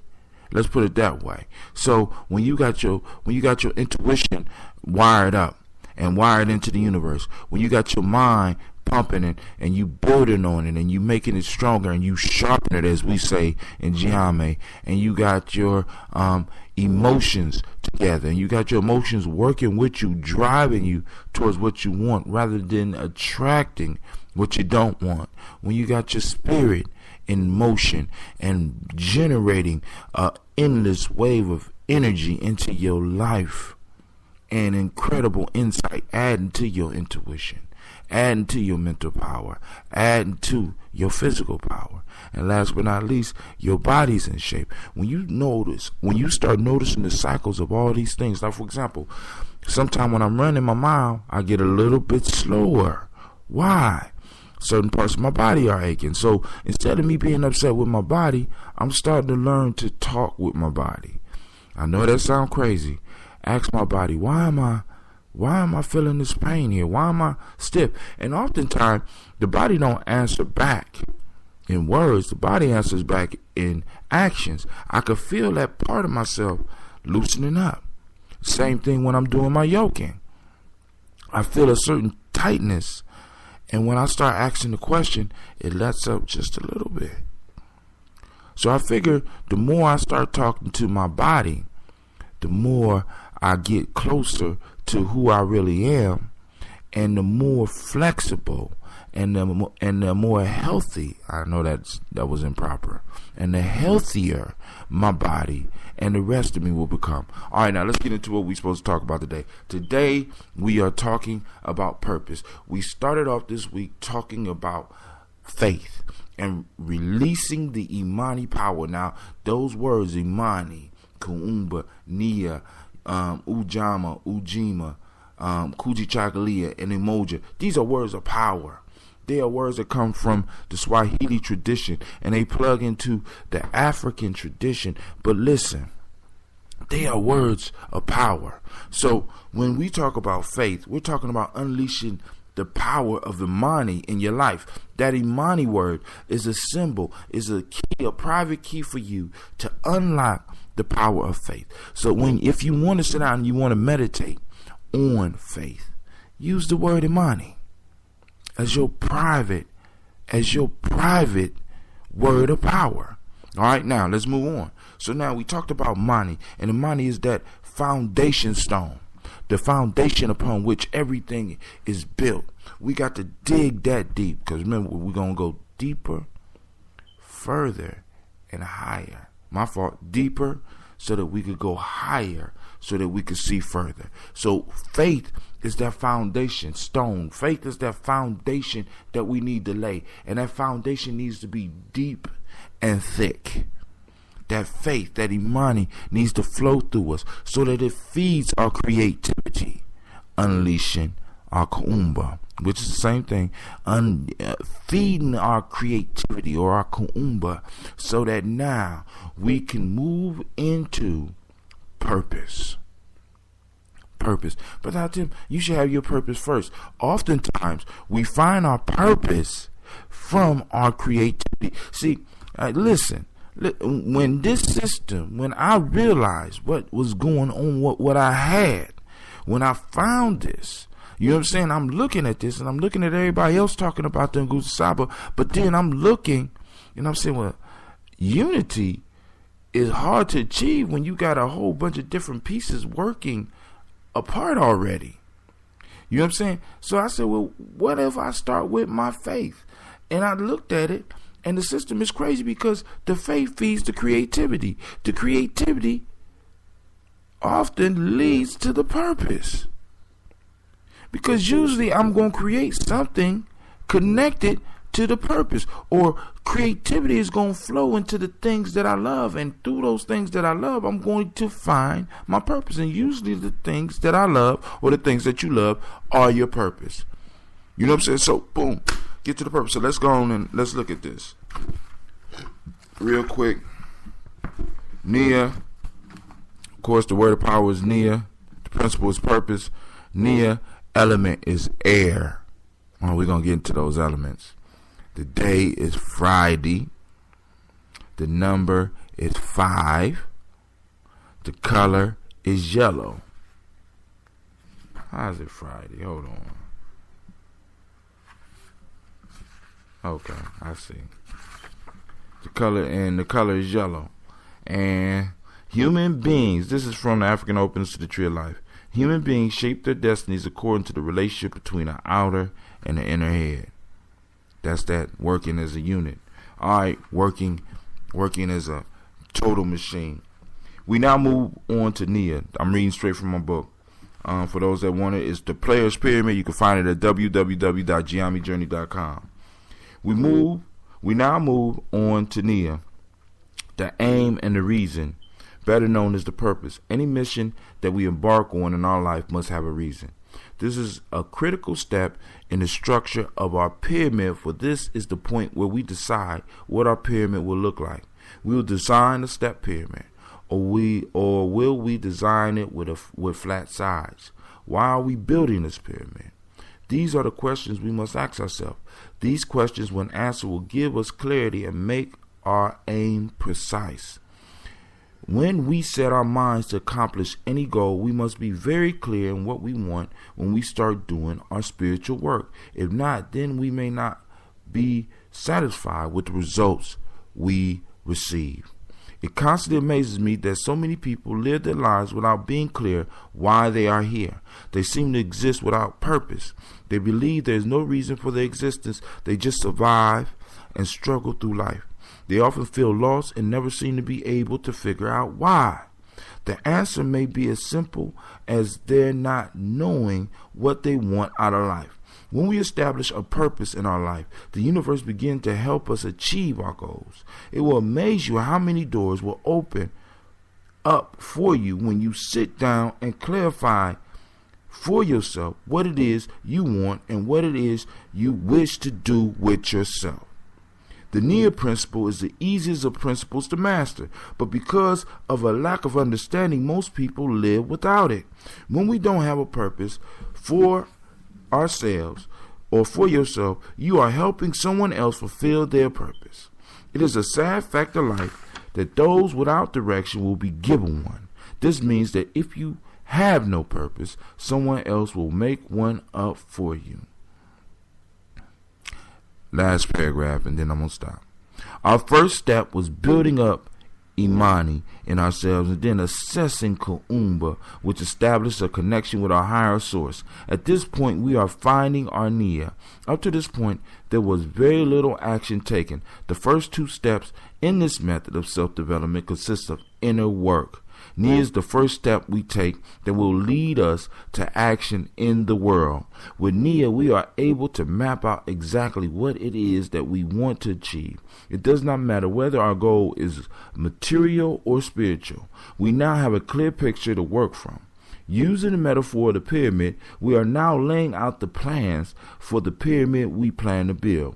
With the Mani, we know that we can do it. With Kuumba, we have the creative spark and energy to make it happen. Now with Nia, we know exactly what we want, and we are able to describe it in detail to ourselves and the world. We are now putting these 3 principles to work within to erect this pyramid.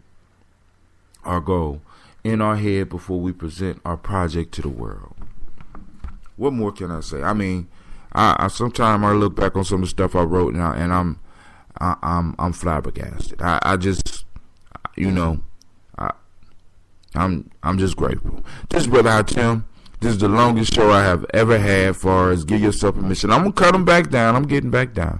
But y'all have a great day, and I pray that your day is as beautiful as you are. Check out my other shows at www.gyenyame.com. You can also find my other books there as well. Help support the journey. tune in, because we're gonna have Freestyle Friday. Then I'm having my my class on Saturday, so some of you are gonna be able to tune in and listen to it on Spreaker as well if you couldn't attend. This is Brother Tillman. I'm saying peace.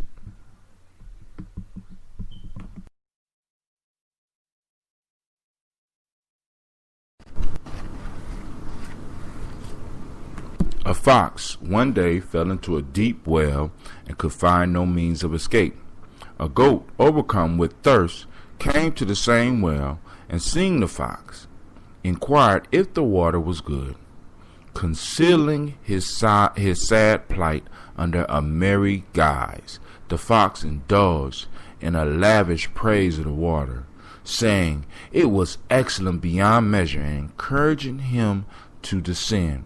The goat, mindful only of his thirst, thoughtlessly jumped down, but just as he drank, the fox informed him of the difficulty they were both in and suggested a scheme for their common escape.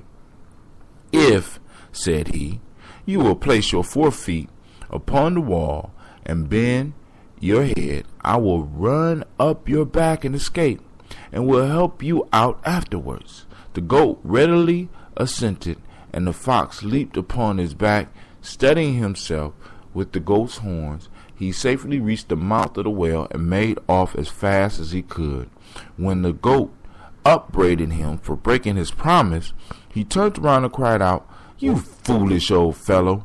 If you had as many brains in your head as you have hairs in your beard, you would never have gone down before you had inspected the way up, nor have exposed yourself to dangers from which you had no means of escape. Lesson: look before you leap." Man, and they tell me this is kid stuff. Look before you leap. Now that one right there speaks volumes and volumes.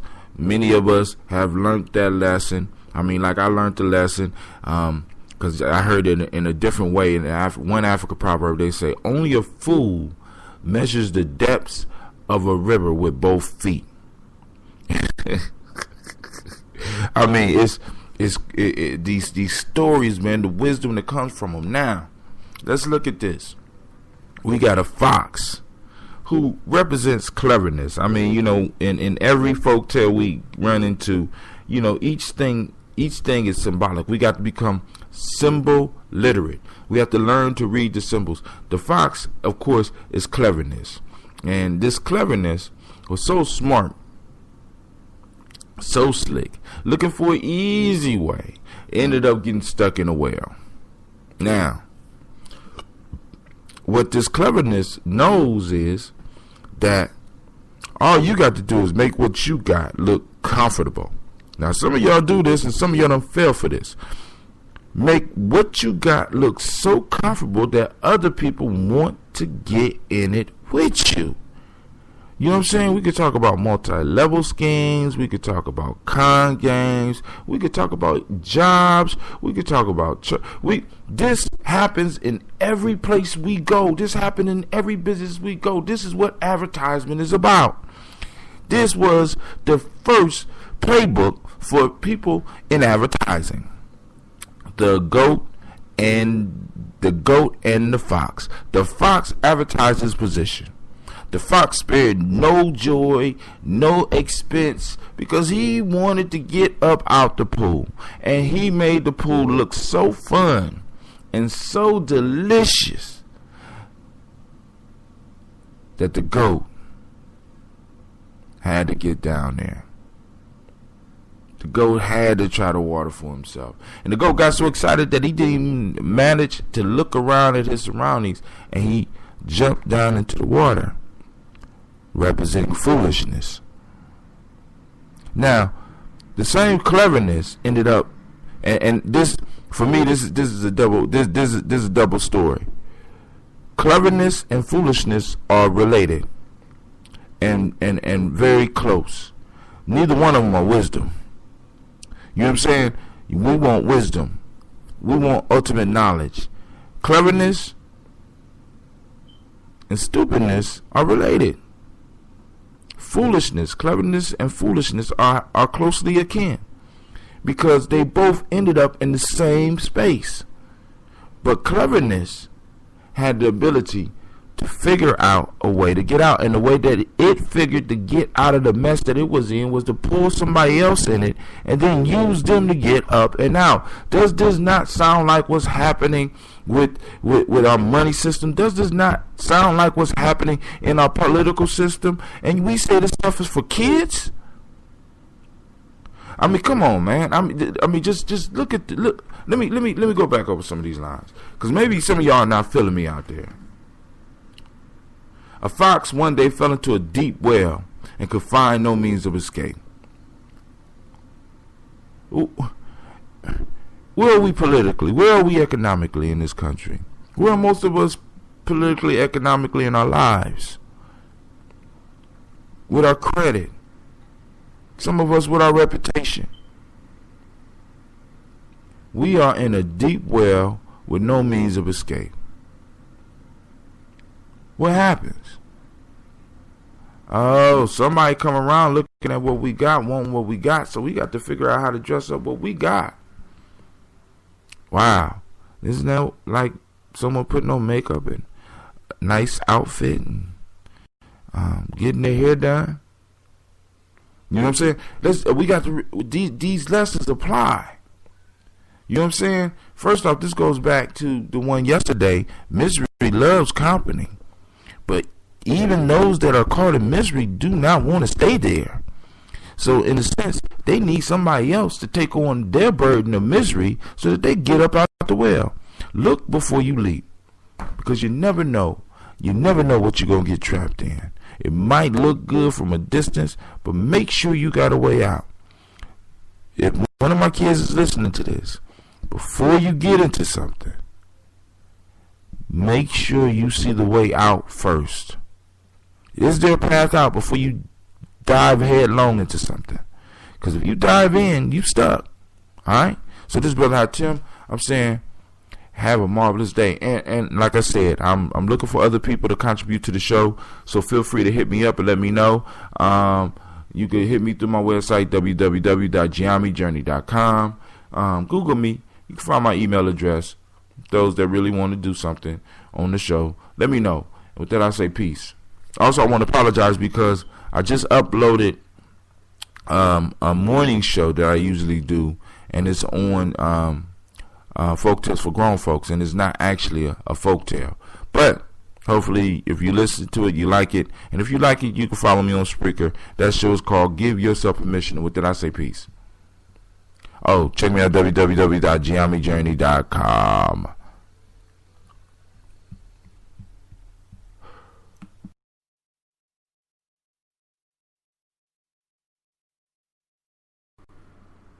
Two men were traveling together when a bear suddenly met them on their path.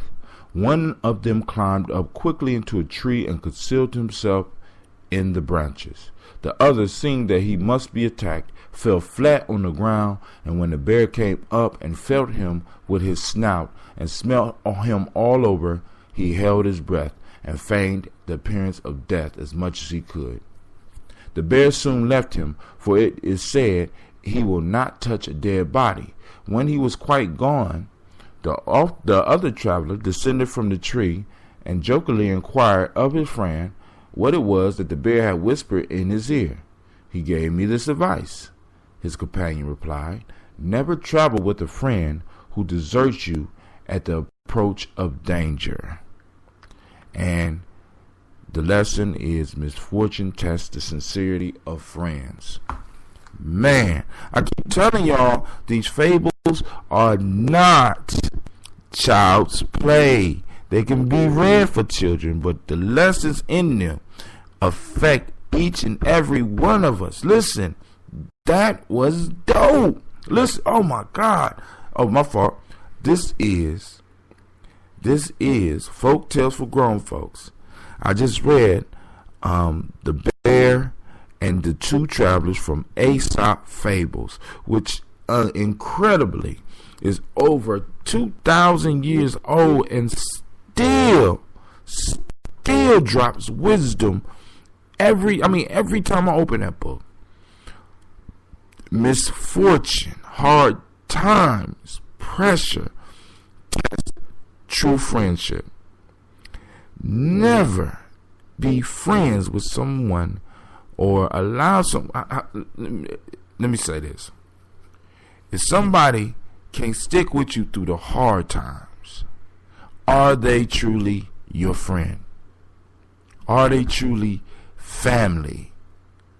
You see, we are so quick to call people friends. We're like the travelers traveling on the road. We just happen to be walking in the same direction, and we all of a sudden think that we're friends. Hard times hit, like the bear, and your friend leaves you, and you laying there, have to pretend you're dead, or you're going to be dead. I mean, just think about that. You have to pretend to be something that you are not, or you will be destroyed, while your other friend is hiding. So we got one that has to pretend to be something that he's not. We have the other that has to hide. If that's not workplace politics, if that's not some of the stuff going on in y'all workplaces right now, you know what I'm saying? And just because you just happen to be traveling in the same direction with somebody does not mean that that's your friend. They abandon you and leave you. Together y'all could have tried to fought the bear. Y'all would have died more than likely. But oh my goodness, what a glorious battle it would have been.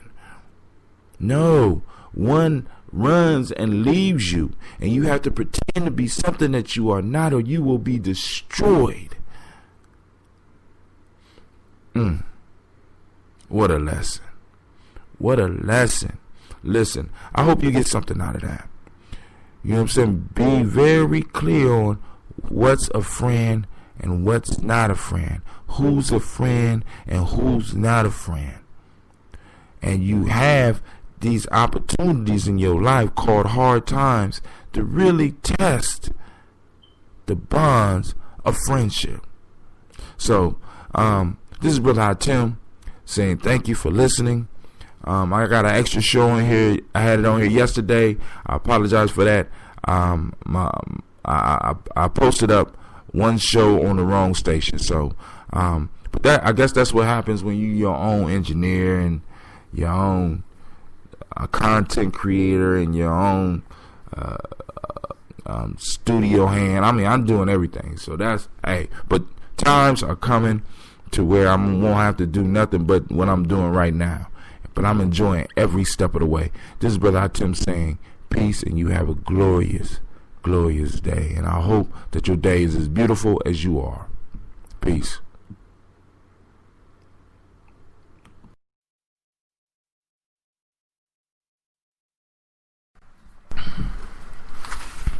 A heavy wagon was being dragged along a country lane by a team of oxen. The axle trees groaned and creaked terribly, whereupon the oxen, turning round, thus addressed the wheels. "Hello there! Why do you make so much noise? We bear all the labor, and we, not you, ought to cry out." Moral: those who suffer most cry out the least. Those who suffer most cry out the least. You know why? Because they're too busy. Those people that out there suffering are too busy suffering to cry out. They're too busy doing what it is they need to do. Now, some people suffer in a good way and some people suffer in a bad way. Let's start with the bad way. Some people suffer for suffering's sake. Some people suffer because they do things wrong. I had an elder a long time ago that used to tell me, "But I want you to learn how to work smart and not hard." He wasn't telling me to be lazy. He was telling me that there was a different way to do things. I often relied on my body and my strength and my athletic abilities. in certain tasks. And what he was telling me was, young brother, there's a different way that you can do this to save time and effort for other things. So some people struggle in the wrong way because they don't know why they're struggling. They haven't identified what they're struggling for. So they, in a sense, just struggle for struggle's sake. Then you have those strugglers who know why they're struggling. Like some of y'all listening to my voice right now. There's some people who have identified what it is they're struggling for, and they have decided to embrace the struggle and to pull. And when they hear somebody crying about their little sufferings, they can do nothing but do what the oxen do. Hey, shut up. That's what the oxen should have said. They should have said, shut up. You know what I'm saying? You know, what you complaining about? We're working harder than you are. You know what I'm saying? We're bearing the load, and you're complaining. Many of us got co-workers like this. You are spending late hours trying to do the best that you can, and your co-workers, as soon as that clock hit, bing, they're gone. Then they back at work complaining. I mean, they left right on time. Sometimes they leave early, and they come back and they complaining. And the only thing that you want to say is, shut up. You know what I'm saying? But we can't do that no more because we got to be politically correct. You know what I'm saying? So you could do it like the oxens. Hey, hello there. You know, I was here till 9 o'clock last night. They probably say so, but the point is you get to get it out. But when you focus and identify why you're struggling, it makes it easier for you to struggle. When you have a goal in mind, see, because a lot of people just struggling, they don't have no goal. Like you have people that are so called. I mean, it's like I always had a problem saving money. I had a problem getting up early, so I started training myself in those things. You know what I'm saying? So it's like you might not have a lot of money to save, but just going through the process of putting some money to the side. If it's nothing but 10 cents, I know that sounds crazy, but if it's nothing but 10 cents, if you put it to the side, it's incredible. And I want you to think about this. I met this guy, and he started off saving dimes. Now this guy is maybe about 70, maybe 80. I don't know. I just don't ask the age. But he started saving dimes, and he started saving dimes when he was young. You know what I'm saying? So I mean, every time he had change, he would take the quarters out, he would take the nickels out, and he would just dump the dimes. And I mean, of course, after about 50 years of doing this man had a lot of dimes, and he never wanted. He would take them to the bank. You know what I'm saying? But he don't trust the bank necessarily. So he got a lot of dimes. So one time he ran into some financial troubles. Now I want y'all to listen to this. One time he ran into some financial troubles. I mean, because of course he developed a habit of saving. So eventually he was able to move from dimes to dollars and from dollars to hundreds. And now he's living off his retirement and he's doing good. But he had some extra he had some extra stuff that he wanted to handle. So, trust in me, he asked me to go through his dime collection with him. Or I ain't gonna call it collection. He need dimes. He need help. So he gonna take these dimes to the bank. So I'm talking to him, and I say, "How long you been saving these dimes?" He said, "Man, I started saving these dimes when I was about 15 years old." I say, "Wait, hold on. You got dimes all the way back from when you was 15 years old?" I say, "Yeah." So we start going through the dimes. He got dimes that are almost 100 years old. He got dimes, a lot of dimes that were made before America stopped producing silver. So now we got this guy who took this habit of just collecting dimes, just saving dimes because he liked dimes, to now just taking these dimes that was only worth 10 cents and not taking them to the bank, but taking them to a silver dealer, and not only being able to solve his financial issues, but to solve a lot of other issues that he may have had in his life, just because he started a saving habit. Now, brother, I tell you what they got to do with the oxen. When we start new things, it's a struggle. But if we know why we're struggling, if we make our why big, it won't even matter if the little wheel is squeaking in the back. As a matter of fact, because we're working so hard, we'll drown them out. This is Brother Hatim saying, this is Aesop Fables. The name of the tale is The Oxen and the Axle Trees. You are listening to Folktales for Grown Folks. As I tell you, these folktales, Aesop was dropping it. We got a long way to go with Aesop, but I can't wait to get to some bull rabbit tales and some Native American tales, because we're going to do this for a long time. So buckle yourself in and be ready to join me every morning as we explore the wisdom of the ages. This is Brother Hatim saying peace, and I'm saying thank you for listening to Folktales for Grown Folks on Gye-Nyame Journey Radio. Check me out later on my other shows. Also, check me out at www.gyenyamejourney.com. You can check out my books. Also, you can send me requests for stories that you would like me to cover, because every now and then I could break in, or you could do the story yourself and have a breakdown and email it to me, and I will post it for you. All right, just keep it like below 10 minutes, because I like to do these shows quick, because people is listening to this and hopefully getting ready for work or getting ready for bed. So with that, Brother Hatim is saying peace, and I pray that your day is as beautiful as you are. Software engineers and data scientists make upwards of 6 figures a year, and Galvanize graduates get more jobs as mid to advanced level developers than any other coding bootcamp.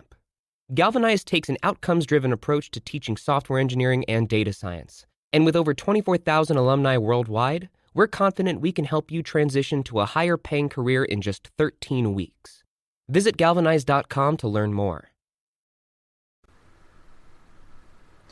A pigeon oppressed by excessive thirst saw a goblet of water painted on a signboard, not supposing to be only a pitcher. She flew towards it with a loud whir and unwittingly dashed against the signboard, jarring herself terribly, having broken her wings. By the blow, she fell onto the ground and was caught by one of the bystanders. The lesson is zeal should not outrun discretion.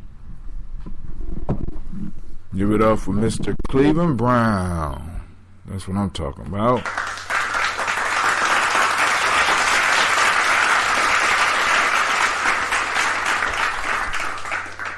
That was The Thirsty Pigeon, read by Cleveland Brown, one of the Aesop Fables. And today we are going to talk about that lesson. I keep telling y'all, this is grown folk stuff. Zeal should not outrun discretion. A thirsty pigeon, oppressed. I like how to use words. Oppressed by thirst. Seen, I guess, what looked like water to it on a poster, and flew head first into it, injuring itself and getting caught by other people. How many of us have ever been in a situation similar to that, where our desire for something, or our want for something, pushed us to a point where we just totally shut off our thinking and rushed head first into danger, and in some cases end up battered and bruised like this pigeon? Man, it's grown folk stuff. Some of us do this all the time. Some of us do this in relationships. Some of us do this with our money. Some of us do this with drugs and alcohol. Some of us, they just, oh my God, just think of the ramifications of this story read by a child. And I like my son to get up with me sometime and let him read these, because I want you to understand, I want you to feel the lessons that could come out of this, and how the story can grow and evolve with an individual as they get older. It's important that we start sharing these stories with our young people.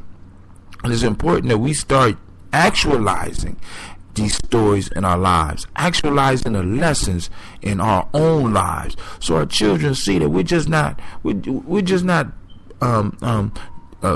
doing lip service. We're not doing that. We're trying to make sure that they are able to get this lesson. Now, this lesson in particular, not running in head first, knowing the difference between what's real and what's not real. If I'm not correct, I think that's one of the 10 virtues in mystery systems that came up out of Kemet. Being able to distinguish what's the real from the unreal. Many of us are so confused that we can't tell what's real anymore and what's not real. And because of that, we suffer. Because of that, we suffer. Because of that, we hurt ourselves. Because of that, we hurt others. Because we out here chasing what's not real and confusing it with the things out here that are real. And we're leaving ourselves open, and we're doing more harm to ourselves than good. This is Brother Hatim.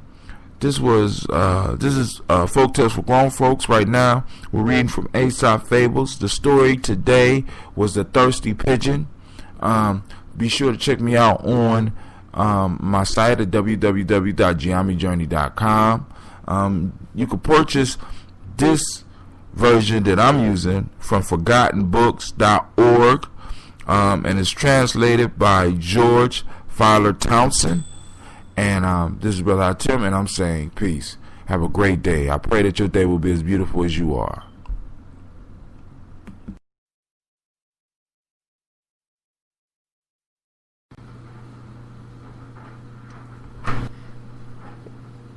A raven saw a swan and decided to secure for himself the same beautiful plumage, supposing that the swans in which he swam, that the swan's splendid white color arose from the washing in the water in which he swam. The raven left the altars in the neighborhood, where he picked up the living and took up the residence in the lakes and pools. But he's cleansing his feathers, and often as he would, he could not change their color. While through he want of food and he perished. Change of habit cannot alter nature.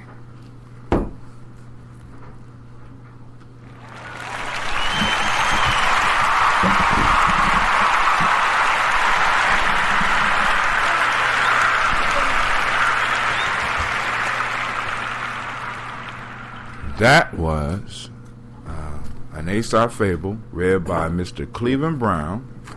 Early morning, since he up in the morning doing his studies. Even though we don't have school, he needs to get up and do his studies. So we like to thank him for reading The Raven and the Swan from Aesop Fables. This is Folktales for Grown Folks. This is Brother Hatim coming at you live and direct. I'm gonna read it again just in case you wasn't clear on what young Cleve was reading. A raven saw a swan and desired to secure for himself the same beautiful plumage. Supposing that the swan's splendid white color arose from his washing in the water in which he swam, the raven left the altar in the neighborhood where he picked up his living and took up residence in the lakes and pools. But cleansing his feathers as often as he would, he could not change their color, while through want of food he perished. Change of habit cannot alter nature. Man, I thought that, I keep telling y'all, this is not kid stuff. This is something we deal with as adults. Think about this. I personally thought that this was the issue of the 20th century. We have a black raven trying to look like a white swan. Dang, that sounds so familiar, it hurts. Look, I'm just gonna say, hey,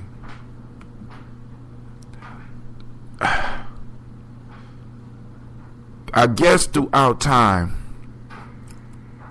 people have coveted what other people had, or coveted what other people were, and could not find personal satisfaction in who they were. But I want you to listen to this. I want you to really think about this story. We have a raven who, upon seeing the swan, thought the swan was the most beautiful thing in the world, and the raven wanted to become as beautiful as the swan. Now I want you to listen to the words. The raven left the altar in the neighborhood.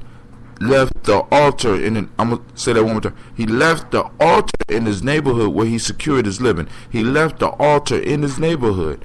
Now we have a raven that's abandoning the altar that provides him his food. Now I'm guessing that Aesop put that in there for a reason, and if Aesop didn't put that in there for a reason, I'm going to give it a reason. The raven left a place of worship. Not only was it a place of worship, it was a place of worship that provided for him. He left his center, and in leaving his center, he left his ability to sustain himself. Now, he had enough strength to fly out to the ponds and fly out to the bodies of water and to bathe. But as time went on, he got weaker and eventually died. The swan left his center to go and be like somebody else. Now, let's look at that moral. It says, a change of habit cannot alter nature. Now, but we do know a change in habit can change you. So we might need to adjust that moral. An incorrect change of habit will not change your nature. The raven attempted to incorrectly change something about himself that could not be changed. He had the wrong, he had a correct desire. He wanted to change something about himself, but he went about it, or she went about it in the wrong way. And I have to ask you this question. How many things are you trying to change in your life that you are going about it in the wrong way? You know what I'm saying? I mean, there's certain ways to break habits. There's certain ways to start habits. Have you studied? Have you listened to individuals who have studied these things? Have you found out how to adjust habits in your life? I mean, these fables aren't our kids' stuff, and we really need to stop looking at them at that. We could use them to help educate our children, but we need to sit down and start really looking at these tales. This is Brother Hatim. I'm saying peace. Hopefully you got something out of it. If so, hit me up. If not, hit me up. If you have a complaint, hit me up. If you have a story that you want to share, hit me up. If you have a story you want me to read, hit me up. If you have a story that you read yourself, you can email it to me and I will play it. All you gotta do is hook up with me. You leave me a message on my Spreaker station. You can leave a message for me on my Facebook page. You can leave a message for me on my Google Plus page. You can leave a message for me on my Twitter. You know, just let me know you got the track. Send it to me. I will upload it and I will play it. First, I'm gonna listen to it though. Make sure it's good. But this is Brother Hatim, and I'm saying peace. Check me out at www.gyenyame.com. www.GyeNyeJourney.com. Gye-Nyame Journey. This is Brother Tim, and I'm saying peace. You have a great day, and I pray that it is as beautiful as you are.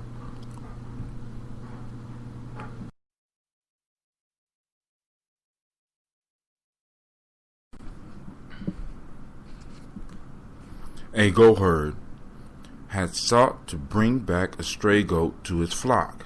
He whistled and sounded his horn in vain. The straggler paid no attention to the summons. At last the goatherd threw a stone, and breaking his horn, begged the goat not to tell his master. The goat replied, "Why, you silly fellow, the horn will speak though I be silent. Do not attempt to hide things which cannot be hid." Once again, that is from Aesop Fables. This is Folktales for grown folks. And the version that I'm reading from is a translation by George Filer Townsend, and it can be found at forgottenbooks.org.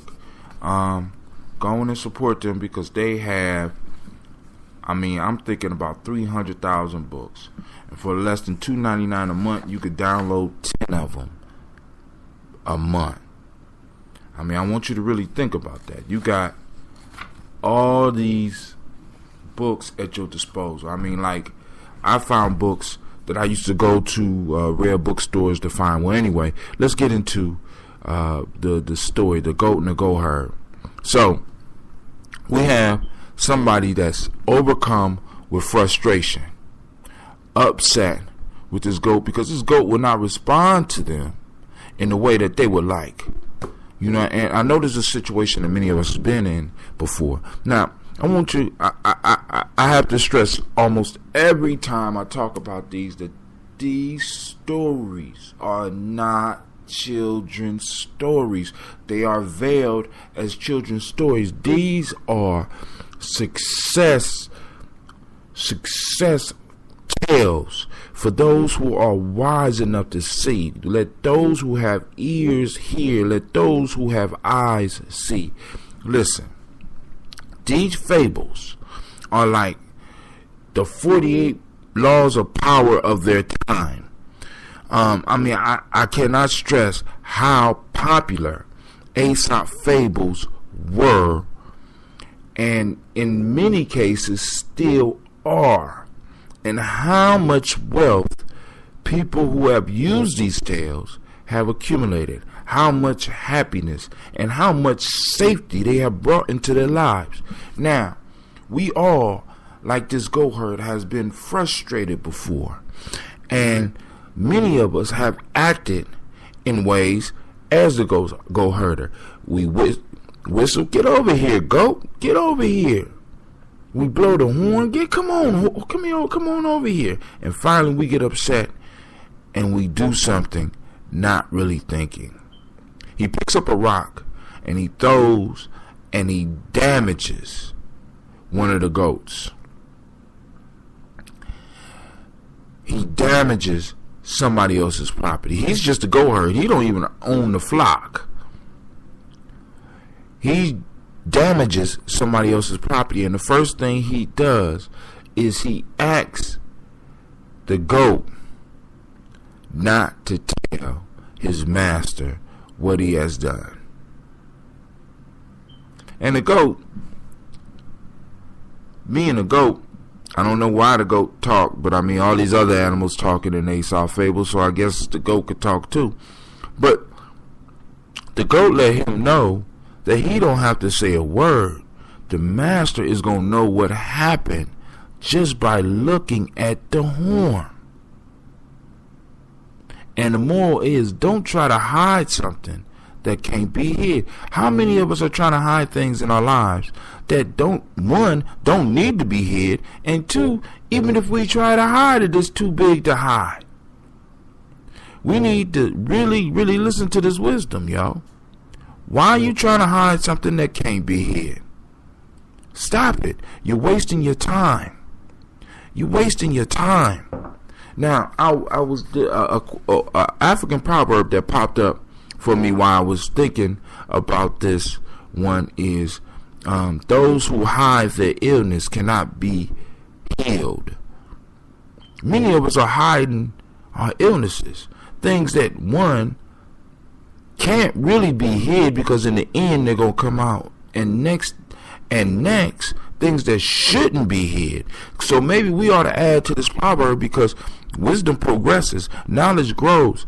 Maybe we need to add to this, not only don't hide those things that can't be hid, but don't hide those things that don't need to be hid. Because one, you do yourself damage, and then also you do others damage. How many deceptions have you witnessed in your life that people tried to hid, that not only hurt the person that was trying to hide it, but also hurt the people that the person was trying to hide it from?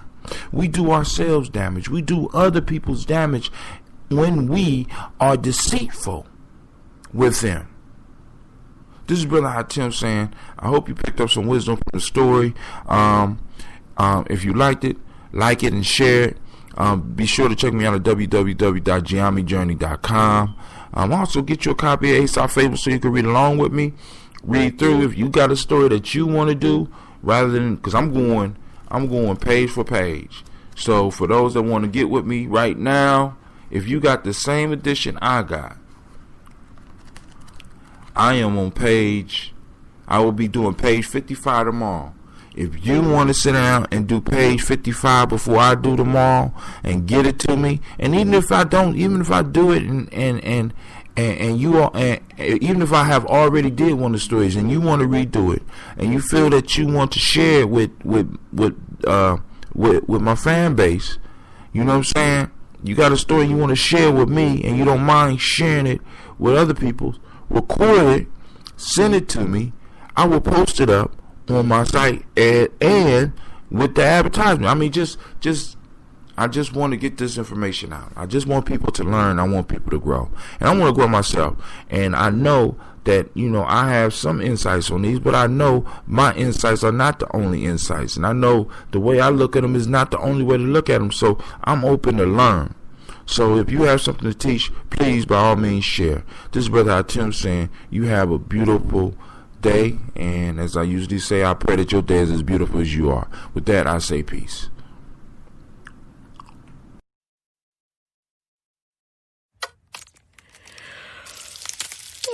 Eggs for breakfast becoming a yawn? Wake them up with Cholula, for a flavor that'll have you running laps around your living room. Woohoo! Cholula hot sauce, the best thing ever to happen to eggs. Choose Cholula. A miser sold all that he had and bought a lump of gold, which he buried in a hole in the ground by the side of an old wall, and went to look at it daily. One of his workmen observed his frequent visits to the spot and decided to watch his movements. He soon discovered the secret of the hidden treasure, and digging down, came to the lump of gold and stole it. The miser on the next visit found the hole empty and began to tear his hair and to make loud lamentations. A neighbor, seeing him overcome with grief and learning the cause, said, "Pray, do not grieve so, but go and take a stone and place it in the hole, and fancy that the gold is still lying there. It will do you quite the same service, for when the gold was there, you had it not, as you did not make the slightest use of it." Man, I keep telling y'all, this grown folk stuff. This is grown folk stuff. Now, I put in describing this session, misers are dangerous to the community.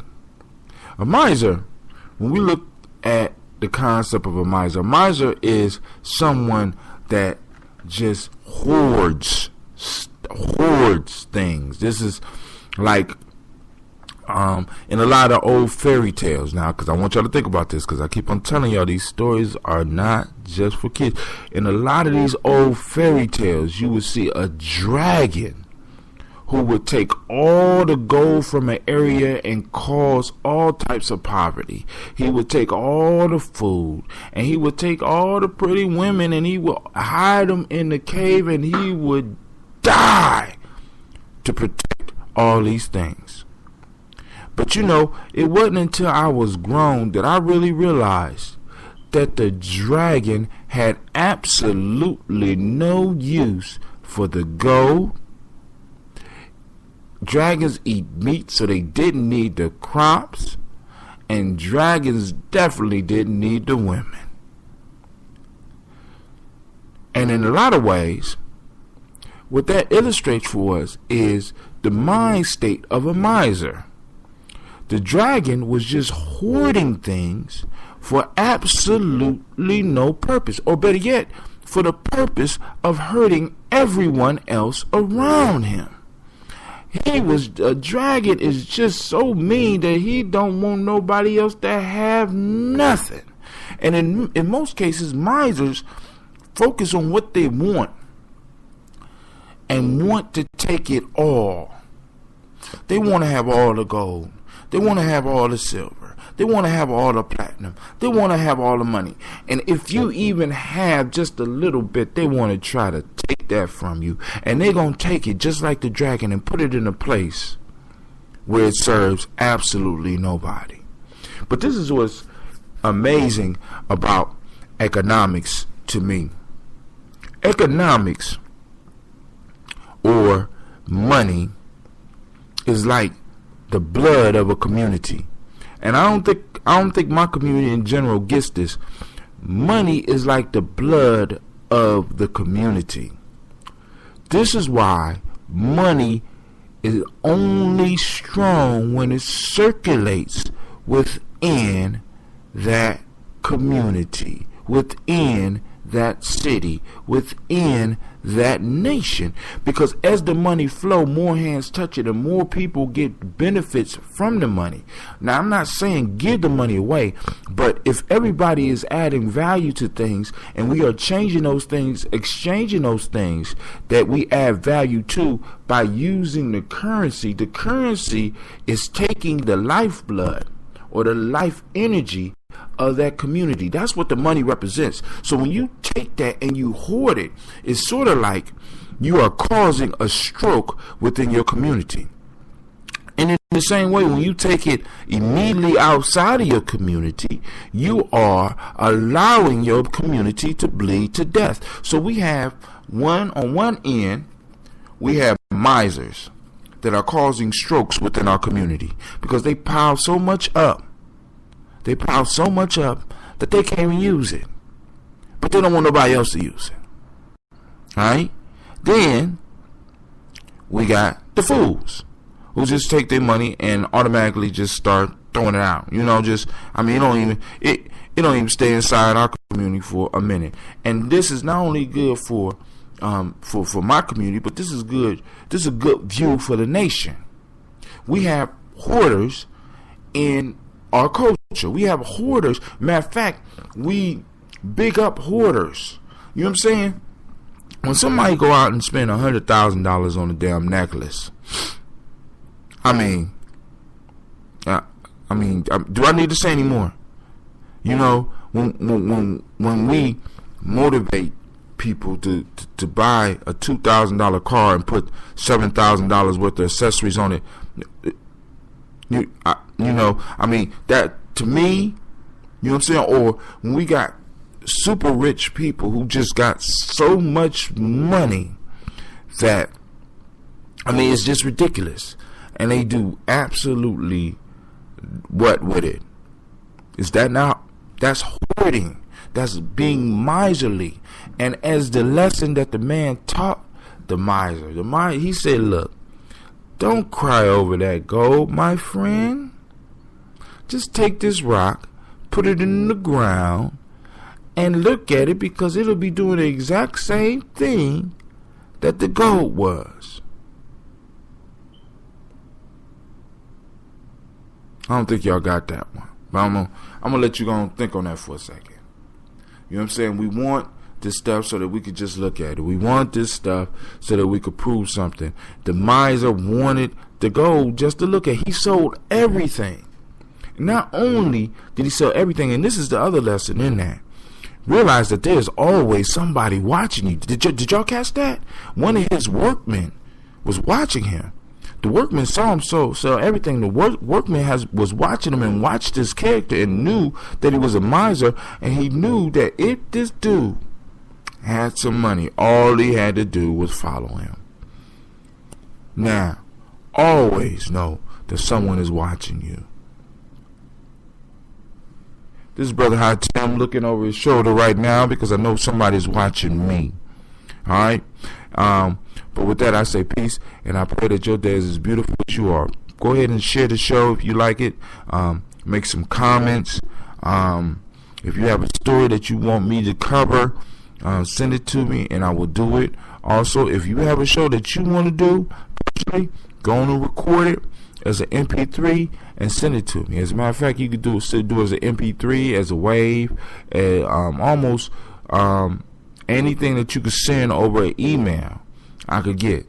All right, or you could save it, share with me over Google Documents. I mean, just hit me up on through my Spreaker station, or hit me up through my email, and we will be able to discuss how you can send me the story, because I'm really interested in some other stories, because there's some Native American fables and folk tales and myths that we could cover. There's some Asian ones, there's some Arabic ones, there's some European ones, but I can't do them all. But I would love to be able to have other people put other ones on with other lessons, and then we could start listening to them rather than reading them, and start discussing the wisdom that comes out of these, and how we can use them to improve our lives. This is Brother High Tim saying thank you for listening. Thank you for your time. And I wish you peace, and have a great day. May your day be as beautiful as you are, if I didn't say it already. Dane Prophet is an explosive entertainer. He is a prayer warrior. He has the energy and voice to leave the audience speechless. Ever since his breakthrough as a battle rapper on the Chicago college scene of 2004 through 2007, his passion for music grew to 70 million listeners and developed purpose over the years. Dane Prophet walks in the eyes of the Lord through salvation, marked July 29th, 2018.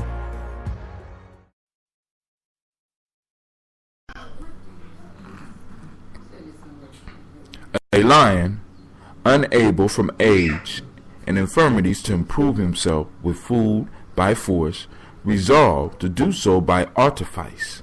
He returned to his den, and lying down there, pretended to be sick, taking care that his sickness should be publicly known. The beasts expressed their sorrow, and came one by one to his den, where the lion devoured them. After many of the beasts had thus disappeared, the fox discovered the trick, and presenting himself to the lion, stood on the outside of the cave at a respectful distance, and asked him how he was. "I am very middling," replied the lion, "but why do you not stand without? Pray enter within and talk with me." "No, thank you," said the fox. "I notice that there are many prints of feet entering your cave, but I see no trace of any returning. He is wise who is warned by the misfortunes of others." Man, oh man, oh man. Now, that story has so many different directions I could go in. But hold on. This is Folktales for Grown Folks.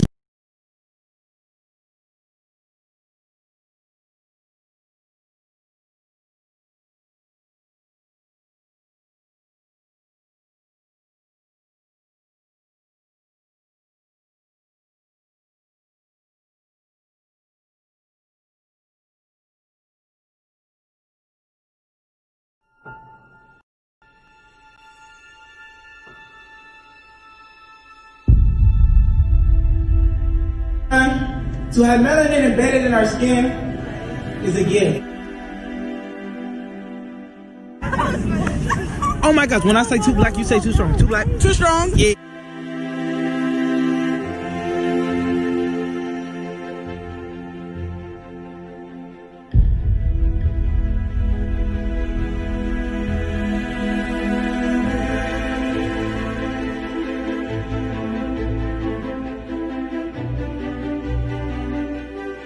We were born to be great.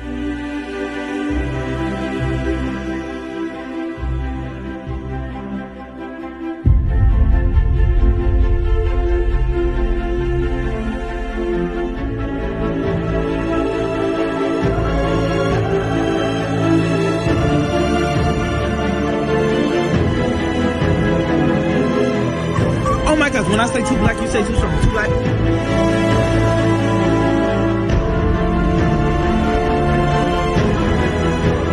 Born to be great.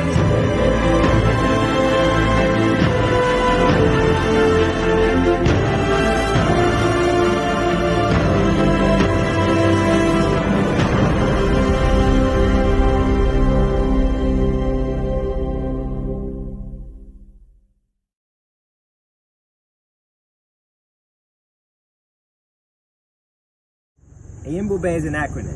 Mind, Body, and Universal Balance Empowerment Institute. It is also Zulu. It means lion, of course. With that, we're working with resiliency. We're working with trauma-informed care. With all of the mind-body connections that we need to not only address so many of our ills, but also to heal from them.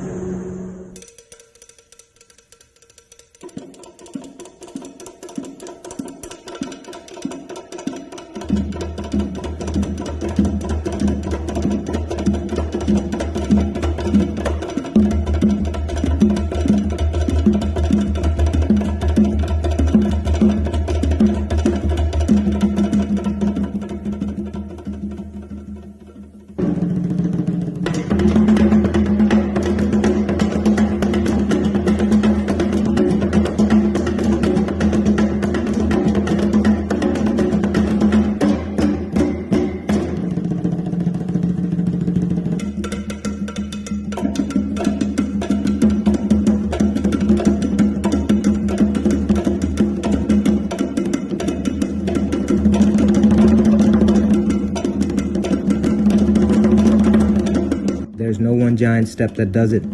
It's a lot of little steps. Author unknown. How do you regulate? Yoga, meditation, and Bube. Mind, Body, Universal Balance, Empowerment. We're waiting for you. How do you regulate?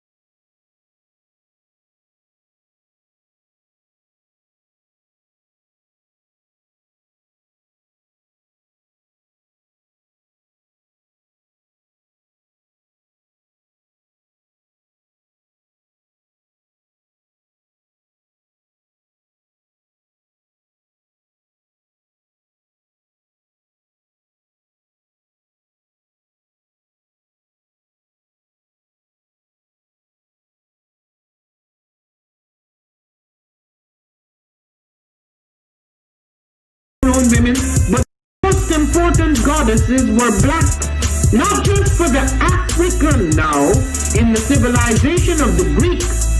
The Greek was so profoundly affected by the Africans that the goddess of chastity was a black woman, Artemis. The goddess of wisdom was a black woman, Minerva. The goddess of beauty was a black woman, Diana. And many of their great mythological figures which were critical to the vision of history, the history of the Greeks in the Odyssey. The woman who has the power to draw Odysseus and all his crew into her is Circe, who is represented as a black woman with African features on the Greek vases. The woman who helps Jason win the Golden Fleece is a black woman, Medea. The woman who marries Perseus, the Greek hero, is a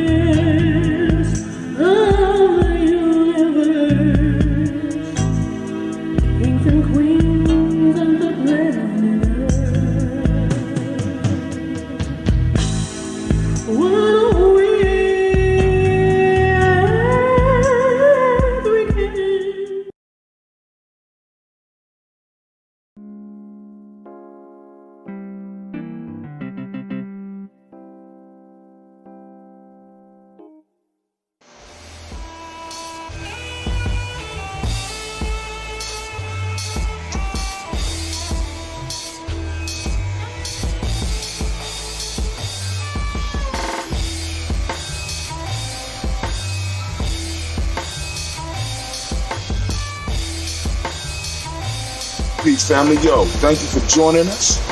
Right? And I'm thrilled to announce the fact that we are now releasing our first free e-course. Come and learn about Gye-Nyame journey, see some of the stuff we do. Come and join the tribe. Tribe up with us and check out the free e-course. We'll make sure that the URL pop up right about here. And it'll probably be somewhere in here. Check us out, family, because we are building. Come and learn about Gye-Nyame journey, and let's build together.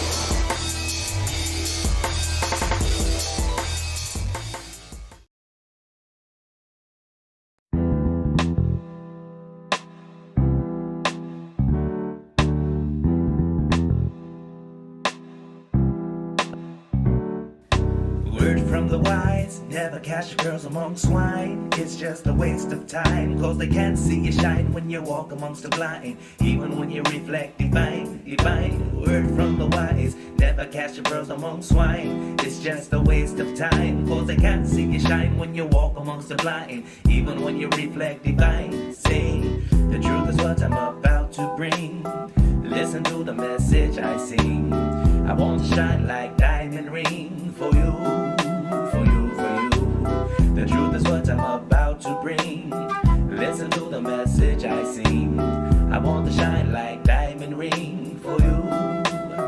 I want to thank God for the gift that He granted to me, to break down things so you can see the truth, the light with all my soul. From funk, jazz and rock and roll, I say we can red rule what's overdue. A revolution you and I may come true. We all born sinner and we won't break free until we overcome hypocrisy. So stop, point finger, reach to the sky, listen to the message, hold your head high, say na na na na na. Hey. We need to stop speculating and move into action. The war isn't waiting, it's just getting disastrous. Time to change the way we think, what we say, what we do. Strategize, find the tools to build and execute. We are the ones that's chosen, chosen. The enemy is closing, closing. They got the masses hypnotized. It's time for us to open their eyes. Word from the wise, never catch girls among swine. It's just a waste of time, cause they can't see you shine when you walk amongst the blind. Even when you reflect divine, divine. Word from the wise, never catch your pearls among swine. It's just a waste of time, cause they can't see you shine when you walk amongst the blind. Even when you reflect divine, divine. Word from the wise, never catch waste of time, cause they can't see you shine when you walk amongst the blind. Even when you reflect divine, divine. Word from the wise, never catch pearls among swine. It's just a waste of time, cause they can't see you shine when you walk amongst the blind. Even when you reflect divine. Say, word from the wise, never catch pearls among swine. It's just a waste of time, cause they can't see you shine when you walk amongst the blind. Even when you reflect divine. Yeah, word from the wise, never catch pearls among swine. It's just a waste of time, cause they can't see you shine when you walk amongst the blind. Even when you reflect divine. Yeah.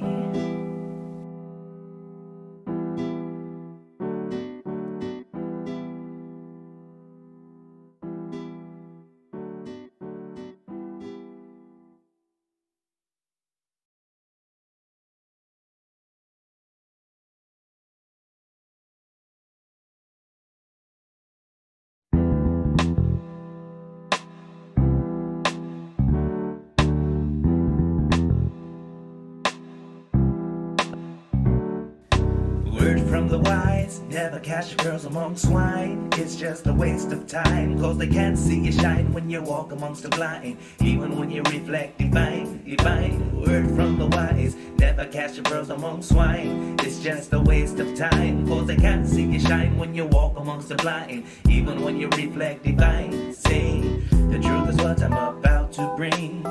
Listen to the message I sing. I want to shine like diamond ring for you. The truth is what I'm about to bring. Listen to the message I sing. I want to shine like diamond ring for you. I want to thank God for the gift that He granted to me, to break down things so you can see the truth, the light, with all my soul. From funk, jazz, and rock and roll, I say we can man rule what's overdue. A revolution you and I may come true. We all born sinner and we won't break free until we overcome hypocrisy. So stop, point finger, reach to the sky. Listen to the message, hold your head high. Say na na na na na. Hey. We need to stop speculating and move into action. The war isn't waiting, it's just getting disastrous. Time to change the way we think, what we say, what we do. Strategize, find the tools to build and execute. We are the ones that's chosen, chosen. The enemy is closing, closing. They got the masses hypnotized. It's time for us to open their eyes. Word from the wise, never catch girls among swine. It's just a waste of time, cause they can't see you shine when you walk amongst the blind. Even when you reflect divine, divine. Word from the wise, never catch girls among swine. It's just a waste of time, cause they can't see you shine when you walk amongst the blind. Even when you reflect divine, divine. Word from the wise, never catch girls among swine. It's just a waste of time, cause they can't see you shine when you walk amongst the blind. Even when you reflect divine, divine. Word from the wise, never catch pearls among swine. It's just a waste of time, cause they can't see you shine when you walk amongst the blind. Even when you reflect divine. Say, word from the wise, never catch pearls among swine. It's just a waste of time, cause they can't see you shine when you walk amongst the blind. Even when you reflect divine. Yeah, word from the wise, never catch pearls among swine. It's just a waste of time, cause they can't see you shine when you walk amongst the blind. Even when you reflect divine. Yeah.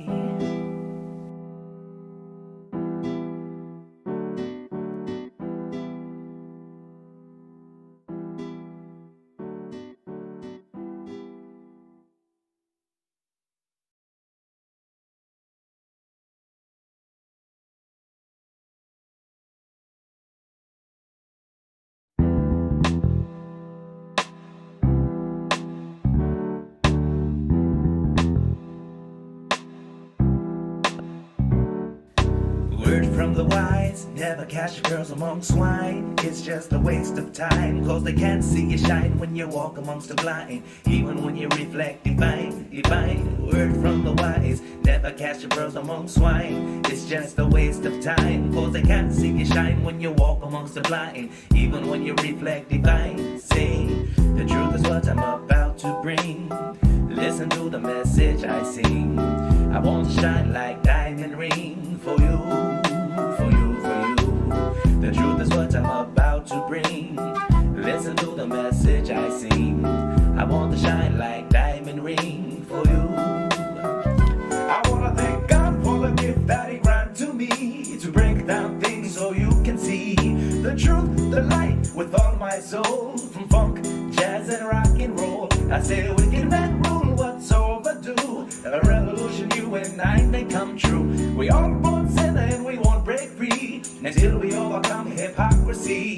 So stop, point finger, reach to the sky, listen to the message, hold your head high, say na na na na na. Hey. We need to stop speculating and move into action. The war isn't waiting, it's just getting disastrous. Time to change the way we think, what we say, what we do, strategize, find the tools to build and execute. We are the ones that's chosen, chosen. The enemy is closing, closing. They got the masses hypnotized. It's time for us to open their eyes. Word from the wise, never catch pearls among swine. It's just a waste of time, cause they can't see you shine when you walk amongst the blind. Even when you reflect divine, divine. Word from the wise, never catch your pearls among swine. It's just a waste of time, cause they can't see you shine when you walk amongst the blind. Even when you reflect divine, divine. Word from the wise, never catch your pearls among swine. It's just a waste of time, cause they can't see you shine when you walk amongst the blind. Even when you reflect divine, divine. Word from the wise, never catch your pearls among swine. It's just a waste of time, cause they can't see you shine when you walk amongst the blind. Even when you reflect divine. Say, word from the wise, never catch your pearls among swine. It's just a waste of time, cause they can't see you shine when you walk amongst the blind. Even when you reflect divine. Yeah, word from the wise, never catch your pearls among swine. It's just a waste of time, cause they can't see you shine when you walk amongst the blind. Even when you reflect divine. Yeah.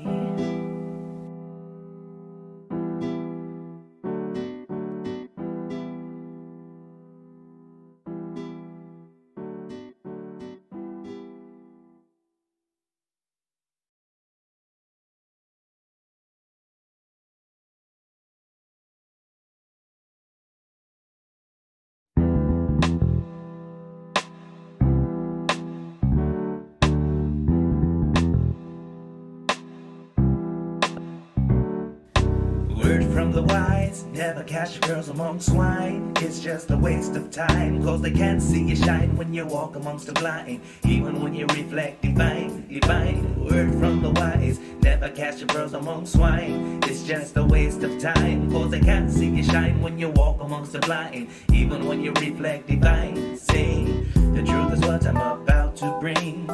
Listen to the message I sing. I want to shine like diamond ring for you, for you, for you. The truth is what I'm about to bring. Listen to the message I sing. I want to shine like diamond ring for you. I want to thank God for the gift that He granted to me, to break down things so you can see the truth, the light, with all my soul. From funk, jazz, and rock and roll, I say we can man rule what's overdue. A revolution you and I may come true. We all born sinner and we won't break free until we overcome hypocrisy. So stop, point finger, reach to the sky, listen to the message, hold your head high, say na na na na na. Hey. We need to stop speculating and move into action. The war isn't waiting, it's just getting disastrous. Time to change the way we think, what we say, what we do, strategize, find the tools to build and execute.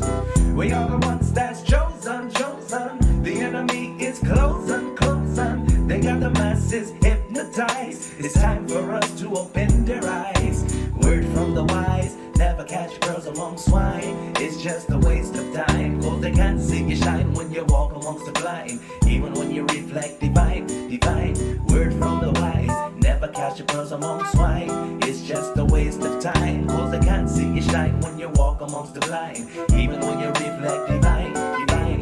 Word from the wise, never catch your pearls among swine. It's just a waste of time, cause they can't see you shine when you walk amongst the blind. Even when you reflect divine, divine. Word from the wise, never catch your pearls among swine. It's just a waste of time, cause they can't see you shine when you walk amongst the blind. Even when you reflect divine. Say, word from the wise, Never catch your pearls among swine. It's just a waste of time, cause they can't see you shine when you walk amongst the blind. Even when you reflect divine. Yeah, word from the wise. Never catch your pearls among swine. It's just a waste of time, cause they can't see you shine when you walk amongst the blind. Even when you reflect divine. Yeah.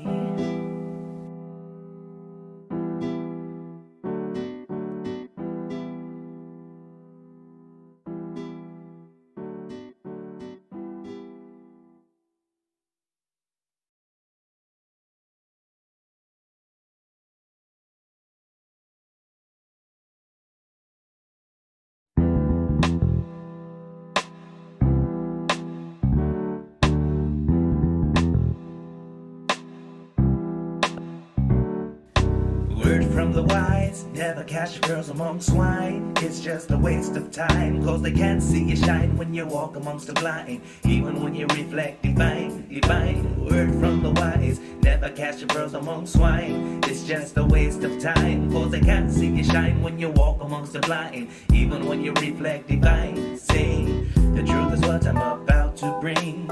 Listen to the message I sing. I want to shine like diamond ring for you, for you, for you. The truth is what I'm about to bring. Listen to the message I sing.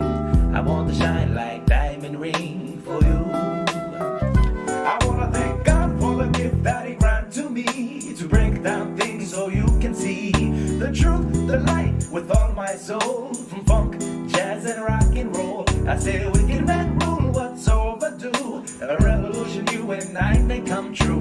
We all born sinner and we won't break free until we overcome hypocrisy. So stop, point finger, reach to the sky.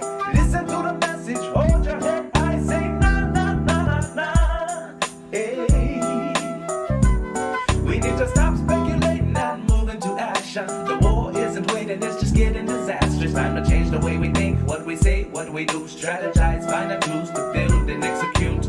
We are the ones that's chosen, chosen. The enemy is closing, closing. They got the masses hypnotized. It's time for us to open their eyes. Word from the wise, never catch girls among swine. It's just a waste of time, cause they can't see you shine when you walk amongst the blind. Even when you reflect divine, divine. Word from the wise, never catch your pearls among swine. It's just a waste of time, cause they can't see you shine when you walk amongst the blind. Even when you reflect divine, divine. Word from the wise, never catch your pearls among swine. It's just a waste of time, cause they can't see you shine when you walk amongst the blind. Even when you reflect divine, divine. Word from the wise, never catch your pearls among swine. It's just a waste of time, cause they can't see you shine when you walk amongst the blind. Even when you reflect divine. Say, word from the wise, never catch your pearls among swine. It's just a waste of time, cause they can't see you shine when you walk amongst the blind. Even when you reflect divine. Yeah, word from the wise, never catch your pearls among swine. It's just a waste of time, cause they can't see you shine when you walk amongst the blind. Even when you reflect divine. Yeah.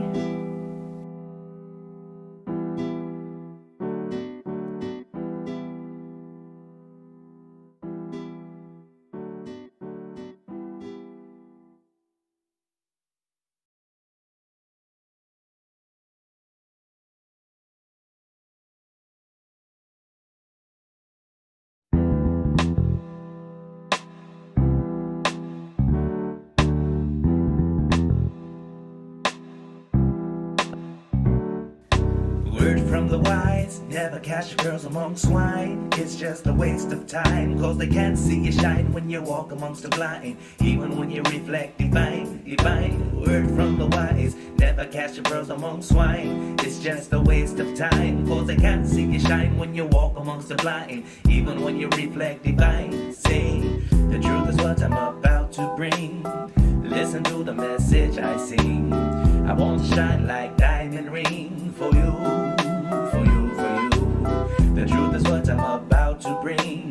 Listen to the message I sing. I want to shine like diamond ring for you. I want to thank God for the gift that He granted to me, to break down things so you can see the truth, the light with all my soul. From funk, jazz and rock and roll, I say we can man rule what they come true. We all born sinner and we won't break free until we overcome hypocrisy. So stop, point finger, reach to the sky, listen to the message, hold your head high, say na na na na na. Hey. We need to stop speculating and move into action. The war isn't waiting, it's just getting disastrous. Time to change the way we think, what we say, what we do, strategize, find the tools to build and execute.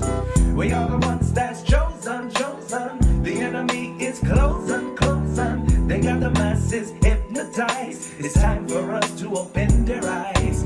Word from the wise, never catch pearls among swine. It's just a waste of time, cause they can't see you shine when you walk amongst the blind. Even when you reflect divine, divine.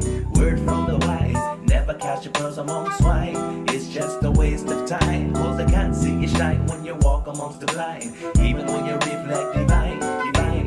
Word from the wise, never catch your pearls among swine. It's just a waste of time, cause they can't see you shine when you walk amongst the blind. Even when you reflect divine, divine. Word from the wise, never catch your pearls among swine. It's just a waste of time, cause they can't see you shine when you walk amongst the blind. Even when you reflect divine.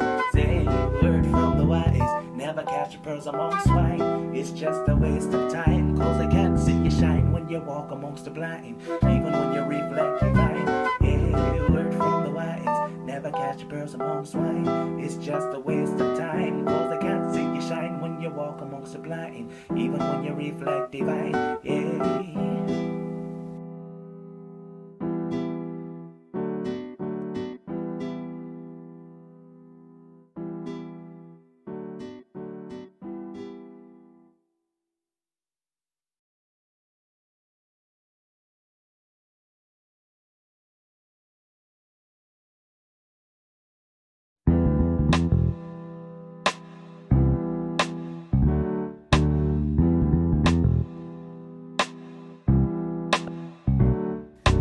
Word from the wise, never catch your pearls among swine. It's just a waste of time, cause they can't see you shine when you walk amongst the blind. Even when you reflect divine, divine. Word from the wise, never catch your pearls among swine. It's just a waste of time, cause they can't see you shine when you walk amongst the blind. Even when you reflect divine. Say, the truth is what I'm about to bring. Listen to the message I sing. I want to shine like diamond rings.